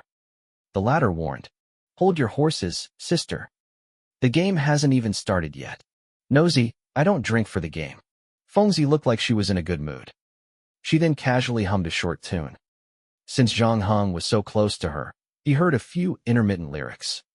It was an English song, and it sounded like a song that one would sing during hunting. Basically, the song talked about the prey falling into the hunter's trap, and it also talked about the good harvest. It amused Zhang Heng greatly. The bartender on the other side looked at Zhang Heng with an aggressive look, and then deliberately asked loudly, "Sister Fengzi, what about the college student that you met before? You said that he is as meek as a little sheep. Are you still together with him?" "I broke up with him a long time ago." Fengzi waved her hand. "We drank all night that night, and we woke up in the same bed the next morning. I didn't say a word about it." And he started to cover his face and cry, saying that he had disappointed his girlfriend. What a sissy. He's an eyesore to me. Finally, Fengzi seemed to have thought of something and glared at the bartender. "Mind your own business. Don't you have better things to do?" She growled. "Yes. Yes." The bartender quickly turned around and went to serve other customers. After that, Fengzi glanced at Zhang Heng next to him and raised his glass. "Come on, let's drink. Bottoms up. I have drunk half of it earlier. You should be able to handle the rest of it." Zhang Heng raised the beer glass in his hand and said, "Cheers." Chapter 983. Small excitement. Fengzi said nothing when Zhang Heng showed up. The first thing she did was make him drink 2 pints of beer. Fortunately, Zhang Heng was used to chugging rum when he was in the Black Sail dungeon. It was mainly because of the lack of clean water on the ship after spending a long time at sea. Rum was alcohol, after all, and it could be stored longer in the barrel. Drinking 2 pints of beer would not affect Zhang Heng.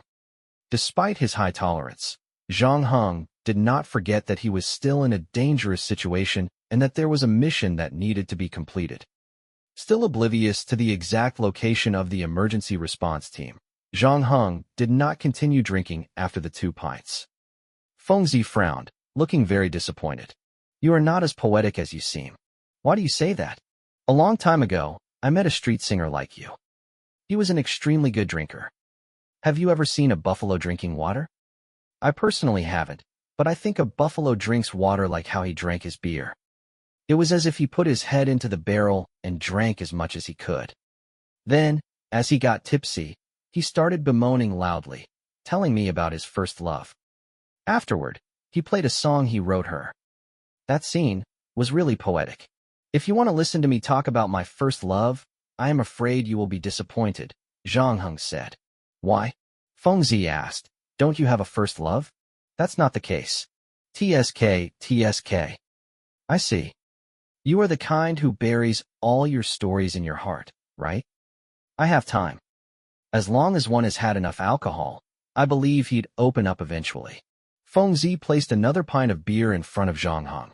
"Come on, let's continue." However, Zhang Heng did not reach out to grab the beer. Instead, he looked at the Pandaren Team Championship clock on the wall.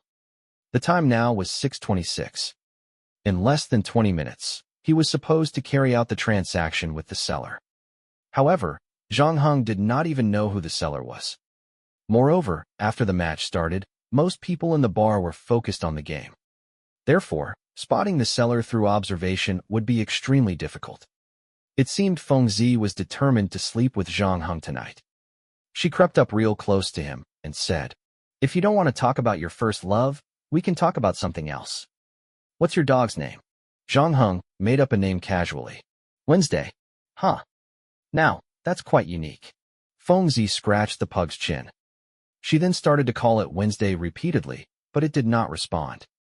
It was as if the pug had Alzheimer's. Feng Zi teased the dog for a while, and quickly turned her attention to Zhang Heng. She fanned her face with her hand and asked him, "Aren't you feeling hot?" "I don't know why, but I am feeling a little hot now."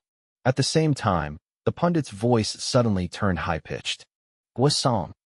Number 11 Guosong has broken into the penalty area with the ball. A quick dodge and Baker fails to get to him. Facing veteran Gabudia, Guosong chooses not to go for a breakthrough, but he immediately passes the ball back to Ma Liang. Ma Liang doesn't stop the ball, resorting for a long shot. Oh, what a pity. The ball hits the goalpost. But it's not over yet. The ball bounces back to Guosong. Guosong's not hesitating. He raises his foot to kick the ball. And the goalkeeper fails to recover. Goal. Goal. Less than 8 minutes into the game, Pandaren has scored their first goal. The fans who had been biting their teeth in bated breath erupted in a mighty cheer the moment Pandaren scored their first goal. The entire singularity bar transformed into a sea of joy. Zhang Heng's eyes suddenly lit up. Instantly, he planted a kiss on Feng Zi's face and said, "Thank you." "Thank you? What are you thanking for? Haven't you already thanked me for buying you a drink? And you should know what I really want." That kiss wasn't all that bad. Feng Zi touched her cheek and broke out a silly smile. "If you want to sleep with me, then wait until I return. I have some unfinished business." Zhang Heng did not wait for Feng Zi to answer, but he smashed the beer glass in his hand on the ground. When the glass shattered, everyone almost unanimously turned their attention to Zhang Heng. The bar owner was about to say something, but Zhang Heng suddenly jumped onto the bar and tore off his shirt. After that, he raised his hand and shouted, "Victory belongs to Pandaren." The first person that reacted to Zhang Heng's silly stunt was Feng Zi. She was probably the only person in the bar who knew his secrets. She felt a little strange when she saw what he did, not sure as to why Simon, a non-Pandaren fan, would suddenly turn into a Team Die-Hard fan. That said, she was no fool. She knew Simon pulled such a stunt for a reason. Feng Zi suddenly took off her coat and threw it aside. She then jumped onto the bar counter and shouted with Zhang Heng, "Pandaren must win." With Zhang Heng taking the lead and Feng Zi following suit, the whole bar ignited with joy. The crowd rushed to jump on the table, took off their coats as well, and shouted Pandaren's victory slogan with Zhang Heng. At the same time, Zhang Heng took the once-in-a-lifetime opportunity to take a good look at the bellies of the crowd, trying to spot anyone with Apollo tattoos. He then lowered his voice and said sincerely to Feng Zi, "Thank you. You helped me again. No big deal." Feng Zi raised her eyebrows, not bothering for a second the lewd gazes of the men. Instead, she licked her lips and said to Zhang Heng, "Remember your promise to sleep with me." Although the Singularity Bar had completely broken into pandemonium after Pandaren's score, Zhang Heng still managed to employ his excellent observation ability and take a good look at everyone in the shortest possible time. Now, although he didn't spot anyone with Apollo tattoos, this didn't mean what he just did was meaningless. On the contrary, it helped eliminate a large number of people, enabling Zhang Heng to focus on a few suspicious targets. But before Zhang Heng had time to walk over, he saw the bar owner, a middle-aged man with gloomy eyes approaching him. Zhang Heng initially thought that the bar owner would reprimand him for breaking the glass, jumping the bar, and causing the insanity. However, the middle-aged man stopped 5 meters away from him and nodded solemnly. He then tore off his shirt, revealing a tattoo of Pandaren's crest on his chest and the top 10 players of the Pandaren team. Then, without warning, he broke into a roar, jumping onto the side of the table at the same time. Feng Zi smiled and said, "See, I told you. From the owner to the bar's patrons, they are just a group of kids. As long as you support Pandaren, you are considered their brother from a different mother. I feel this brotherhood now," Zhang Heng said. Chapter 984. The people you look for. Less than 8 minutes into the game, Pandaren scored a goal, plunging the entire Singularity bar into a sea of jubilation. Zhang Heng took advantage of the fans' enthusiasm, causing most of the men in the bar to take off their shirts. Finally, he managed to lock onto 3 suspected targets. Ranked highest to lowest possibility, there was, first, an office worker wearing a white shirt, drinking alone. His briefcase was between his back and the chair, and although he was relaxing in the bar, he seemed particularly concerned about the briefcase. With his back upright, he leaned as close as he could on the chair, ensuring no one would slip away with his bag away while he was drinking. Then, there was this young woman in a red dress who sat in the corner. Bringing nothing with her, all she did was order a glass of juice, and she looked to be waiting for someone. During this time, several men attempted to chat her up, but she rejected them all. As for the final suspect, an old man looking to be about 70 years old. He was also the oldest person in the whole bar. Dressed like an intellectual, he had been glancing around since he stepped into the bar. He was one of the few not paying attention to the ongoing match. Are you serious? Feng Zi followed Zhang Heng's gaze. You're more interested in an old man than me. I said, I have some business to attend to first. Zhang Heng put down his beer glass. What's the business? Are you planning to drag the poor old man out of the bar, all the way to where there is no one, and rob all of his belongings? Something like that, Zhang Heng replied. After a pause, Feng Zi suddenly put on an over-the-top expression and let out an incredulous laugh. Aren't you afraid? If you invite me to your home for the night, I might do the same to you. Zhang Heng said. That's it. After thinking on it for so long, you've only managed to come up with the worst excuse for me to give up sleeping with you? I think you should just stop dreaming. Feng Zi put her thigh on Zhang Heng's legs. She then stretched out her hands and stroked the latter's chest. Why do you think I come to this bar every night? Am I really here to look for someone to settle my physical needs? I have a pair of hands with me.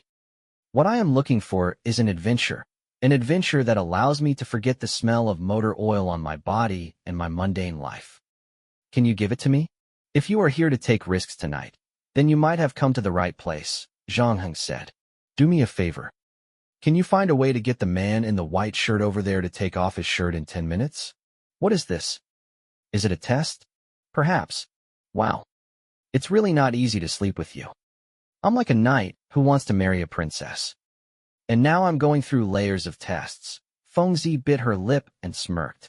But I'm willing to accept your challenge because it's a piece of cake. Feng Zi put on her coat again and walked towards the office man with her beer glass. The two spoke for a while, but the office man shook his head. Feng Zi wasn't angry, but she then said something to the other men around her. After that, everyone started to cheer for him, and finally, the office man had to take off his shirt under peer pressure. After that, the two began to play the drinking game. Zhang Heng had witnessed Feng Zi's alcohol tolerance, and even if she were placed among men, she could easily outdrink most. But at the end of the first round, she lost to the office man and took off her shoes. Zhang Heng stopped looking at them afterward. He knew that Feng Zi could easily beat the office man. She lost the first game on purpose because she wanted to control the game's flow, lower the opponent's guard, and give her opponent false hope that he could win the game. Zhang Heng then focused on the old man on the other side. He did not follow the order and check on the young woman in the red dress first because the next thing he was about to do did not apply to females. Zhang Heng moved behind the old man and waited patiently until a bartender passed by before he stretched his leg to trip the bartender. The bartender lost his balance, spilling all the drinks on the tray onto the old man. Capitalizing on the chaos, Zhang Heng quietly left where he stood. By the time the bartender realized what happened, he had lost sight of the person that tripped him. On the other hand, the 3 glasses of beer had completely soaked the old man's shirt. At that time, the bartender wasn't bothered to look for the culprit. The first thing that he did was to apologize to the old man quickly. The old man had a cool temper, and he did not blame the bartender for what happened to him, comforting the latter instead. It looked like he could not stay in the bar anymore.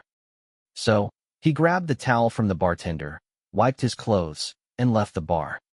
Although Zhang Heng could not see his lower abdomen, the fact that he was leaving the bar meant that he was not the seller. On the other hand, The battle between Feng Zi and the office man had already entered a white-hot stage. Judging from the clothes they had on them, it was apparent who the winner was. Although Zhang Heng had seen the office man's lower abdomen, Feng Zi had no intention of stopping the drinking game. It seemed she had gotten very excited, determined to make the office man take off every single piece of his cloth on his body. Zhang Heng did not want to interrupt her. He had caught a glimpse of the office worker's lower abdomen, and there was no Apollo tattoo on him. So far, 2 out of the 3 targets were eliminated. In other words, there was only 1 target left for him to check on. Now that there were only less than 5 minutes left before the start of the transaction, Zhang Heng walked up to the woman in the red dress. Before he started to talk, the latter said, "I know what you want to say, but I have already had a date tonight. So if you can let me be here alone, I will be very grateful." However, Zhang Heng did not leave her alone like other men. Instead, he pulled out the chair and sat down. The woman in the red dress shook her head. "Why bother? Doesn't the lady over there like you very much? I saw she getting very close to you. You know she's going to eat you up tonight. So why not go and look for her?" "Because she is not the person I am looking for tonight," Zhang Heng replied. "And what makes you think that I am the person you are looking for?" the woman in the red dress asked. "It's up to you to tell me," Zhang Heng said. "You said you were waiting for someone. When is your appointment time?" "Why should I answer your question?" The red dress woman frowned. "Because I want to know how long I can sit here." "That's not too much of a request, is it?" Zhang Heng said. "The person is coming soon." The woman in the red dress crossed her arms. After that, her gaze also fell on the Pandaren team's championship clock, and the hands finally pointed at 6:45. Chapter 985. The woman in the red skirt retracted her gaze and looked at Zhang Heng. "Have you found the person you were looking for?" Zhang Heng did not answer, asking instead, "What about you? Have you met the person you've been waiting for?" In the end, it was the red skirt woman who surrendered first. She gave up going around in circles and went straight to the point. "So you are the courier?" Zhang Heng nodded. "Are you the one supposed to trade with me?" "Yes." "You can call me Red," replied the woman in the red skirt. Afterward, she seemed to know what Zhang Heng was thinking. "So," she added, "I am not a seller. Just like you, I'm just a courier. Simon." Zhang Heng stretched out his hand and shook Red's hand. Red wasted no time and cut to the chase. "Did you bring the payment, Simon?" "I brought it, but I don't see you carrying anything," Zhang Heng said. "Don't worry. The thing is not on me right now. You know Xingtang Morgan is trying to intercept this transaction, and I have to be more cautious." Red said, "Hand me the payment first. After I check on it, I will bring you to get the item you want." However, after she finished talking, she realized that Zhang Heng wasn't budging. "This is not what we agreed on." "What do you mean by that?" "I was told before I set off that I should pay and receive the goods at the same time," Zhang Heng said. "Don't be silly, Simon. The content of the transaction has already been negotiated. We are just couriers. Don't make a fool of yourself. Hand me the 1 gram of antimatter, and I will take you to get the goods. After that, we can call it a day and go home. We can all complete our own work. I don't know your trading style, but we, couriers, should stick by the agreement. Only by doing that will we be able to proceed smoothly." Zhang Heng remained unmoved. Since Red could do nothing about Zhang Heng's stand, she took a deep breath and finally gave in. "Well, I respect your professional ethics. Let's go to the place where the goods are. Once we get there, I will check the antimatter. Are you happy with that?" "Yes." "Very well. Let's not wait any longer," Red said as she stood up from her seat.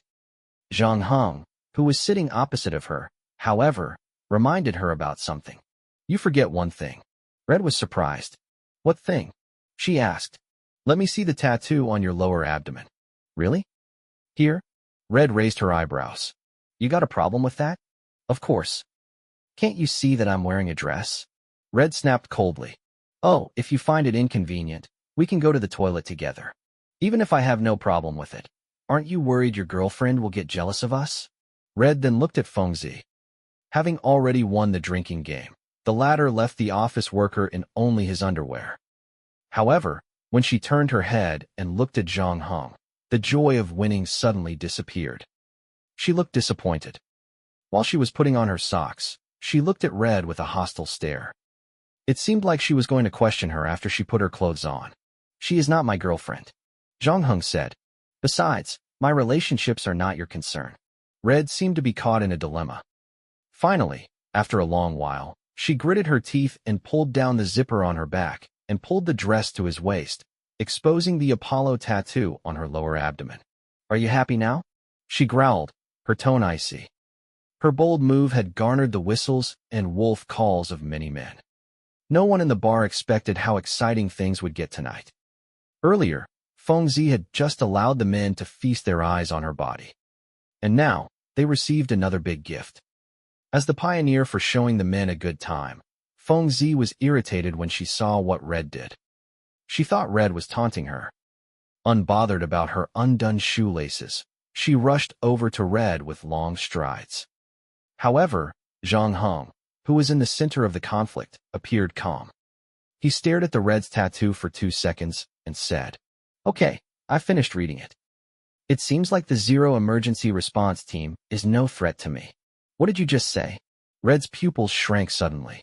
I heard that you are all elites selected from tens of thousands of clones. Their body proportions are supposed to be perfect, and they are not supposed to have extra fat on them. Red sneered. Of course not. I noticed you a long time ago. You sat at one of the few spots in the bar that's out of sight of the snipers. I know that you have a lot of counter-sniper experience in your memory. So choosing this spot upon entering the bar has become your instinctive reaction. Red's face changed slightly upon Zhang Heng's deduction, never expecting her excellent instincts for risk aversion would actually expose her identity. Zhang Heng continued, "You have been keeping an eye on me for some time, right? You might have thought you were stealthy, but I still noticed you observing me. I actually tripped the bartender earlier to see your reaction. No doubt, you've noticed it too. However, you didn't mention it once I sat opposite you. Is it because you didn't want me to find out about your outstanding observation ability? At the same time, you put on an act that you were annoyed by me so I'd underestimate you, right? You have a wonderful imagination. I can't help but applaud you." Red regained her calm after a brief gaffe. "Unfortunately, the tattoo on my lower abdomen proves that you are delusional." "Are you serious about that tattoo?" Zhang Heng asked rhetorically. "You really think I can't tell whether your tattoo has been pierced or is simply a temporary print?" Red's look finally changed this time. She then pulled out a pocket pistol from her inner thigh at an incredible speed and aimed at Zhang Heng's chest. The entire series of moves was done in one go. At this time, the bar's patrons were still applauding her unrestrained behavior. Only a few realized that soon, there would be bloodshed. Unfortunately for Red, her opponent was not an ordinary person. Just as she drew her gun, Zhang Heng had also moved and grabbed a knife on the table. As Red was raising her gun to aim at him, she saw a flash of light. Before she could pull the trigger, Zhang Heng had pinned her hand to the table with the knife. Red growled while enduring the red-hot pain pulsating in her hand. But the next moment, a fierce look flashed across her eyes. She pulled up the knife and slashed at Zhang Heng's throat with it. "It's unwise, using a knife to fight me." Zhang Heng jerked to the side, escaping the lethal strike. His body landed at the seat next to him. Immediately, he grabbed a steak knife from the table. Chapter 986. Knife versus knife. Red forced Zhang Heng back with a knife, but she did not follow up afterward. Instead, she threw away the knife in her hand. Her goal was obvious. Wanting to end the battle with the pocket pistol on the table, she threw the knife at Zhang Heng to buy her more time. However, if one underestimated the power of that throw, the person would have to pay a painful price. In fact, every single member of the emergency response team, starting with the number 0, was a true all-rounder. With a skillful throwing technique, the knife was sent flying at Zhang Heng's heart. It was fast and accurate, and they weren't very far apart from each other either. If Zhang Heng failed to dodge the knife, he could die here. Red was very confident in her throwing skills. However, she also believed that even if Zhang Heng could dodge the knife, he definitely wouldn't stop her from taking the gun. The expression on her face, however, froze the next moment. Zhang Heng did not slow down at all, the steak knife in his hand fluttering and revolving at his fingertips like performing magic. He then caught the flying knife midair. Red stared on with bulging eyes. Highly confident in her throwing skills, almost every known sword skill was programmed into her memory, more than sufficient to help her cope with whatever situation fate threw her way. However, when she looked through her memory, she could not find Zhang Heng's knife play method. In fact, the moment Zhang Heng started to play with the knife, she had failed to identify the skill that Zhang Heng was using. Red instincts shot her neurons with a strong sense of crisis. Reacting almost instantly, she gave up picking the pistol on the table because the plan to block Zhang Heng had failed. In this short half-second, she figured she couldn't pull the trigger before Zhang Heng approached her. So, Red made a decisive decision to kick over the table in front of her. After that, she held onto her injured hand and plunged into the crowd beside her. And it was not until then that the onlookers in the bar realized what had happened. They did not expect that the scene that looked like a young couple arguing with each other would eventually turn into something so bloody. The moment Red took out the pocket pistol from her thigh, the situation went completely out of control. After Zhang Heng pinned Red's hand to the table with a knife, Red pulled out the knife to throw at Zhang Heng. The entire bar had plunged into chaos. None of them knew who they should help. However, Red, as a female, still had the advantage at this time. After all, Singularity was mostly a male-dominated bar. When men didn't have a clear idea of what was going on, they'd usually take the women's side. There were several strong men prepared to pin Zhang Heng on the ground. Feng Zi was taken aback, and the sorrow on her face had disappeared. Not only did she show no fear, but she looked rather happy. This time, she got even more excited when she looked at Zhang Heng. Since there were too many people in front of her, she took a lot of time to squeeze through the crowd. Fortunately, after all that, she finally managed to get closer to Zhang Heng. Just as she was about to open her mouth to say something, she realized that she had lost track of Zhang Heng, and he was nowhere to be seen. Feng Zi rubbed her eyes hard and took a good look at her surroundings again. Zhang Heng had indeed disappeared right in front of her. Just like her, the few drunkards who were prepared to pin Zhang Heng down were left baffled too. Everyone was looking around, trying to spot Zhang Heng. Suddenly, Feng Zi's heart tightened. She was worried that Zhang Heng would take the opportunity to leave the bar at this time. Tonight, she finally found the kind of adventure that she dreamed of, and her woman's intuition told her that Zhang Heng was a man with many stories to tell. The last thing she wanted was to let go of him so easily. Feng Zi had no idea that when she looked around anxiously, trying to find Zhang Heng, a figure quietly approached her from behind. As soon as Red rushed into the crowd, she took off her wig and stuck a paper-thin mask on her face. Of course, such a disposable mask would be useless upon closer inspection, but it proved extremely useful in such a chaotic environment. After that, Red took off her red dress and wore it inside out. The red dress had now become a black dress, allowing her to blend into the crowd completely. After doing all that, she tore off the corner of her dress and wrapped it around the wound on her right hand to stop the bleeding. Finally, she let out a sigh of relief. Strictly speaking, Red didn't engage in close-quarters combat with Zhang Heng. As a member of the Zero Emergency Response Team, Red had a considerably potent close-quarters combat skill, typically resorting to this method in such a situation. However, after she witnessed Zhang Heng's swordsmanship, she had to admit that her confidence was shaken.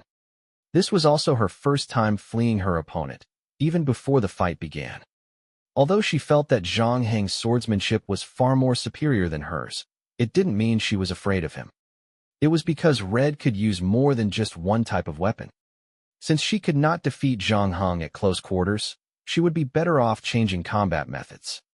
Such was the forte of the emergency response team. Each was equipped with dozens of combat skills, allowing them to deal with all situations with relative ease. Then, a chaotic bar situation was undoubtedly the most suitable place for a killer to execute their task. After a deep breath, Red had already switched herself into killer mode. However, she also realized that she had lost track of Zhang Heng. Just like her, Zhang Heng also took advantage of the crowd to hide. Despite all that, Red was in no rush. She had a way to force Zhang Heng to show up. Red then quietly walked behind Feng Zi. To draw their targets out, most killers usually set up a decoy. Thus, Red now intended to turn Feng Zi into her decoy. Although she wasn't sure what relationship Zhang Heng and Feng Zi shared, the two obviously knew each other. Hence, it meant Zhang Heng would definitely care about Feng Zi's life and death. It was more than enough for Red. She had already grabbed a table knife when she passed by a table. As Red crept closer, she planned to stab Feng Zi's belly with the table knife. The specific spot that she wanted to stab was the upper left side of the abdominal cavity. If it went well, the knife should rupture the spleen and cause hemorrhage. At that time, Feng Zi would cry for help and lose consciousness for a short time. She believed that as long as Zhang Heng was still in the bar, such an incident would definitely attract his attention. By that time, Red would have figured out Zhang Heng's position. In such a short time, Red had cooked up an entire plan in her mind. Soon afterward, Red got closer to Feng Zi. When she quietly raised her knife and aimed at Feng Zi's spleen as planned, she felt a small knife touching her neck. Red did not know when the knife appeared on her neck. When she reacted, her neck had already been slashed. After that, she heard Zhang Heng's voice again. I told it's not the wisest idea to use a melee weapon to fight me. Zhang Heng paused for a while and added, it's the same with assassination. Chapter 987.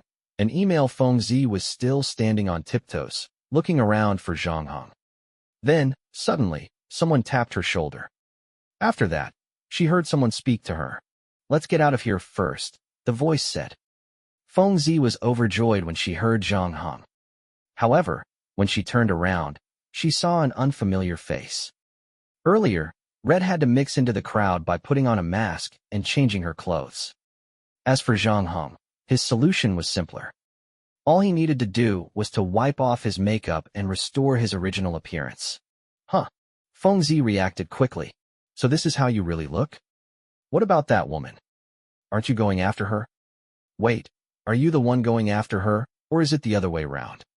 By the way, are you guys assassins? This matter has nothing to do with you. Just leave this place, go home, and have a good night's sleep, Zhang Heng said. The moment she heard Zhang Heng asking her to go home to have a good sleep, Feng Zi regained her energy. Sure, let's go to bed now.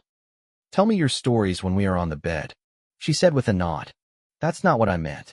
Zhang Heng was speechless. Although Red was dead, Zhang Heng didn't lower his guard. On the contrary, he knew he was in serious trouble tonight. The emergency response team came here, pretending to be the courier to ambush him. However, after seeing the tattoo on Red's body, Zhang Heng realized that his enemies had figured out the exact time and place of the transaction, as well as the characteristics of the courier. It meant the details of the transaction must have been leaked to the enemies in advance.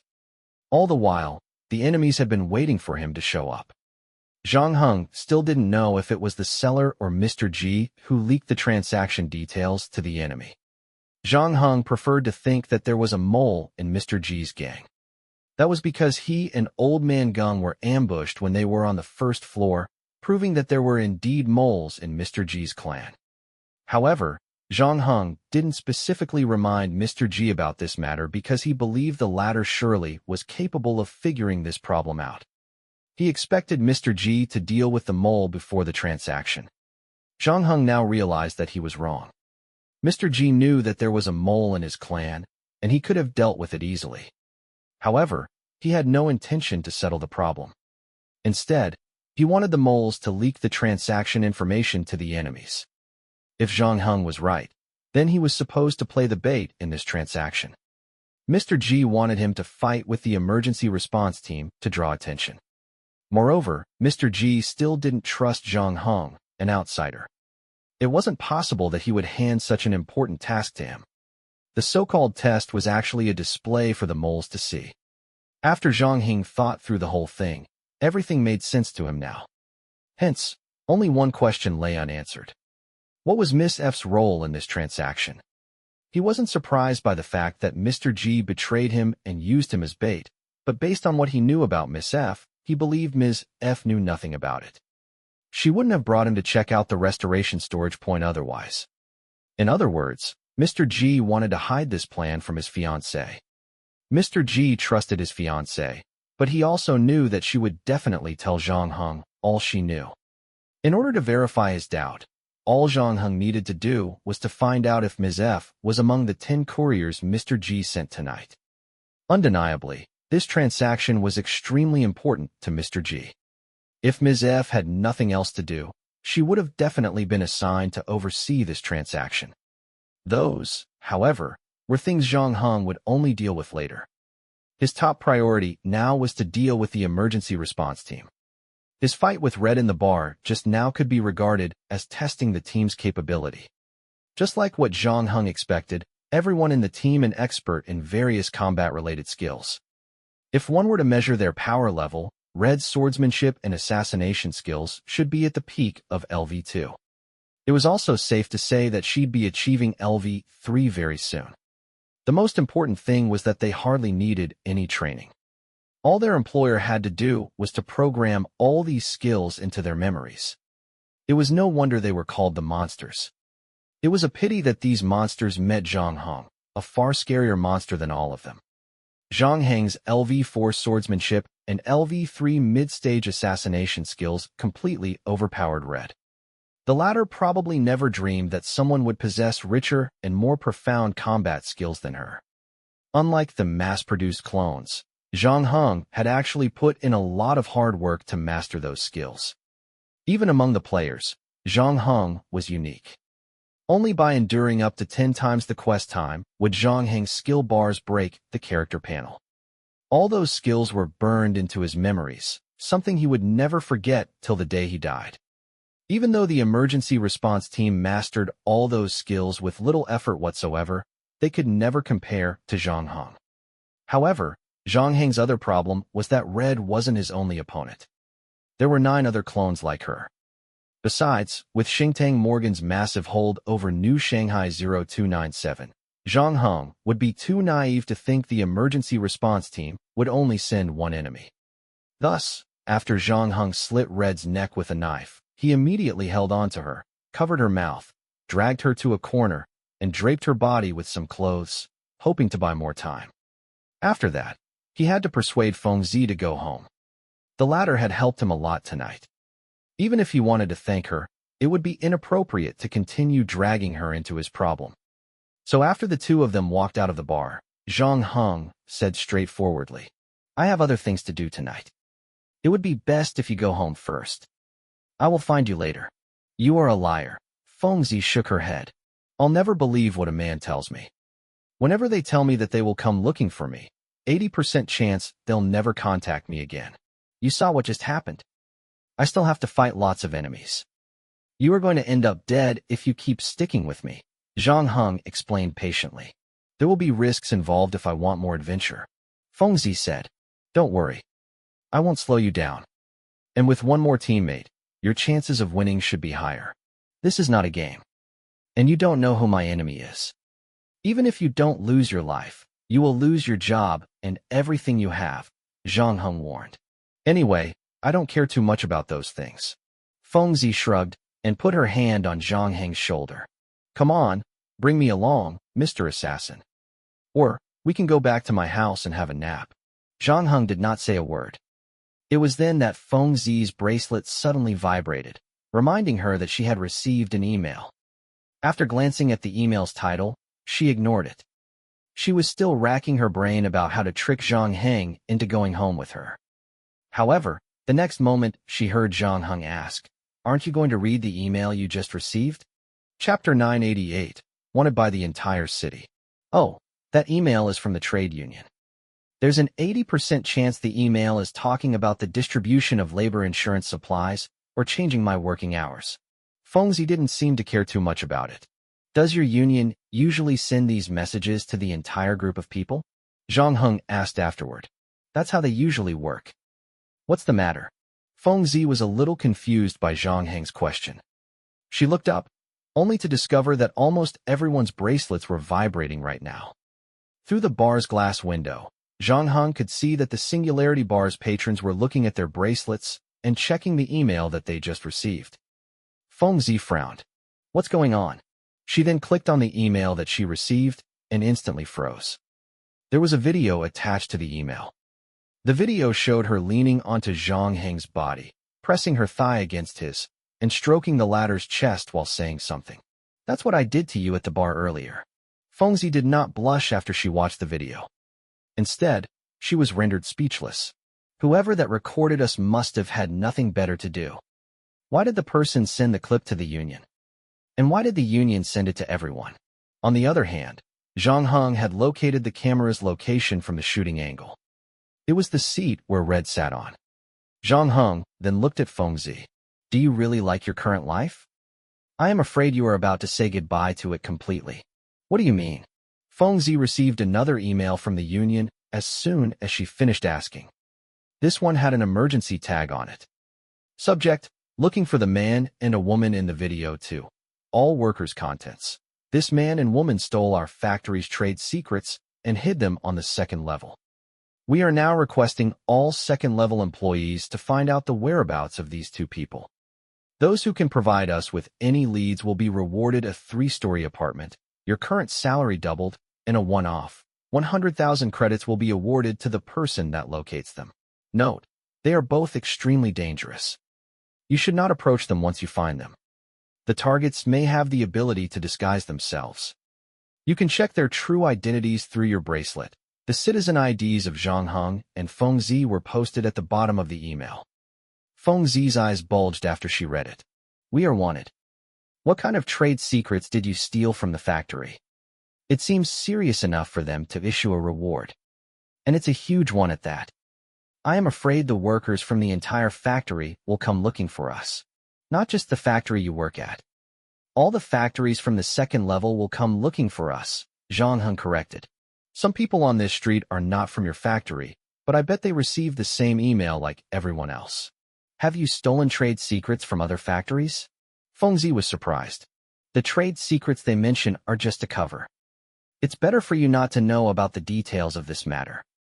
Also, we'd better leave here now."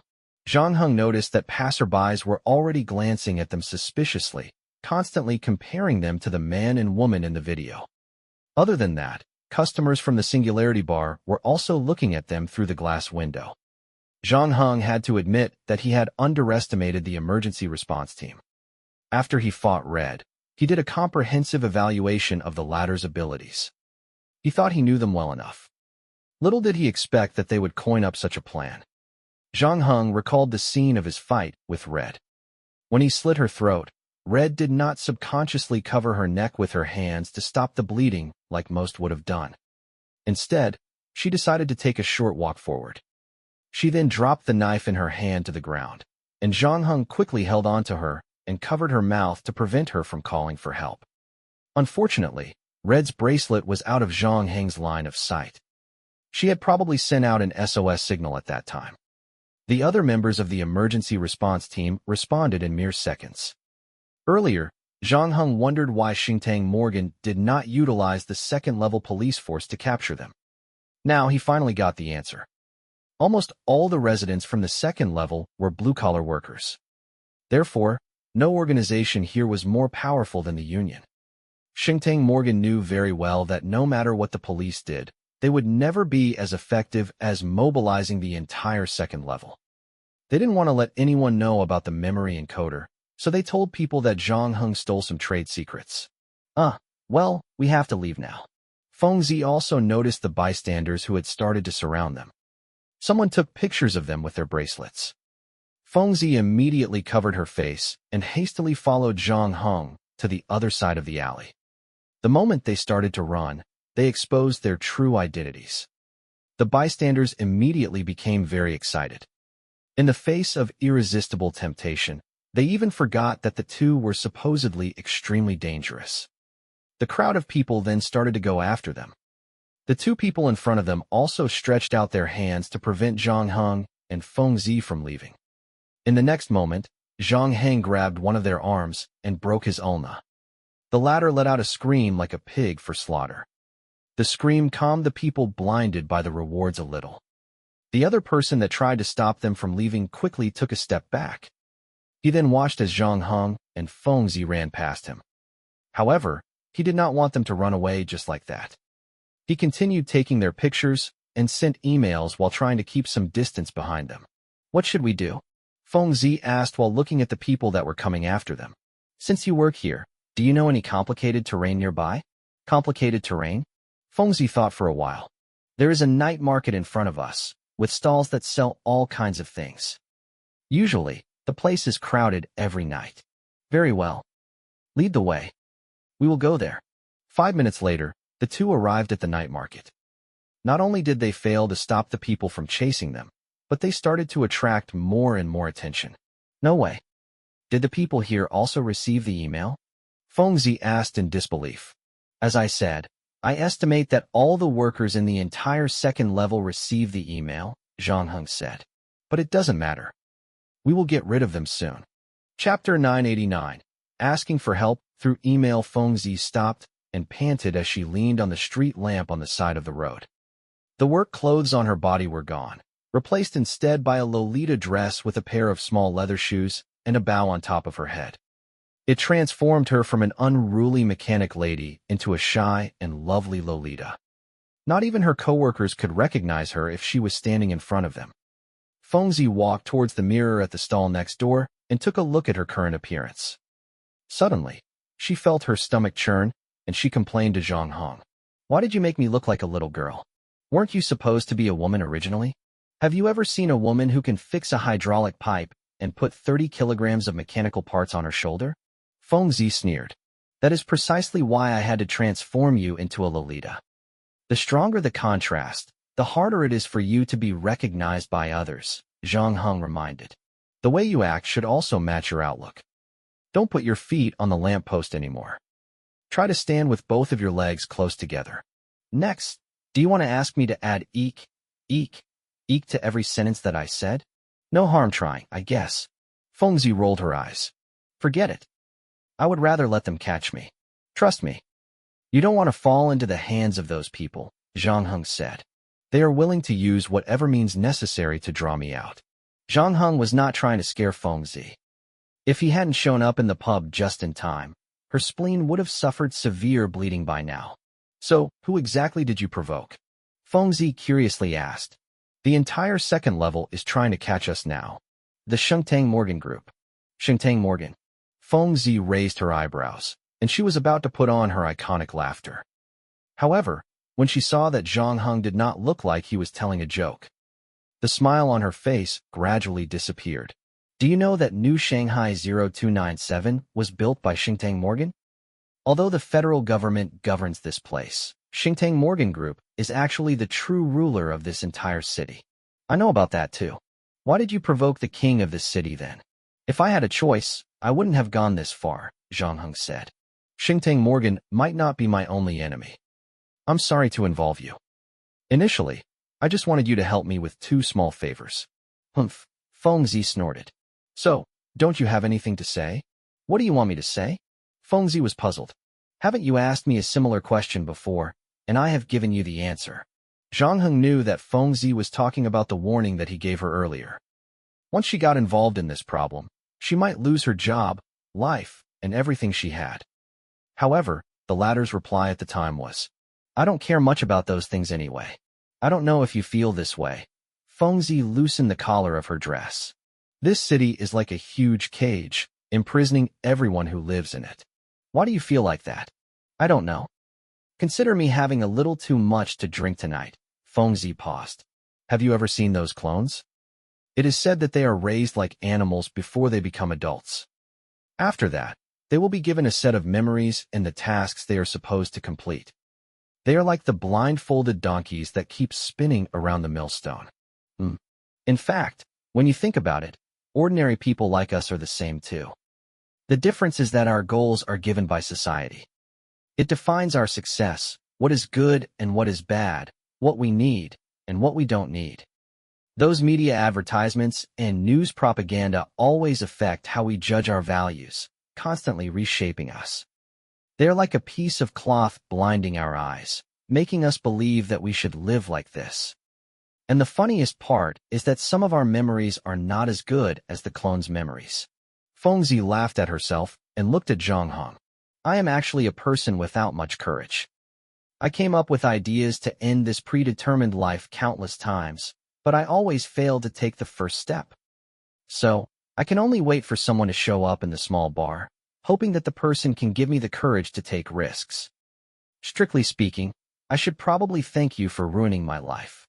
I did more than just ruin your life, Zhang Heng said. You really got into big trouble this time. If we can't solve this, not only will you fail to return to your original life, but it will also be impossible for you to start a new one. Feng Zi was taken aback. Is it really that serious? But I didn't do anything. All I ever did was flirt with you in the bar.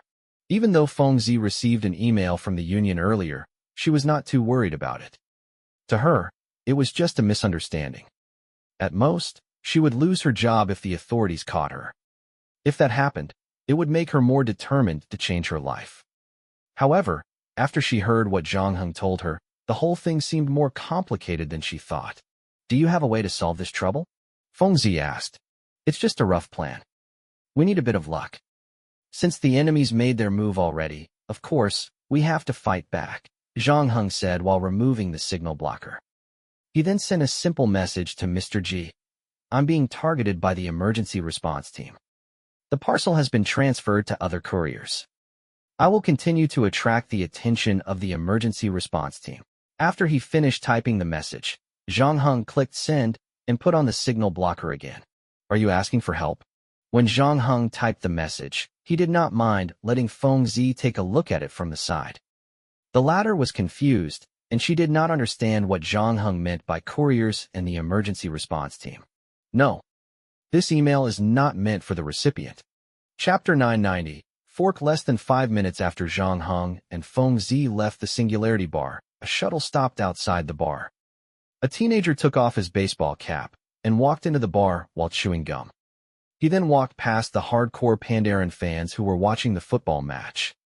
Not saying hello to anyone, he directly walked towards a corner on the west side, where a person was sleeping on the deck. The noisy environment in the bar did not seem to affect his sleep at all. Even though there were many people around him, he still managed to sleep soundly, and he even covered his head with clothes. The boy in the baseball cap stretched out 2 fingers, clamped the collar with it, and removed the clothes from the person that was sleeping, revealing Red's body underneath the clothes. The latter's eyes were open, and an angry look of disbelief was permanently plastered on her face. TSK. TSK.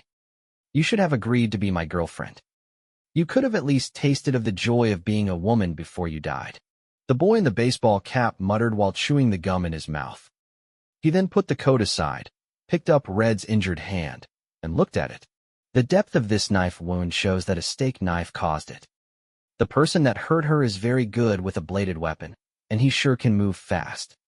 There are wounds on her index finger too. It looked like she was pierced by the knife when she wanted to grab the gun. The opponent that she encountered was unexpectedly fierce, and he showed no mercy even to a beauty like you. The boy in the baseball cap paused for a while and said, and this outfit on her. After she was hurt, she realized that she was not powerful enough to defeat his enemy. So, she planned to blend into the crowd immediately. It seemed like she managed to pull that off successfully. When it comes to the assassination skill, it looked like she was no match to her enemy as well. The boy in the baseball cap raised his red chin as he said, and his eyes finally moved to the wound on Red's throat. Oh, that's a merciless slash. Not even our captain could pull off such a clean kill. It is no wonder Red had such a look on her. Red, I don't think you expect to face someone so powerful here. You turned from a hunter to prey. The captain had already told you that your pride would kill you sooner or later. You should have wiped your memory for good. Look what happened to you now. Your life is gone because of your pride. Well, this is how it ends. Dead, unhappy, and useless. Come on, let's take a selfie. Although you have never admitted it, you are still my first love. The young man leaned his body against Red's chest and deliberately pulled down the latter's dress to show her cleavage. After that, he made a V gesture and pressed the camera button on his bracelet. Almost at the same moment, he received a call request. The boy in the baseball cap accepted the call, and a deep voice came from the headset. What's going on? What happened to 6? It's a pity that she is dead, but the good news is that she didn't refuse to take the last photo with me. Don't talk nonsense. I want something useful. The voice on the other end of the bracelet did not speak in a harsh tone. However, the boy in the baseball cap changed his previous frivolous attitude and said seriously, "The enemy is a master at using a bladed weapon, and his attack was fast and clean." However, the two did not fight for too long, and 6 made a quick decision to get away from her opponent. This shows that the gap between the two is probably large. The wound that caused her life was the wound on her throat. Her throat was slit by a knife, a classic, typical way for an assassin to eliminate his target. The expression on 6's face is wonderful. It meant she didn't realize that her opponent had gotten closer to her before her throat was slit. A master? He is absolutely a master. Number 6 won the jackpot, said the boy in the baseball cap. The time of death was probably, 10 minutes ago. In other words, the man that killed her hadn't gone far yet.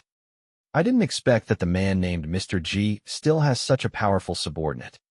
This man is even better than the woman named F. The captain, on the other end, did not make any comments. Instead, he said, "Got it. I received a message from the union saying that they are moving in the direction of Wufang Street. There is a night market there. I think they are heading there to get rid of the people going after them." Understood. I'll go there and check it out, Captain. The boy with a baseball cap responded respectfully. Yes. Remember not to mess around, and don't make any rash moves. Number 7 and number 5 will rush there to meet you soon. Understood.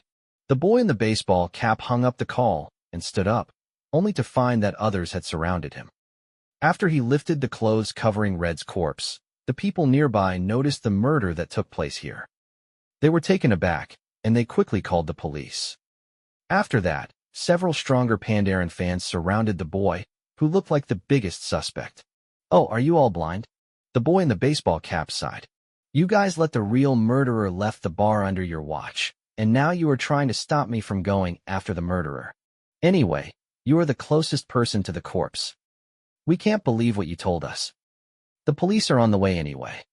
Why don't you wait until the police come here and explain to them that you are innocent? If you are right, the police will naturally let you go." The owner of the bar walked out from behind the crowd and said, "That's a reasonable proposal." The boy in the baseball cap nodded. However, he changed the conversation's direction immediately. "But I don't have time to play this game with you guys." After speaking, he grabbed a fork from the table and looked at it twice. "Now, I am politely requesting you to make way for me. What if we don't?" The boss asked. "Are you going to kill everyone in the bar with this fork?" Everyone was laughing at the threat that he made. "I won't go as far as to kill you guys, but it will help you guys learn a lesson." After the baseball cap boy finished talking, he blinked at the bar owner. "If it hurts too much, remember to shout it out." At the next second, the fork in his hand had already penetrated the bar owner's thigh. After that, the boy in the baseball cap pulled out the fork and used it to stab the person's fist that was coming at him. One after another, the people in the bar started to scream. Within 10 seconds, more than a dozen people were hurt by the young man in a baseball cap. Immediately, the rest of them retreated after witnessing how bad the situation turned out. Finally, they made their way and let him leave. The boy in the baseball cap shook off the drop of blood on the fork, looked at the bar owner who was lying on the ground, holding his thigh, and asked, "Why?" The latter was quite tough. He was the only one that did not scream. However, he did not dare to talk back this time. The boy with the baseball cap walked past the crowd to the bar entrance and put down the fork on the table. He then smiled at the people behind him. "Thank you for your hospitality. Hope we will meet soon." Chapter 991 Stakeout. What should we do next? Feng Zi asked Zhang Heng after he sent the email. "Give me your bracelet." Although Feng Zi was a little puzzled, she still took off her bracelet and handed it to Zhang Heng. He then put her bracelet on his wrist, right next to his. It was close enough for the signal blocker to cover both bracelets. "Let's find a safe place first," said Zhang Heng. "Okay. We can go back to my house or my sister's house," Feng Zi suggested after thinking for a bit. "No. Your ID is already in their possession, which also means that they have all your information. In other words, you can't go back to your home, your sister's house, or your colleagues' and friends' place. Besides, Zhang Heng paused. It's you. Not us. I still have things to do. I'm going to send you over first. Wait. So, you want me to find a place to hide like some useless heroine in a cliché movie? After that, I'm supposed to wait for everything to be over and show my face 5 minutes before the finale. Then, I will need to act all surprised and welcome you home, overjoyed and all. No, I don't want that. I can help you. Didn't you rely on me to help you make everyone take off their shirts in the bar? Fengzi asked. Being a useless heroine is better than dying. And the situation is different this time. The next battle is going to be a big one. I may not be able to protect you. The good news is that I don't need your protection. You haven't come to the second level before. That means you are unfamiliar with the streets here, and you don't know anyone here. I don't know what you want to do next, but I'm pretty sure you'll be needing a trustworthy local to help you with the directions. And that person is me. Fengzi pointed at her nose. Zhang Heng hesitated for a moment and finally made a concession. That was because Fengzi was right. Having a local by his side could indeed increase the success rate. Okay. But you have to promise me that you will do exactly what I tell you. No problem. Fengzi quickly agreed. What do you want me to do next? We still have to find a safe place to make it our safe house, Zhang Heng said. So that if we are somehow separated, we can meet at the safe house. I understand, but we have to go back to my factory before looking for a safe house, Fengzi said. You just agreed to do as I said. Zhang Heng raised his eyebrows. Yes. I didn't violate the agreement. I just made a small modification.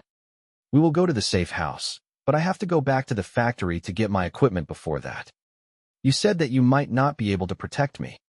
So, I have to find a way to protect myself. Fengzi blinked innocently. Are those equipment important to you? They are very important to us. Those are the tools that I made myself. Believe me, those tools will definitely be of use. And it won't take too much of your time to take a trip to the factory. At this time, all the workers have left the factory.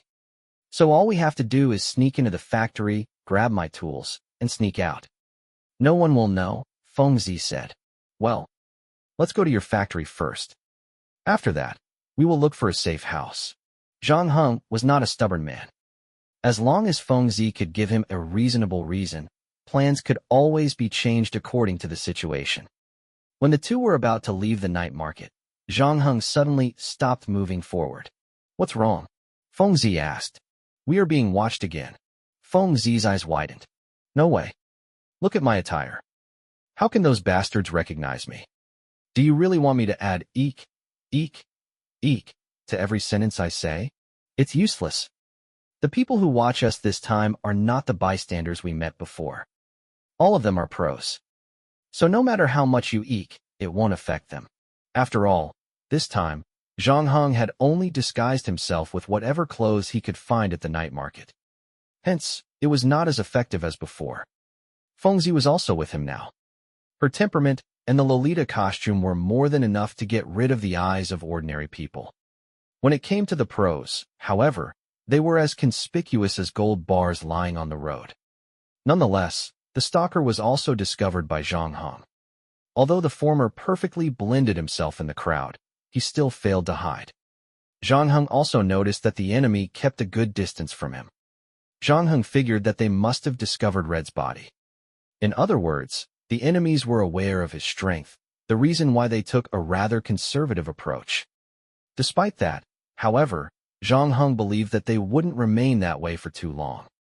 Judging from the way the enemies watched them and hid, Zhang Heng realized that the person could also be a member of the emergency response team. After all, the emergency response team had the numbers advantage. Even if many couriers needed dealing with, only a couple could bring them real trouble. That meant their advantage in numbers would still help them efficiently achieve their goal. The enemy had not attacked them, probably because he was waiting for his partner. What should we do? Do we have to move places? I know a crowded place not far from here, Fengzi proposed. No. No matter where we go, it is going to be difficult for us to get rid of that guy, Zhang Heng said. According to the original plan, I remember another alley at the other side of the bar. Yes, but the alley leads to a school. I don't think there's anyone at the school. Great. We shall go there. The boy in the baseball cap noticed that his targets had suddenly quickened pace, and his heart clenched a little. Had he been discovered? However, they seemed like they were in a rush somewhere, and he did not see Zhang Heng and Feng Zi turning their heads around to check on him. Since they were about to leave the night market and the crowd had become less dense, the boy waited again for good measure. It wasn't until the two parties were 30 meters apart that the boy quickly followed them. The boy cautiously tailed them for about a mile. After a while, Zhang Heng and Feng Zi didn't seem to realize that he was following them, and he believed that they were genuinely in a rush somewhere. So the boy followed the captain's orders and updated his latest status in the chat group. When Zhang Heng and Feng Zi disappeared at the entrance of an alley, the boy hesitated for a moment. He then lowered the brim of his baseball cap, pretended to be a passerby, and walked towards the alley. Chapter 992, Professional and Cautious. The boy in the baseball cap walked steadily to the alley and glanced with the corner of his eyes. He felt a little surprised because Zhang Heng and Feng Zi had disappeared. The boy was taken aback, not expecting to come across such a circumstance. However, being a professional, he quickly composed himself, raised his head, and looked at the school in the distance as he stood in the dark. Just when he thought if he should get closer, he received a message from the group chat. Number 7 and Number 5 were coming to assist him. As they asked for his coordinates, they also told him that they would get to him within a quarter of an hour. So the boy immediately sent the address of the school to his allies. After that, he opened the navigation application and checked the nearby street map. He realized that the school had 2 doors. The side door was facing the alley while the other was facing the main road. The boy frowned. Judging by their actions, he quickly figured out the duo's plan. They wanted to pass through this school, enter through the side entrance, and leave by the front door. This was indeed a handy method to get rid of pursuers. However, it did not mean that they realized that someone was following them. Precisely, it was an effective way to get rid of any potential stalkers. The boy knew that Zhang Heng's stealth ability was excellent after he examined Red's body. Hence, he was not surprised that his opponent would also possess anti-reconnaissance awareness. If Zhang Heng behaved normally, the boy would think that he had been discovered. Now, he had to face another problem. Knowing that Zhang Heng and Feng Zi were going to use the school to get out of their sticky situation, he thought whether he should obey the captain's orders, which was to stay here to wait for Number 7 and Number 5, or go after them himself. He did not hesitate for too long before he made a decision, swiftly deciding to enter the alley after them. Zhang Heng and Feng Zi might be gone by the time Number 5 and Number 7 got here.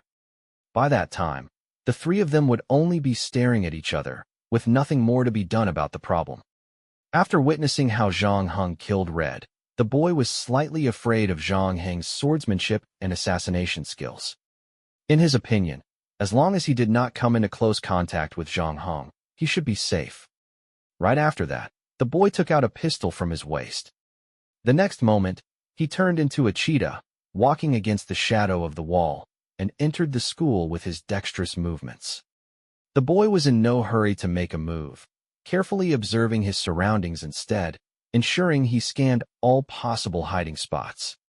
After that, he designed the best route he could take in his mind. The route allowed him to avoid all the potential hiding spots as much as possible. He also had to confirm he had enough time to pull the trigger if he got ambushed. On the rooftop of the teaching building, Zhang Heng and Feng Zi, lying on their stomachs, witnessed a magical scene. They saw the boy in the baseball cap trotting along, turned sideways, stood up, and looked around. With a gun in hand, he barely walked in a straight line.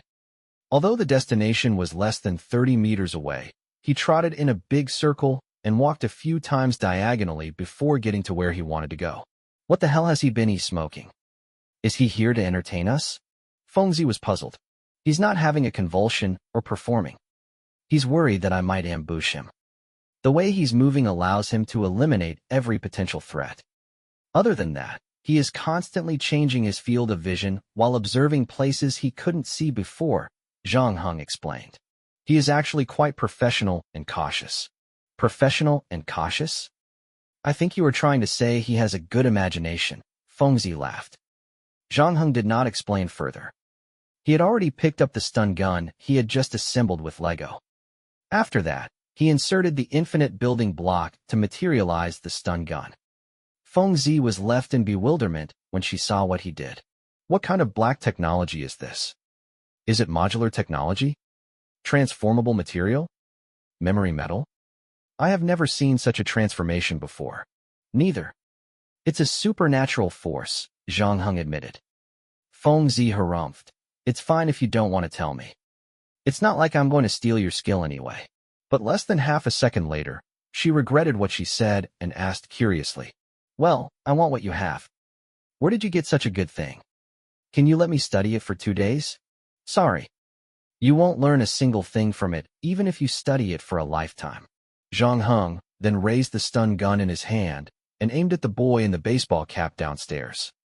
Just before Zhang Heng pulled the trigger, the boy fell to the ground. Did you manage to hit him? Fengzi asked on the side. Before she finished speaking, Zhang Heng pushed her down, and the guardrail in front of them was hit by flying bullets, creating a string of sparks. Fengzi inhaled sharply, asking, how did he know we are hiding here? The reflection of my gun barrel probably exposed our spot. The moon at the second level is quite bright, Zhang Heng said. Just because of that small reflection, he managed to find out where we hid? Earlier, Fengzi thought that the boy was acting funny, but she dared not underestimate him anymore. With wide eyes, she stammered, what kind of marksmanship is that? As soon as she finished, she saw Zhang Heng lifting the stun gun. He bent down, walked to the fire ladder, saying, wait for me here.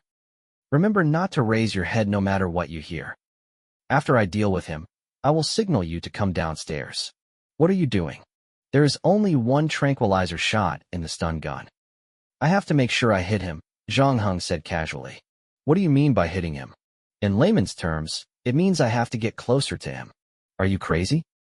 Didn't you see how he was shooting? He almost killed us. Fengzi could not understand why Zhang Heng had to take such a deadly risk. First, there was only one bullet in the stun gun. Then, considering the enemy's remarkable marksmanship, and since the tranquilizer round was more powerful than an actual bullet, the best thing they could do right now was to stay and wait for the enemy to come upstairs. However, Zhang Heng knew that the emergency response team had more than 2 members. Don't worry. I can handle him. Zhang Heng climbed down the fire ladder. Not long afterward, Fengzi, on the rooftop, heard a few gunshots again. Every gunshot made her more and more nervous. However, she still remembered Zhang Heng's warning. So, she resisted the urge to lift her head to check them out. After that, she heard the gunfire getting more intense on the first floor. Half a minute later, the gunshots stopped. Fengzi's heart crunched up in a bunch, wondering if Zhang Heng was dead or alive. Chapter 993. Aiming assistance. Zhang Heng jumped off the fire ladder with his stun gun on his back. He then lowered himself in front of the window in the corridor, raised his head, and looked downstairs. In a split second, he ducked again. Almost as soon as he lowered his head, a bullet shattered the glass in front of him and hit the painting display wall behind him, leaving a hole behind. During the previous fight in the bar, Red's hand was pinned on the table before she could grab the gun to shoot Zhang Heng. After that, she tried to grab the gun with her other hand, but it was a failed attempt too. In the end, she resorted to assassinating Zhang Heng. Unfortunately, she did not get to showcase her marksmanship. During this battle, Zhang Heng witnessed for the first time the marksmanship of the emergency response team members. It seemed the baseball cap boy's marksmanship had reached the peak of LV2, and he was close to getting to LV3. With more than decent reflexes and accuracy, Zhang Heng realized that the enemy's aiming speed was quicker than his. It was not something a human could pull off. Zhang Heng was now located on the 4th floor of the elementary school building. The entire floor had more than 30 windows facing the side.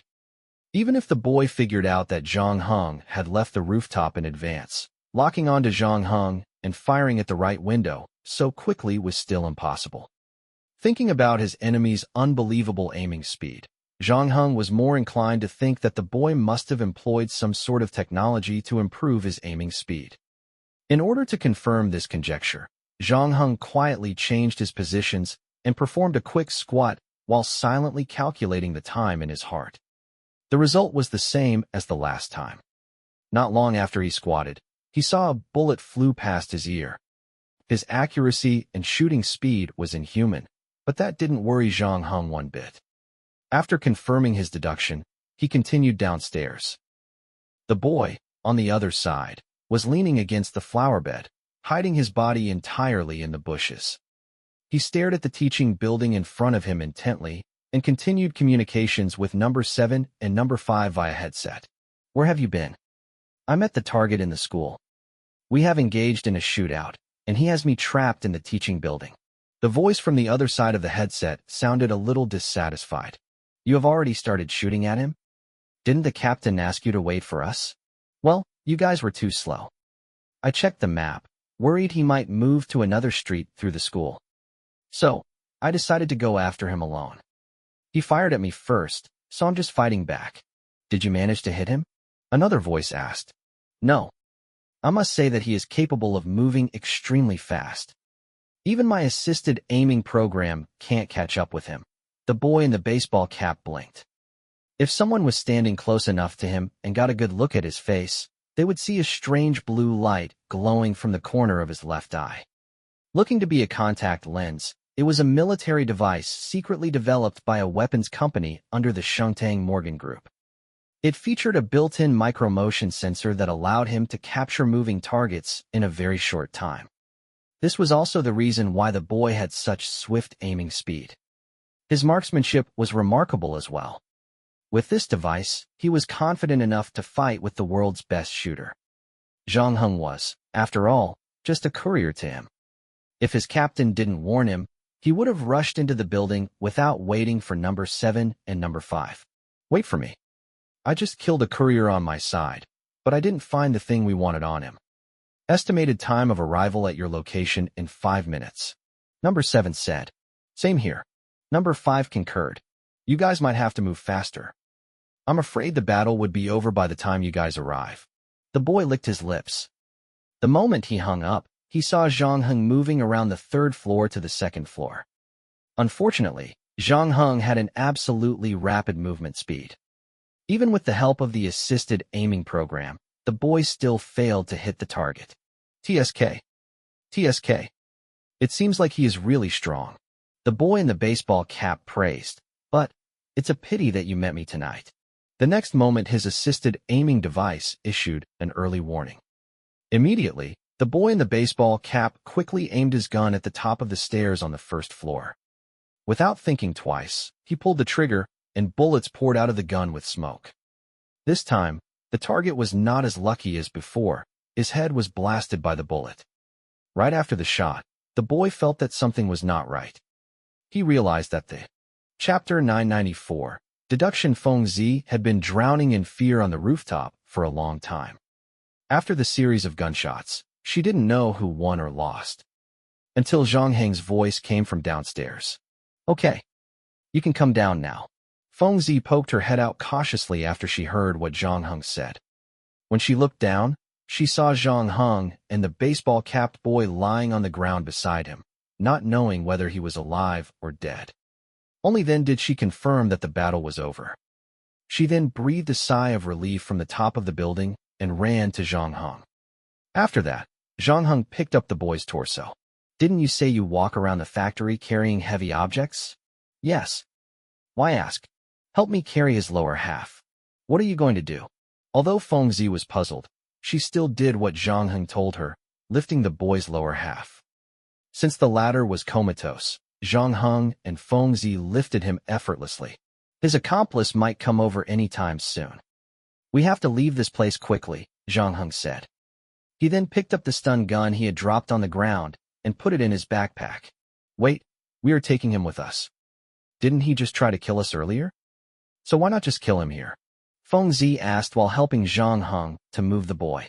"He'll be of use to us if we keep him alive." That was why Zhang Heng had assembled a stun gun using the infinite building block instead of a sniper. If Zhang Heng used a sniper rifle to fight, the battle would have ended long ago, regardless of whether the enemy had an assisted aiming device or not. He can be useful. Well, if all goes well, I have to get in touch with the people who rely on him. Let's go and find a car first. Then, after we put him in the trunk, we will go to your factory to get your stuff. The moment Zhang Heng and Feng Zi left the school, another figure came from outside. Looking like a rugby player, the man didn't step into the school right away because he had tried to contact the boy half a minute ago. The boy, however, had failed to answer his call. At the same time, the school was eerily quiet, making him more and more anxious. The rugby player finally chose to stay at the school gate. 2 minutes later, another taxi stopped in front of him, and a man in a suit came out. The latter slammed the door and rushed to the rugby player. "What's the situation now?" he asked after a nod. "Lost contact with number 9, and there's no movement inside the school. I suspect number 9 has been killed by the enemy," the rugby player announced solemnly. "Who the hell is that guy? Is he really that powerful? He killed 2 of us, one after another." A look of surprise appeared on the face of the man in the suit. The emergency response team rarely suffered casualties since its establishment, let alone the loss of 2 members in a single operation. The rugby player was a little unhappy. The captain explicitly warned number 9, telling him to wait for us before making any moves. His worries were not without reason. This school has 2 gates. If he just keeps an eye on one, the target might escape through another door. "I heard that the guy's ability for disguise is exemplary," the man in the suit bemoaned. "Number 9 is not stupid either. Since he knows his opponent is an excellent swordsman and assassin, I'm sure he'll be well equipped before dealing with such an enemy. Isn't he carrying the new military device? When it comes to the gun, no one is a better marksman than him." While the man in the suit talked, he had already drawn his gun. The rugby player, too, drew his weapon. After knowing what happened to number 6 and number 9, they became extremely wary when entering the school. It took them a full half-hour to search the entire school, including the balcony and playground. After they confirmed that no one besides them, they stopped in front of the flower bed where the baseball-capped boy once hid. After they took a look at it, the man in a suit received a call from the captain. The latter answered the phone and reported, "Number 7, and I have reached the place and completed the preliminary investigation. Looking at the traces that we found at the scene, number 9 was fighting with our target." The man in the suit hesitated when he said that. "Spill it," the captain on the other end of the phone asked. "I don't know if it's appropriate to say what I want to say. Strictly speaking, we only found traces of number 9 firing his gun here. From the rooftop to the first floor, his opponent did not seem to have fired any shots. He was hiding most of the time. Number 9 did most of the shooting at the entrance of the first floor. We suspect that they fought there. However, something is not right." "What do you mean by that?" "The latest set of footprints are found on the south side of the teaching building," the captain on the other end of the phone said casually. "This is not surprising. The target has been hiding on the south side of the teaching building. He might have used his companion or something as bait to make number 9 to shoot at the stairway. After that, he came out from the south side of the teaching building and killed number 9. After all, number 9 relied on his assisted aiming device too much. Although the emergency response team captain did not come to the scene, he came up with his deduction based on the information provided by the man in the suit. After hearing it all, the man in the suit and the rugby player came to a realization. The man in the suit continued. "No blood was found on the first floor. I don't think he used the woman named Fengzi to bait him. Number 9's position was quite a distance from the south side. Even if he was misled once, he should be able to react before the enemy attacked him. So, it seems that there can only be one explanation. The opponent used a non-lethal, long-range weapon against him. If this is the case, we won't know whether the enemy's marksmanship is good or bad. His marksmanship is remarkable," the captain who had been listening said. "There is no doubt about this. A poor marksman wouldn't have figured how to use the assisted aiming device, fight number 9. The captain's explanation shocked the man in the suit and the rugby player. Doesn't this mean that the target's swordsmanship, assassination skills, disguise ability, and marksmanship are excellent as well? Who is he? A veteran that defected from the emergency response team? Not that guy. The captain went silent for a moment, not seeming to have any intention to explain more. He then paused and said, "You guys should come back first. Don't go after him for the time being to avoid meaningless casualties. Number 3 and number 4 have blocked the station, and they are monitoring it. He can't escape. Let's kill all the other couriers first. After that, we will deal with him together." Chapter 995, Feng Zi's travel bag. As Zhang Heng stood guard for Feng Zi in the car, he simultaneously looked out for any suspicious people behind the factory. 10 minutes later, Feng Zi carried a big travel bag and walked toward the iron fence. "Why are you looking at me? Come and give me a hand." Feng Zi waved at Zhang Heng. She then lifted the travel bag with all her strength and threw it over the iron fence. After that, she quickly climbed over it. Zhang Heng then walked out of the car and lifted the travel bag that Feng Zi tossed over the fence. The moment he lifted the bag, his entire body was drawn towards the ground. It must have weighed at least 20 to 30 kilograms. No wonder Feng Zi was sweating profusely. After that, Zhang Heng put the travel bag in the back seat. By that time, Feng Zi had already climbed over the iron fence and had landed on the ground. She then wiped away her sweat with her Lolita dress. "What's in it?" "The handheld computer you wanted. And the rest of it is small things that I made and repaired during my break. I used all kinds of scrap electrical parts as material for those items." Feng Zi got into the car, opened the travel bag, and took out a radio and a round coin before throwing it to Zhang Heng. "This bug has a range of 50 meters. Then, Feng Zi took out a palm-sized metal box. "This smoke generator can be used as a smoke bomb. It takes a while for the smoke to generate. This device has a built-in battery and doesn't have to be connected to a power source. And this is a heat inducer device. I made it from scratch too.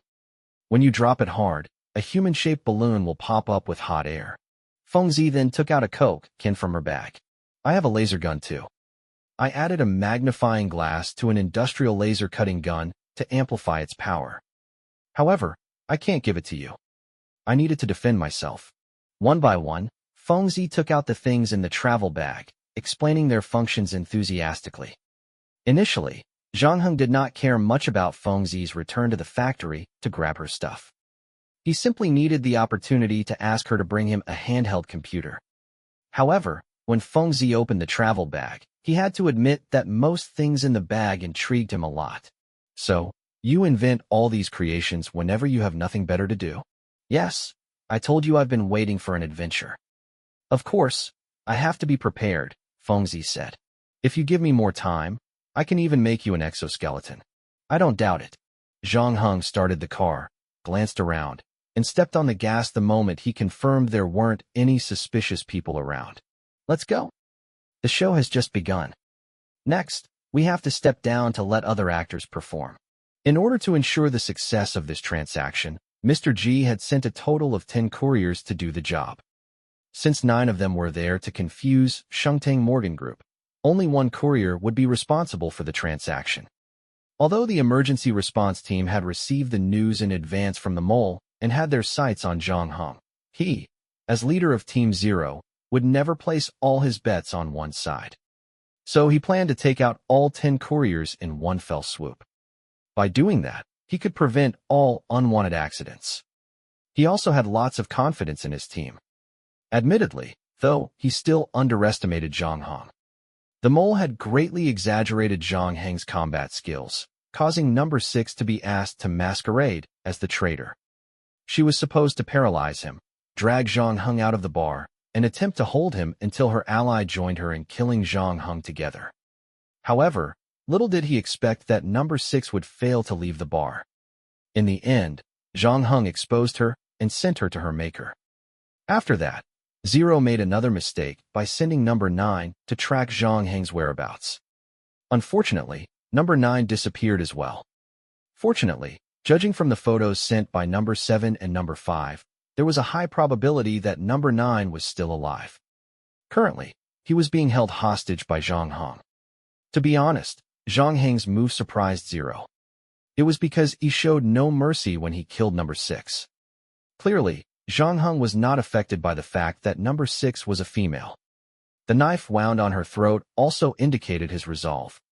In the subsequent battle at the school, however, Zhang Heng behaved differently. Risking getting shot, he approached number 9 just to capture him. The change in attitude puzzled Zero a little. Then, when he thought of the email that he intercepted earlier, something came to his mind. In the end, he ordered number 7 and number 5 to stop investigating the disappearance of number 9 and deal with other couriers first. With help of the Union's powerful influence, they managed to locate and kill 5 couriers in less than half an hour. Those 5 couriers were pretty good, but way weaker than Zhang Heng. None would defeat the emergency response team members if they had a 1 versus 1 battle. In the end, 4 were killed, and 1 was severely wounded. After being tortured, the ailing courier did not live long as well. Although they still failed to get their hands on their targeted item, the emergency response team had temporarily sealed off the central shuttle station on the 2nd level. Therefore, Zero believed that it was only a matter of time before the real courier would be caught. On the other side, Zhang Heng had found a temporarily unoccupied apartment with Feng Zi's help. They decided to use it as a safe house. The apartment belonged to her ex-colleague's boyfriend, and since the latter now worked on the 3rd level, he would only return on Wednesday and Friday. Considering he wasn't here today, and that Feng Zi and her colleague used to come here for hot pot, she decided to borrow this place temporarily. Feng Zi looked around and confirmed that there was no one around. She then took out something like a barcode scanner and swept it across the apartment's door. The next second, the doors on both sides of the apartment opened automatically. After that, Zhang Heng made the tranquilized baseball-capped boy look like a drunkard, carried him, and walked into the apartment with Feng Zi. The 3 rode the elevator to the 11th floor. Feng Zi did the same and opened room 1105. Finally, it was a little safer for them. She closed the door and turned on the light, while Zhang Heng put the boy on the carpet and checked the rope he tied on him.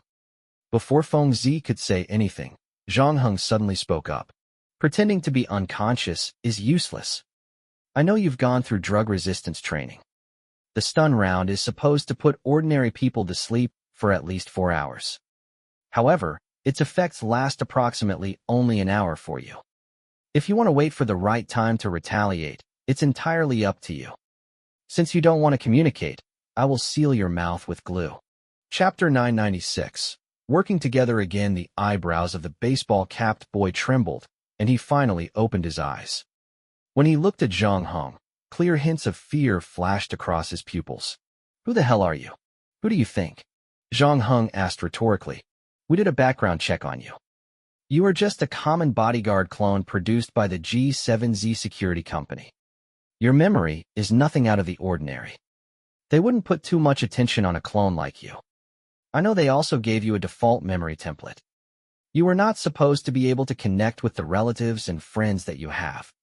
Anyway, they just needed to make sure that you wouldn't doubt your identity temporarily. You do indeed have better fitness than ordinary people, and you should only possess basic bodyguard defensive skills. How did you get so good at fighting? Where did you learn your marksmanship, assassination skills, and camouflage skills? Did someone privately give you some special memory? How can you explain your physical fitness? Why is it so much better than the description? The boy raised a series of questions, but Zhang Heng answered none of them. Feng Zi, on the other side, was taken aback. Are you a clone? If you are referring to a standard configuration clone, I do have the serial code on the back of my neck and the tracking device under my cerebral cortex, Zhang Heng said. How is this possible? I've had a few cloned coworkers before. You are completely different from them. They are like the blindfolded donkeys I told you about. However, I don't feel that about you. In fact, when you stepped into the bar, I felt that you were more real than ever. You are more real than a clone, and even more real than the ordinary people around me. Feng Zi said, my situation is more complicated. I will explain it to you later when I have the opportunity. Zhang Heng said. He then turned his attention to the boy in the baseball cap. It's now my time to ask the questions. While talking, Zhang Heng took out the oath rings and a piece of parchment from his backpack. After completing the pre-ceremonial rituals, Zhang Heng began to ask questions. It took him about an hour to find out who the members of the response team were, and their location on the second level. Zhang Heng asked all the questions in detail, with Feng Zi by his side lending assistance. When the oath rings showed that the boy was lying, Feng Zi would teach him a lesson with the laser gun in her hand. After a few times being hit by the laser gun, there were a few more bloody holes appeared on the baseball cap boy's thigh. He could also smell his own flesh cooking. Realizing that it would do him no good if he continued to lie, he eventually chose to cooperate obediently. However, Zhang Heng knew that this information could only be used for reference. The emergency response team would make corresponding adjustments once they realized that the boy had been captured. So, while Zhang Heng asked the questions, Feng Zi followed up with the Union's movements on the handheld computer. She noticed that there were only 4 rewards left, she and Zhang Heng included. It also meant there were only 3 couriers left. Last question. Zhang Heng looked at the boy in the baseball cap. You should have a communication channel between your team, right? That's right. But you threw away my bracelet, the boy winced. It doesn't matter. You should remember how to contact your captain. The boy with the baseball cap hesitated for a moment, but quickly nodded after glancing at Feng Zi's laser gun. Yes. Give me his contact information. After that, Zhang Heng took the handheld computer from Feng Zi and sent Mr. G an encrypted email. The password was Miss F's birthday. And the other party did not disappoint him. He received a reply 3 minutes later. The email contained the address of a chat room. Zhang Heng joined the chat room, and he received a communication request from after he clicked. Confirm. Mr. G's voice could be heard from the other side almost immediately. And he was furious. What's your previous email supposed to mean? You know the team will see that email, don't you? I am the real courier. Isn't it normal for me to sacrifice other baits to get out of trouble when people from Shengtang Morgan target me? Zhang Heng said casually. After he finished, Mr. G, on the opposite side, was also speechless. Since Zhang Heng was the real courier, there was indeed no problem for Zhang Heng to do what he did. However, Mr. G also realized that Zhang Heng might have realized that he was being betrayed by him when he sent the email. So Mr. G's voice finally returned to normal, without any anger. Since we both are wise men, let's not beat around the bush. I admit that I lied to you about the transaction because, like Miss F, I still can't trust you. However, everything I told you about the operation is true. No matter what role you play in this transaction, as long as you make it back alive, I will fulfill my promise and extract the tracking device in your head. However, you ruined everything with an email. You choose to go against me. So don't expect me to perform the operation on you, Mr. G snarled. I'm against you? Then I must admit that quite a few people must be against you right now, Zhang Heng said. He then took a quick look at the screen and paused. I noticed. Apart from me, you have only 2 couriers left. It seems like without me helping you stall the emergency response team. Not looking good for your other couriers. My people are good enough. I don't doubt that, but it seems they aren't half as good as the emergency response team, Zhang Heng chuckled. What are you trying to say? Mr. G asked after a moment of silence. Your transaction is complete, right? But it looks like your people are in trouble now. I noticed that they are about to be caught by the emergency response team. But luckily, I'm still here. Would you like to help my people get back to the first level? Mr. G asked. It depends on what you are willing to offer. Mr. G, on the other side of the phone, thought for about 3 seconds, and he seemed to be weighing Zhang Heng's proposal. If you can help my people get back to the first floor, then our previous agreement will still stand. I will arrange someone to do the operation for you, and I won't hold you accountable for the email that you sent me, he said after a while. An additional 5 million credits, compensation for betraying me, Zhang Heng said lightly. Mr. G sounded a little angry when he heard Zhang Heng's request. Better don't go overboard, you.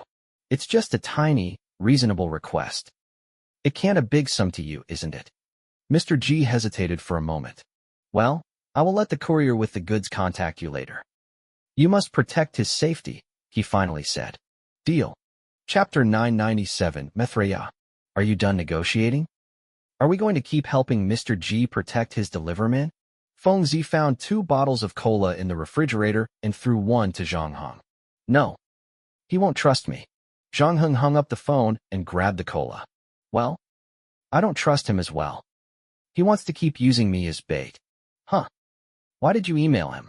There were certain things I needed to confirm, Zhang Heng said.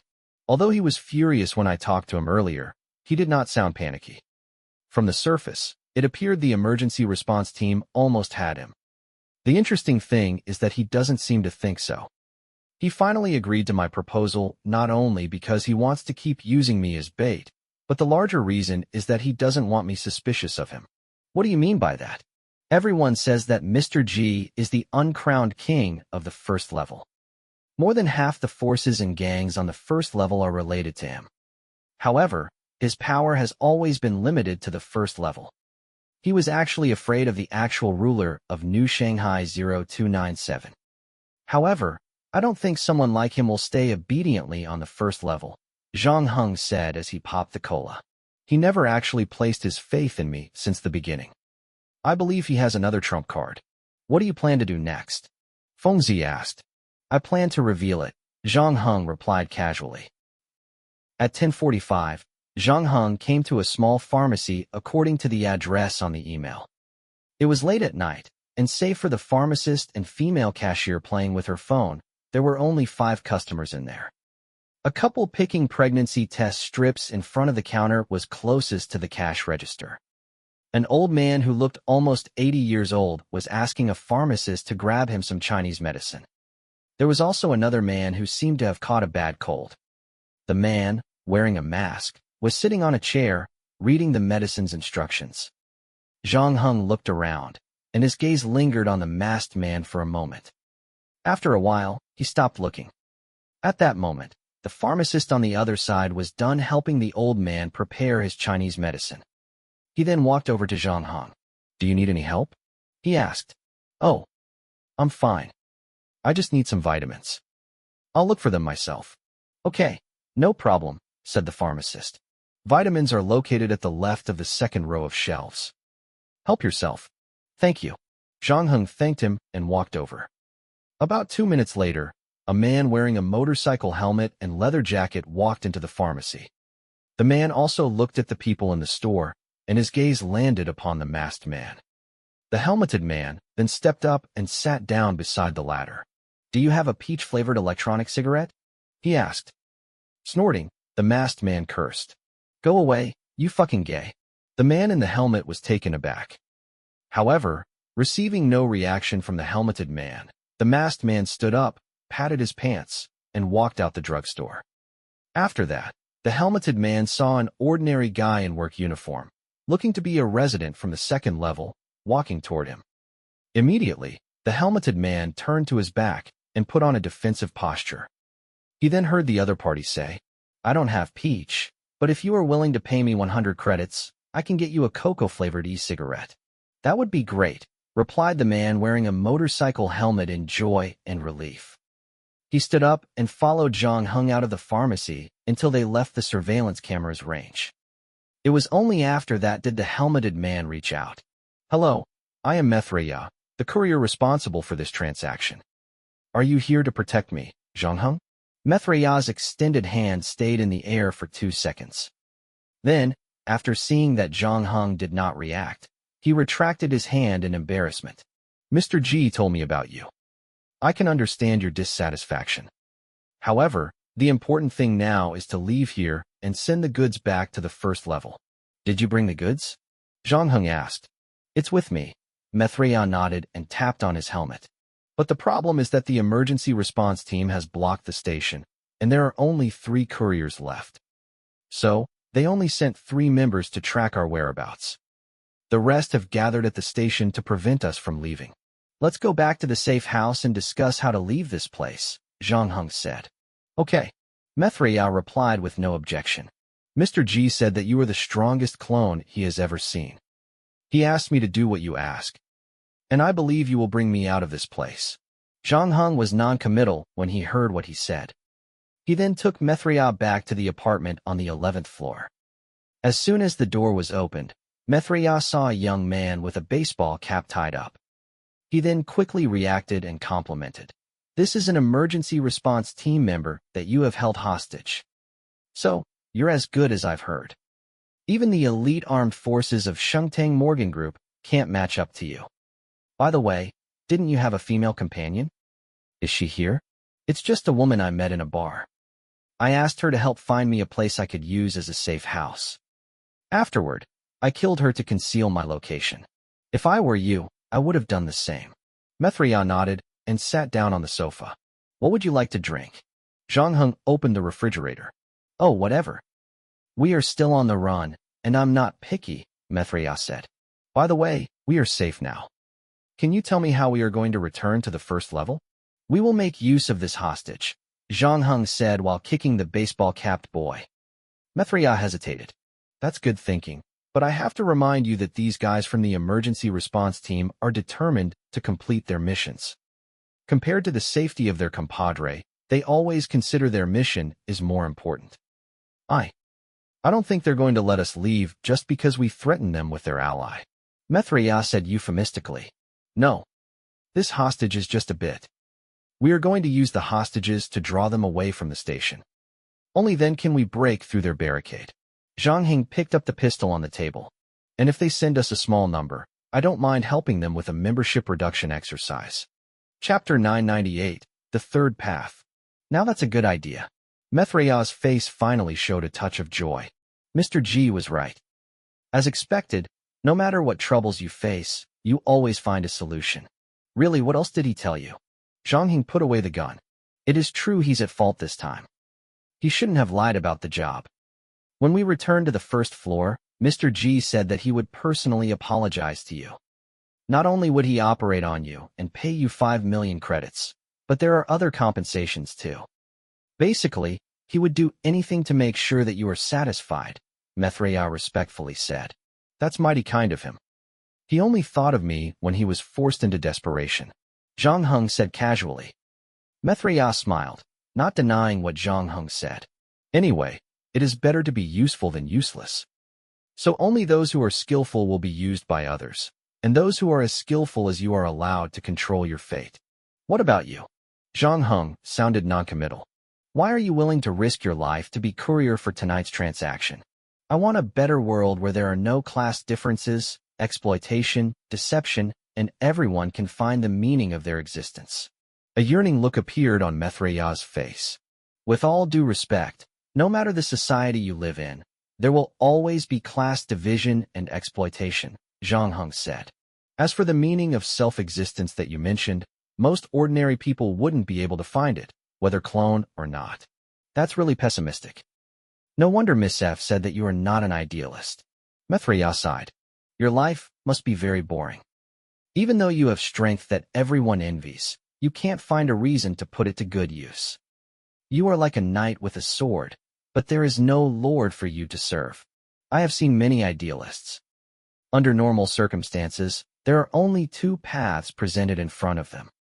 Either they are defeated by reality and forced to give up their idealism, or they will choose to stick to their idealism and die in despair. Fortunately, we will not take either of the two paths that you mentioned because we have an outstanding leader, Mithriya smiled. I haven't finished. Zhang Heng said. Very few will take the third path.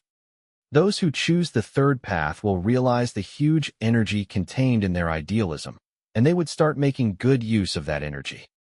If the person is a perfectionist, they could be very convincing at the time. Some of them would start to gather their believers in the name of their idealism. After that, they would gather their believers and trick other perfectionists into serving him. In the end, their blood would pave the way for the person to claim the throne. After Zhang Heng finished, the room fell into silence. And after a while, Mithriya said, that's quite a refreshing idea. But I believe Mr. G is not like that. This is just random off-the-mill stuff. Don't take it too seriously. You don't have to admit anything. Zhang Heng then looked at the time again.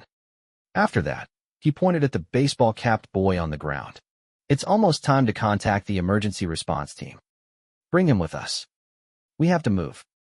This place is not suitable for us to contact them. Zhang Heng was supposed to meet the emergency response team at an amusement park. Mithriya and Zhang Heng drove there, and they saw the locked gate.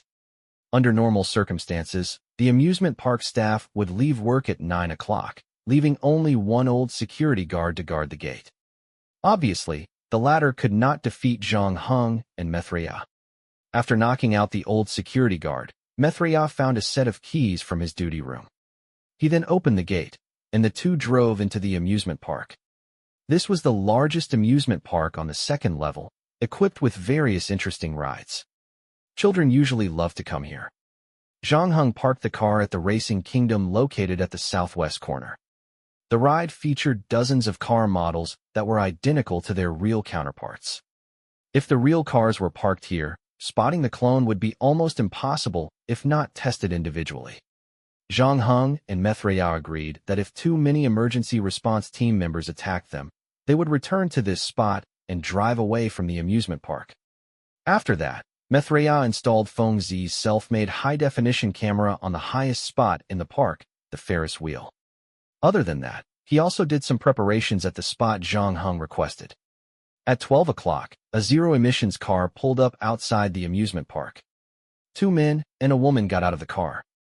Wearing bulletproof suits and armed to their teeth, they walked to the gate, looked at the lock, and were about to use brute force to break the lock when they heard Zhang Heng's voice coming from the speaker in the front gate. Just leave the car outside. The small door is unlocked. Just enter from there. The man and woman then looked at the man leading the way. Seeing the latter nod, the three walked through the open small door. After they entered the amusement park, they started searching around vigilantly. The woman among them raised the heat detector in her hands and checked the rides around them to see if there was an ambush. It took 20 minutes to walk to the center of the amusement park. But even after combing the place, they still didn't see Zhang Heng and Mithria. Unexpectedly, though, they found the baseball-capped boy who had disappeared earlier. Strapped to the Ferris wheel's highest point, they didn't know if he was alive or dead. The leading man made a gesture, and the other man got into the control room and looked for the start button. Mithria then looked at the feed from the camera. He felt a little nervous. After that, he said to Zhang Heng, "There are 3 enemies. Should we fire or flee? We can't escape. They still have 8 people. Since the 3 of them are here, that means there are 5 of them guarding the station. So we can't possibly break through their barricade. In other words, we have to deal with the 3 enemies here first. It will force them to send the rest here. How is your marksmanship?" Zhang Heng asked after a pause. "I served in the Marine Corps before. That was where I learned to shoot. And I got excellent results. I guess my marksmanship is better than most, but I'm definitely not as good as those monsters out there." Mithria smiled bitterly. "Then you should find a place to hide in the next battle.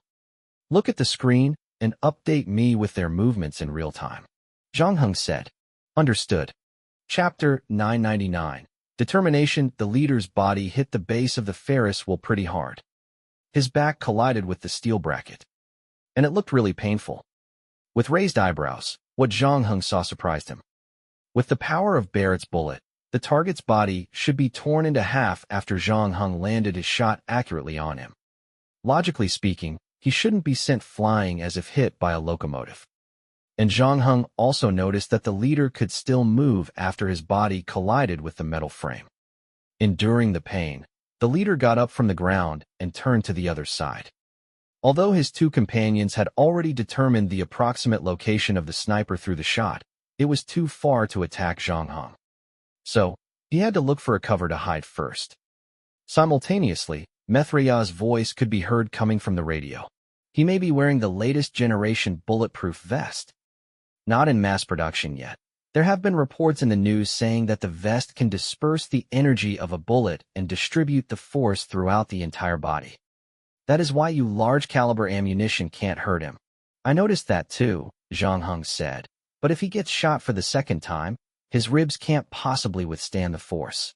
When Zhang Heng was speaking, the man hiding in the control room had made his move. He opened his backpack and took out a black box filled with dozens of rifle parts. He then skillfully assembled all those parts together into a rifle. Only 2/3 the length and size of a normal rifle, it looked extremely lethal. After that, he carefully took out a box of ammunition at the bottom of the box. There were only 12 rounds, but they were made of special material. He then put them into the magazine one by one. Once that was done, he got up quickly and took a deep breath. As compared to an ordinary sniper, he hardly aimed, checked out the wind speed, or paid attention to things like humidity and air pressure. All he did was hastily firing a shot at the pirate ship and quickly squat down. The next moment, a violent explosion rocked the pirate ship. Soon, flames engulfed the entire cabin. If one had not seen it with their eyes, no one would have thought that a bullet would actually cause such a terrifying explosion. It was comparable to the destructive force of an RPG. Mithriya was taken aback after he saw the explosion. Zhang Heng chose to snipe his target from 2 kilometers away because he wanted to ensure his safety as much as possible. At this distance, only top-tier snipers could land a successful hit. Even if there were a sniper on the enemy's team, it would be difficult for them to land a hit on Zhang Heng. However, no one thought that the 3 emergency response team members who came with so few items were carrying heavy weapons. Since they could not determine the exact location of Zhang Heng, they went ahead and blew up the entire pirate ship. Looking at the pirate ship engulfed by flames, Mithriya could not help but worry about Zhang Heng. Although Zhang Heng's location was not at the center of the fire, the wood and parts that were sent flying around when the pirate ship exploded were extremely deadly. Zhang Heng could die if the debris hit him. Mithriya hesitated. He wanted to check out Zhang Heng's situation, but he remembered Zhang Heng told him that he should stay at where he was and keep an eye on the 3 people under the Ferris wheel. Upon hearing the explosion, the man in the control room poked out his head to take a look at the situation. Simultaneously, the female companion did the same thing too. After they confirmed that it was safe for them to come out from their cover, the leader cautiously emerged from hiding. He then gestured to his 2 companions beside him, asking them to go to the pirate ship to confirm that the target was dead. The next moment, however, they heard the terrifying gunshot again. And the man in the control room saw his leader's body flying again. This time, he was not as lucky as before, although the bulletproof vest saved his life once again. After he took the first shot, his ribs were on the verge of fracture. After Zhang Heng fired the second shot at him, his ribs no longer withstood the impact. The leader's body was slammed into the base of the Ferris wheel again. This time he had at least broken 4 or 5 ribs. Although he gritted his teeth and went back to his cover, he clearly seemed way more sluggish than before. He had lost half his strength, at least. At the same time, the 3 tensed up again. The man in the control room fired another shot in the direction the bullet came from, blowing up a merry-go-round. The explosion should be powerful enough to kill whoever hid there. Mithriya's surprised voice came from Zhang Heng's earphones. "It's great that you are alive. How did you escape the explosion? I was not on that ship." Knowing that his opponents had good marksmanship, Zhang Heng did not stay in the same spot after he fired his first shot. He immediately ran to a different spot. Of course, he did not expect the explosion. When the explosion happened, he was close to the merry-go-round. Now, Zhang Heng was on the move to his next spot. The 3 enemies under the Ferris wheel suddenly felt the pressure. Like a ghost, a sniper who constantly changed his spot after firing a shot pressured his enemies tremendously. No one knew where Zhang Heng was right now, and when they heard the gunshot again, the 3 could do nothing but hide behind their cover. They could not let it go on like this. Apart from the man in the control room, the other 2 enemies were not in a closed environment. Sooner or later, Zhang Heng would move to a spot where he could shoot at them easily. As of now, the leader was not looking good. If he were shot for the 3rd time, it would not be possible for him to breathe again, even if he had the bulletproof vest on him. Just as Zhang Heng was looking for the next shooting point, he suddenly heard Mithriya talk to him. This time, he only said one word. "Sorry." After that, Zhang Heng heard an explosion coming from the southwest corner of the amusement park. That was where he parked the car earlier. However, his expressions remained unchanged. "What do you mean?" he asked calmly. "About 20 minutes ago, the emergency response team killed the 8th courier. So now we are their only target. They sent 3 more people to the amusement park, as well as 2 police teams. But don't worry, I will stay here to deal with them with you." Mithriya said, "It seems like you are ready to sacrifice yourself. Since you are going to stay here with me, who is going to deliver the goods back to the 1st floor?" Zhang Heng asked. "That is not important anymore. Mithriya said. Sorry, I know you don't believe in what we are doing, but I can assure you that everything is worth it. Chapter 1000. Surprise move when Mithriya apologized to Zhang Hong. 2 more police cars stopped in front of the amusement park's gate. Other than the 2 federal police with guns, there were 3 more people that dressed exactly like the people under the Ferris wheel. Needless to say, they were also members of the emergency response team.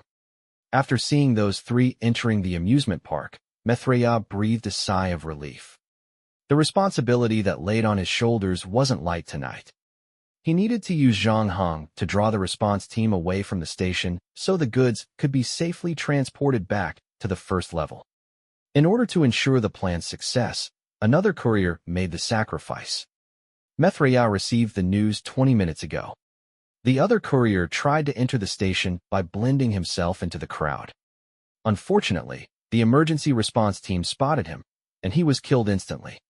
Once the courier at the station was killed, he and Zhang Hong were the only couriers left to transport the goods back to the first level. Logically speaking, the emergency response team would assign almost all of their members to bring them down. The 9 fakes and 1 real courier were just lies told by Mr. G. Among the 10 couriers, Mithriya was the one responsible for meeting up with the seller and completing the transaction. However, he was only responsible for completing the transaction. Once he completed his task, the goods were no longer with him. In other words, all the 10 couriers were just bait, sacrificial lambs for the mission. There was, however, another mysterious person that delivered the goods back to the first level. Mithriya's final task was to pave the way for this mysterious person. I'm sorry, my friend. Mithriya apologized to Zhang Hong again. What happened tonight was not what Mr. G and I intended. Unfortunately, the situation forced our hands. Shenteng Morgan Group has too much power in New Shanghai 0297. Only fearless sacrifice and courage can get us the light of hope.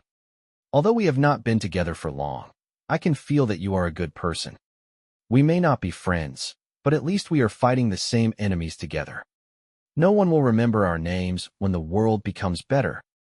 However, whatever we do today will be passed down for generations. You are too optimistic. When Mithriya gave his passionate speech, Zhang Hong received a message from Feng Zi, the latter sending him only 1 sentence. It has started. After that, Zhang Hong connected his handheld computer to the amusement park surveillance system. And at the same time, he turned off Mithriya's viewing rights. He then said, "Do you really think that are the only ones that can pull such a trick?" "What do you mean?" Mithriya was puzzled.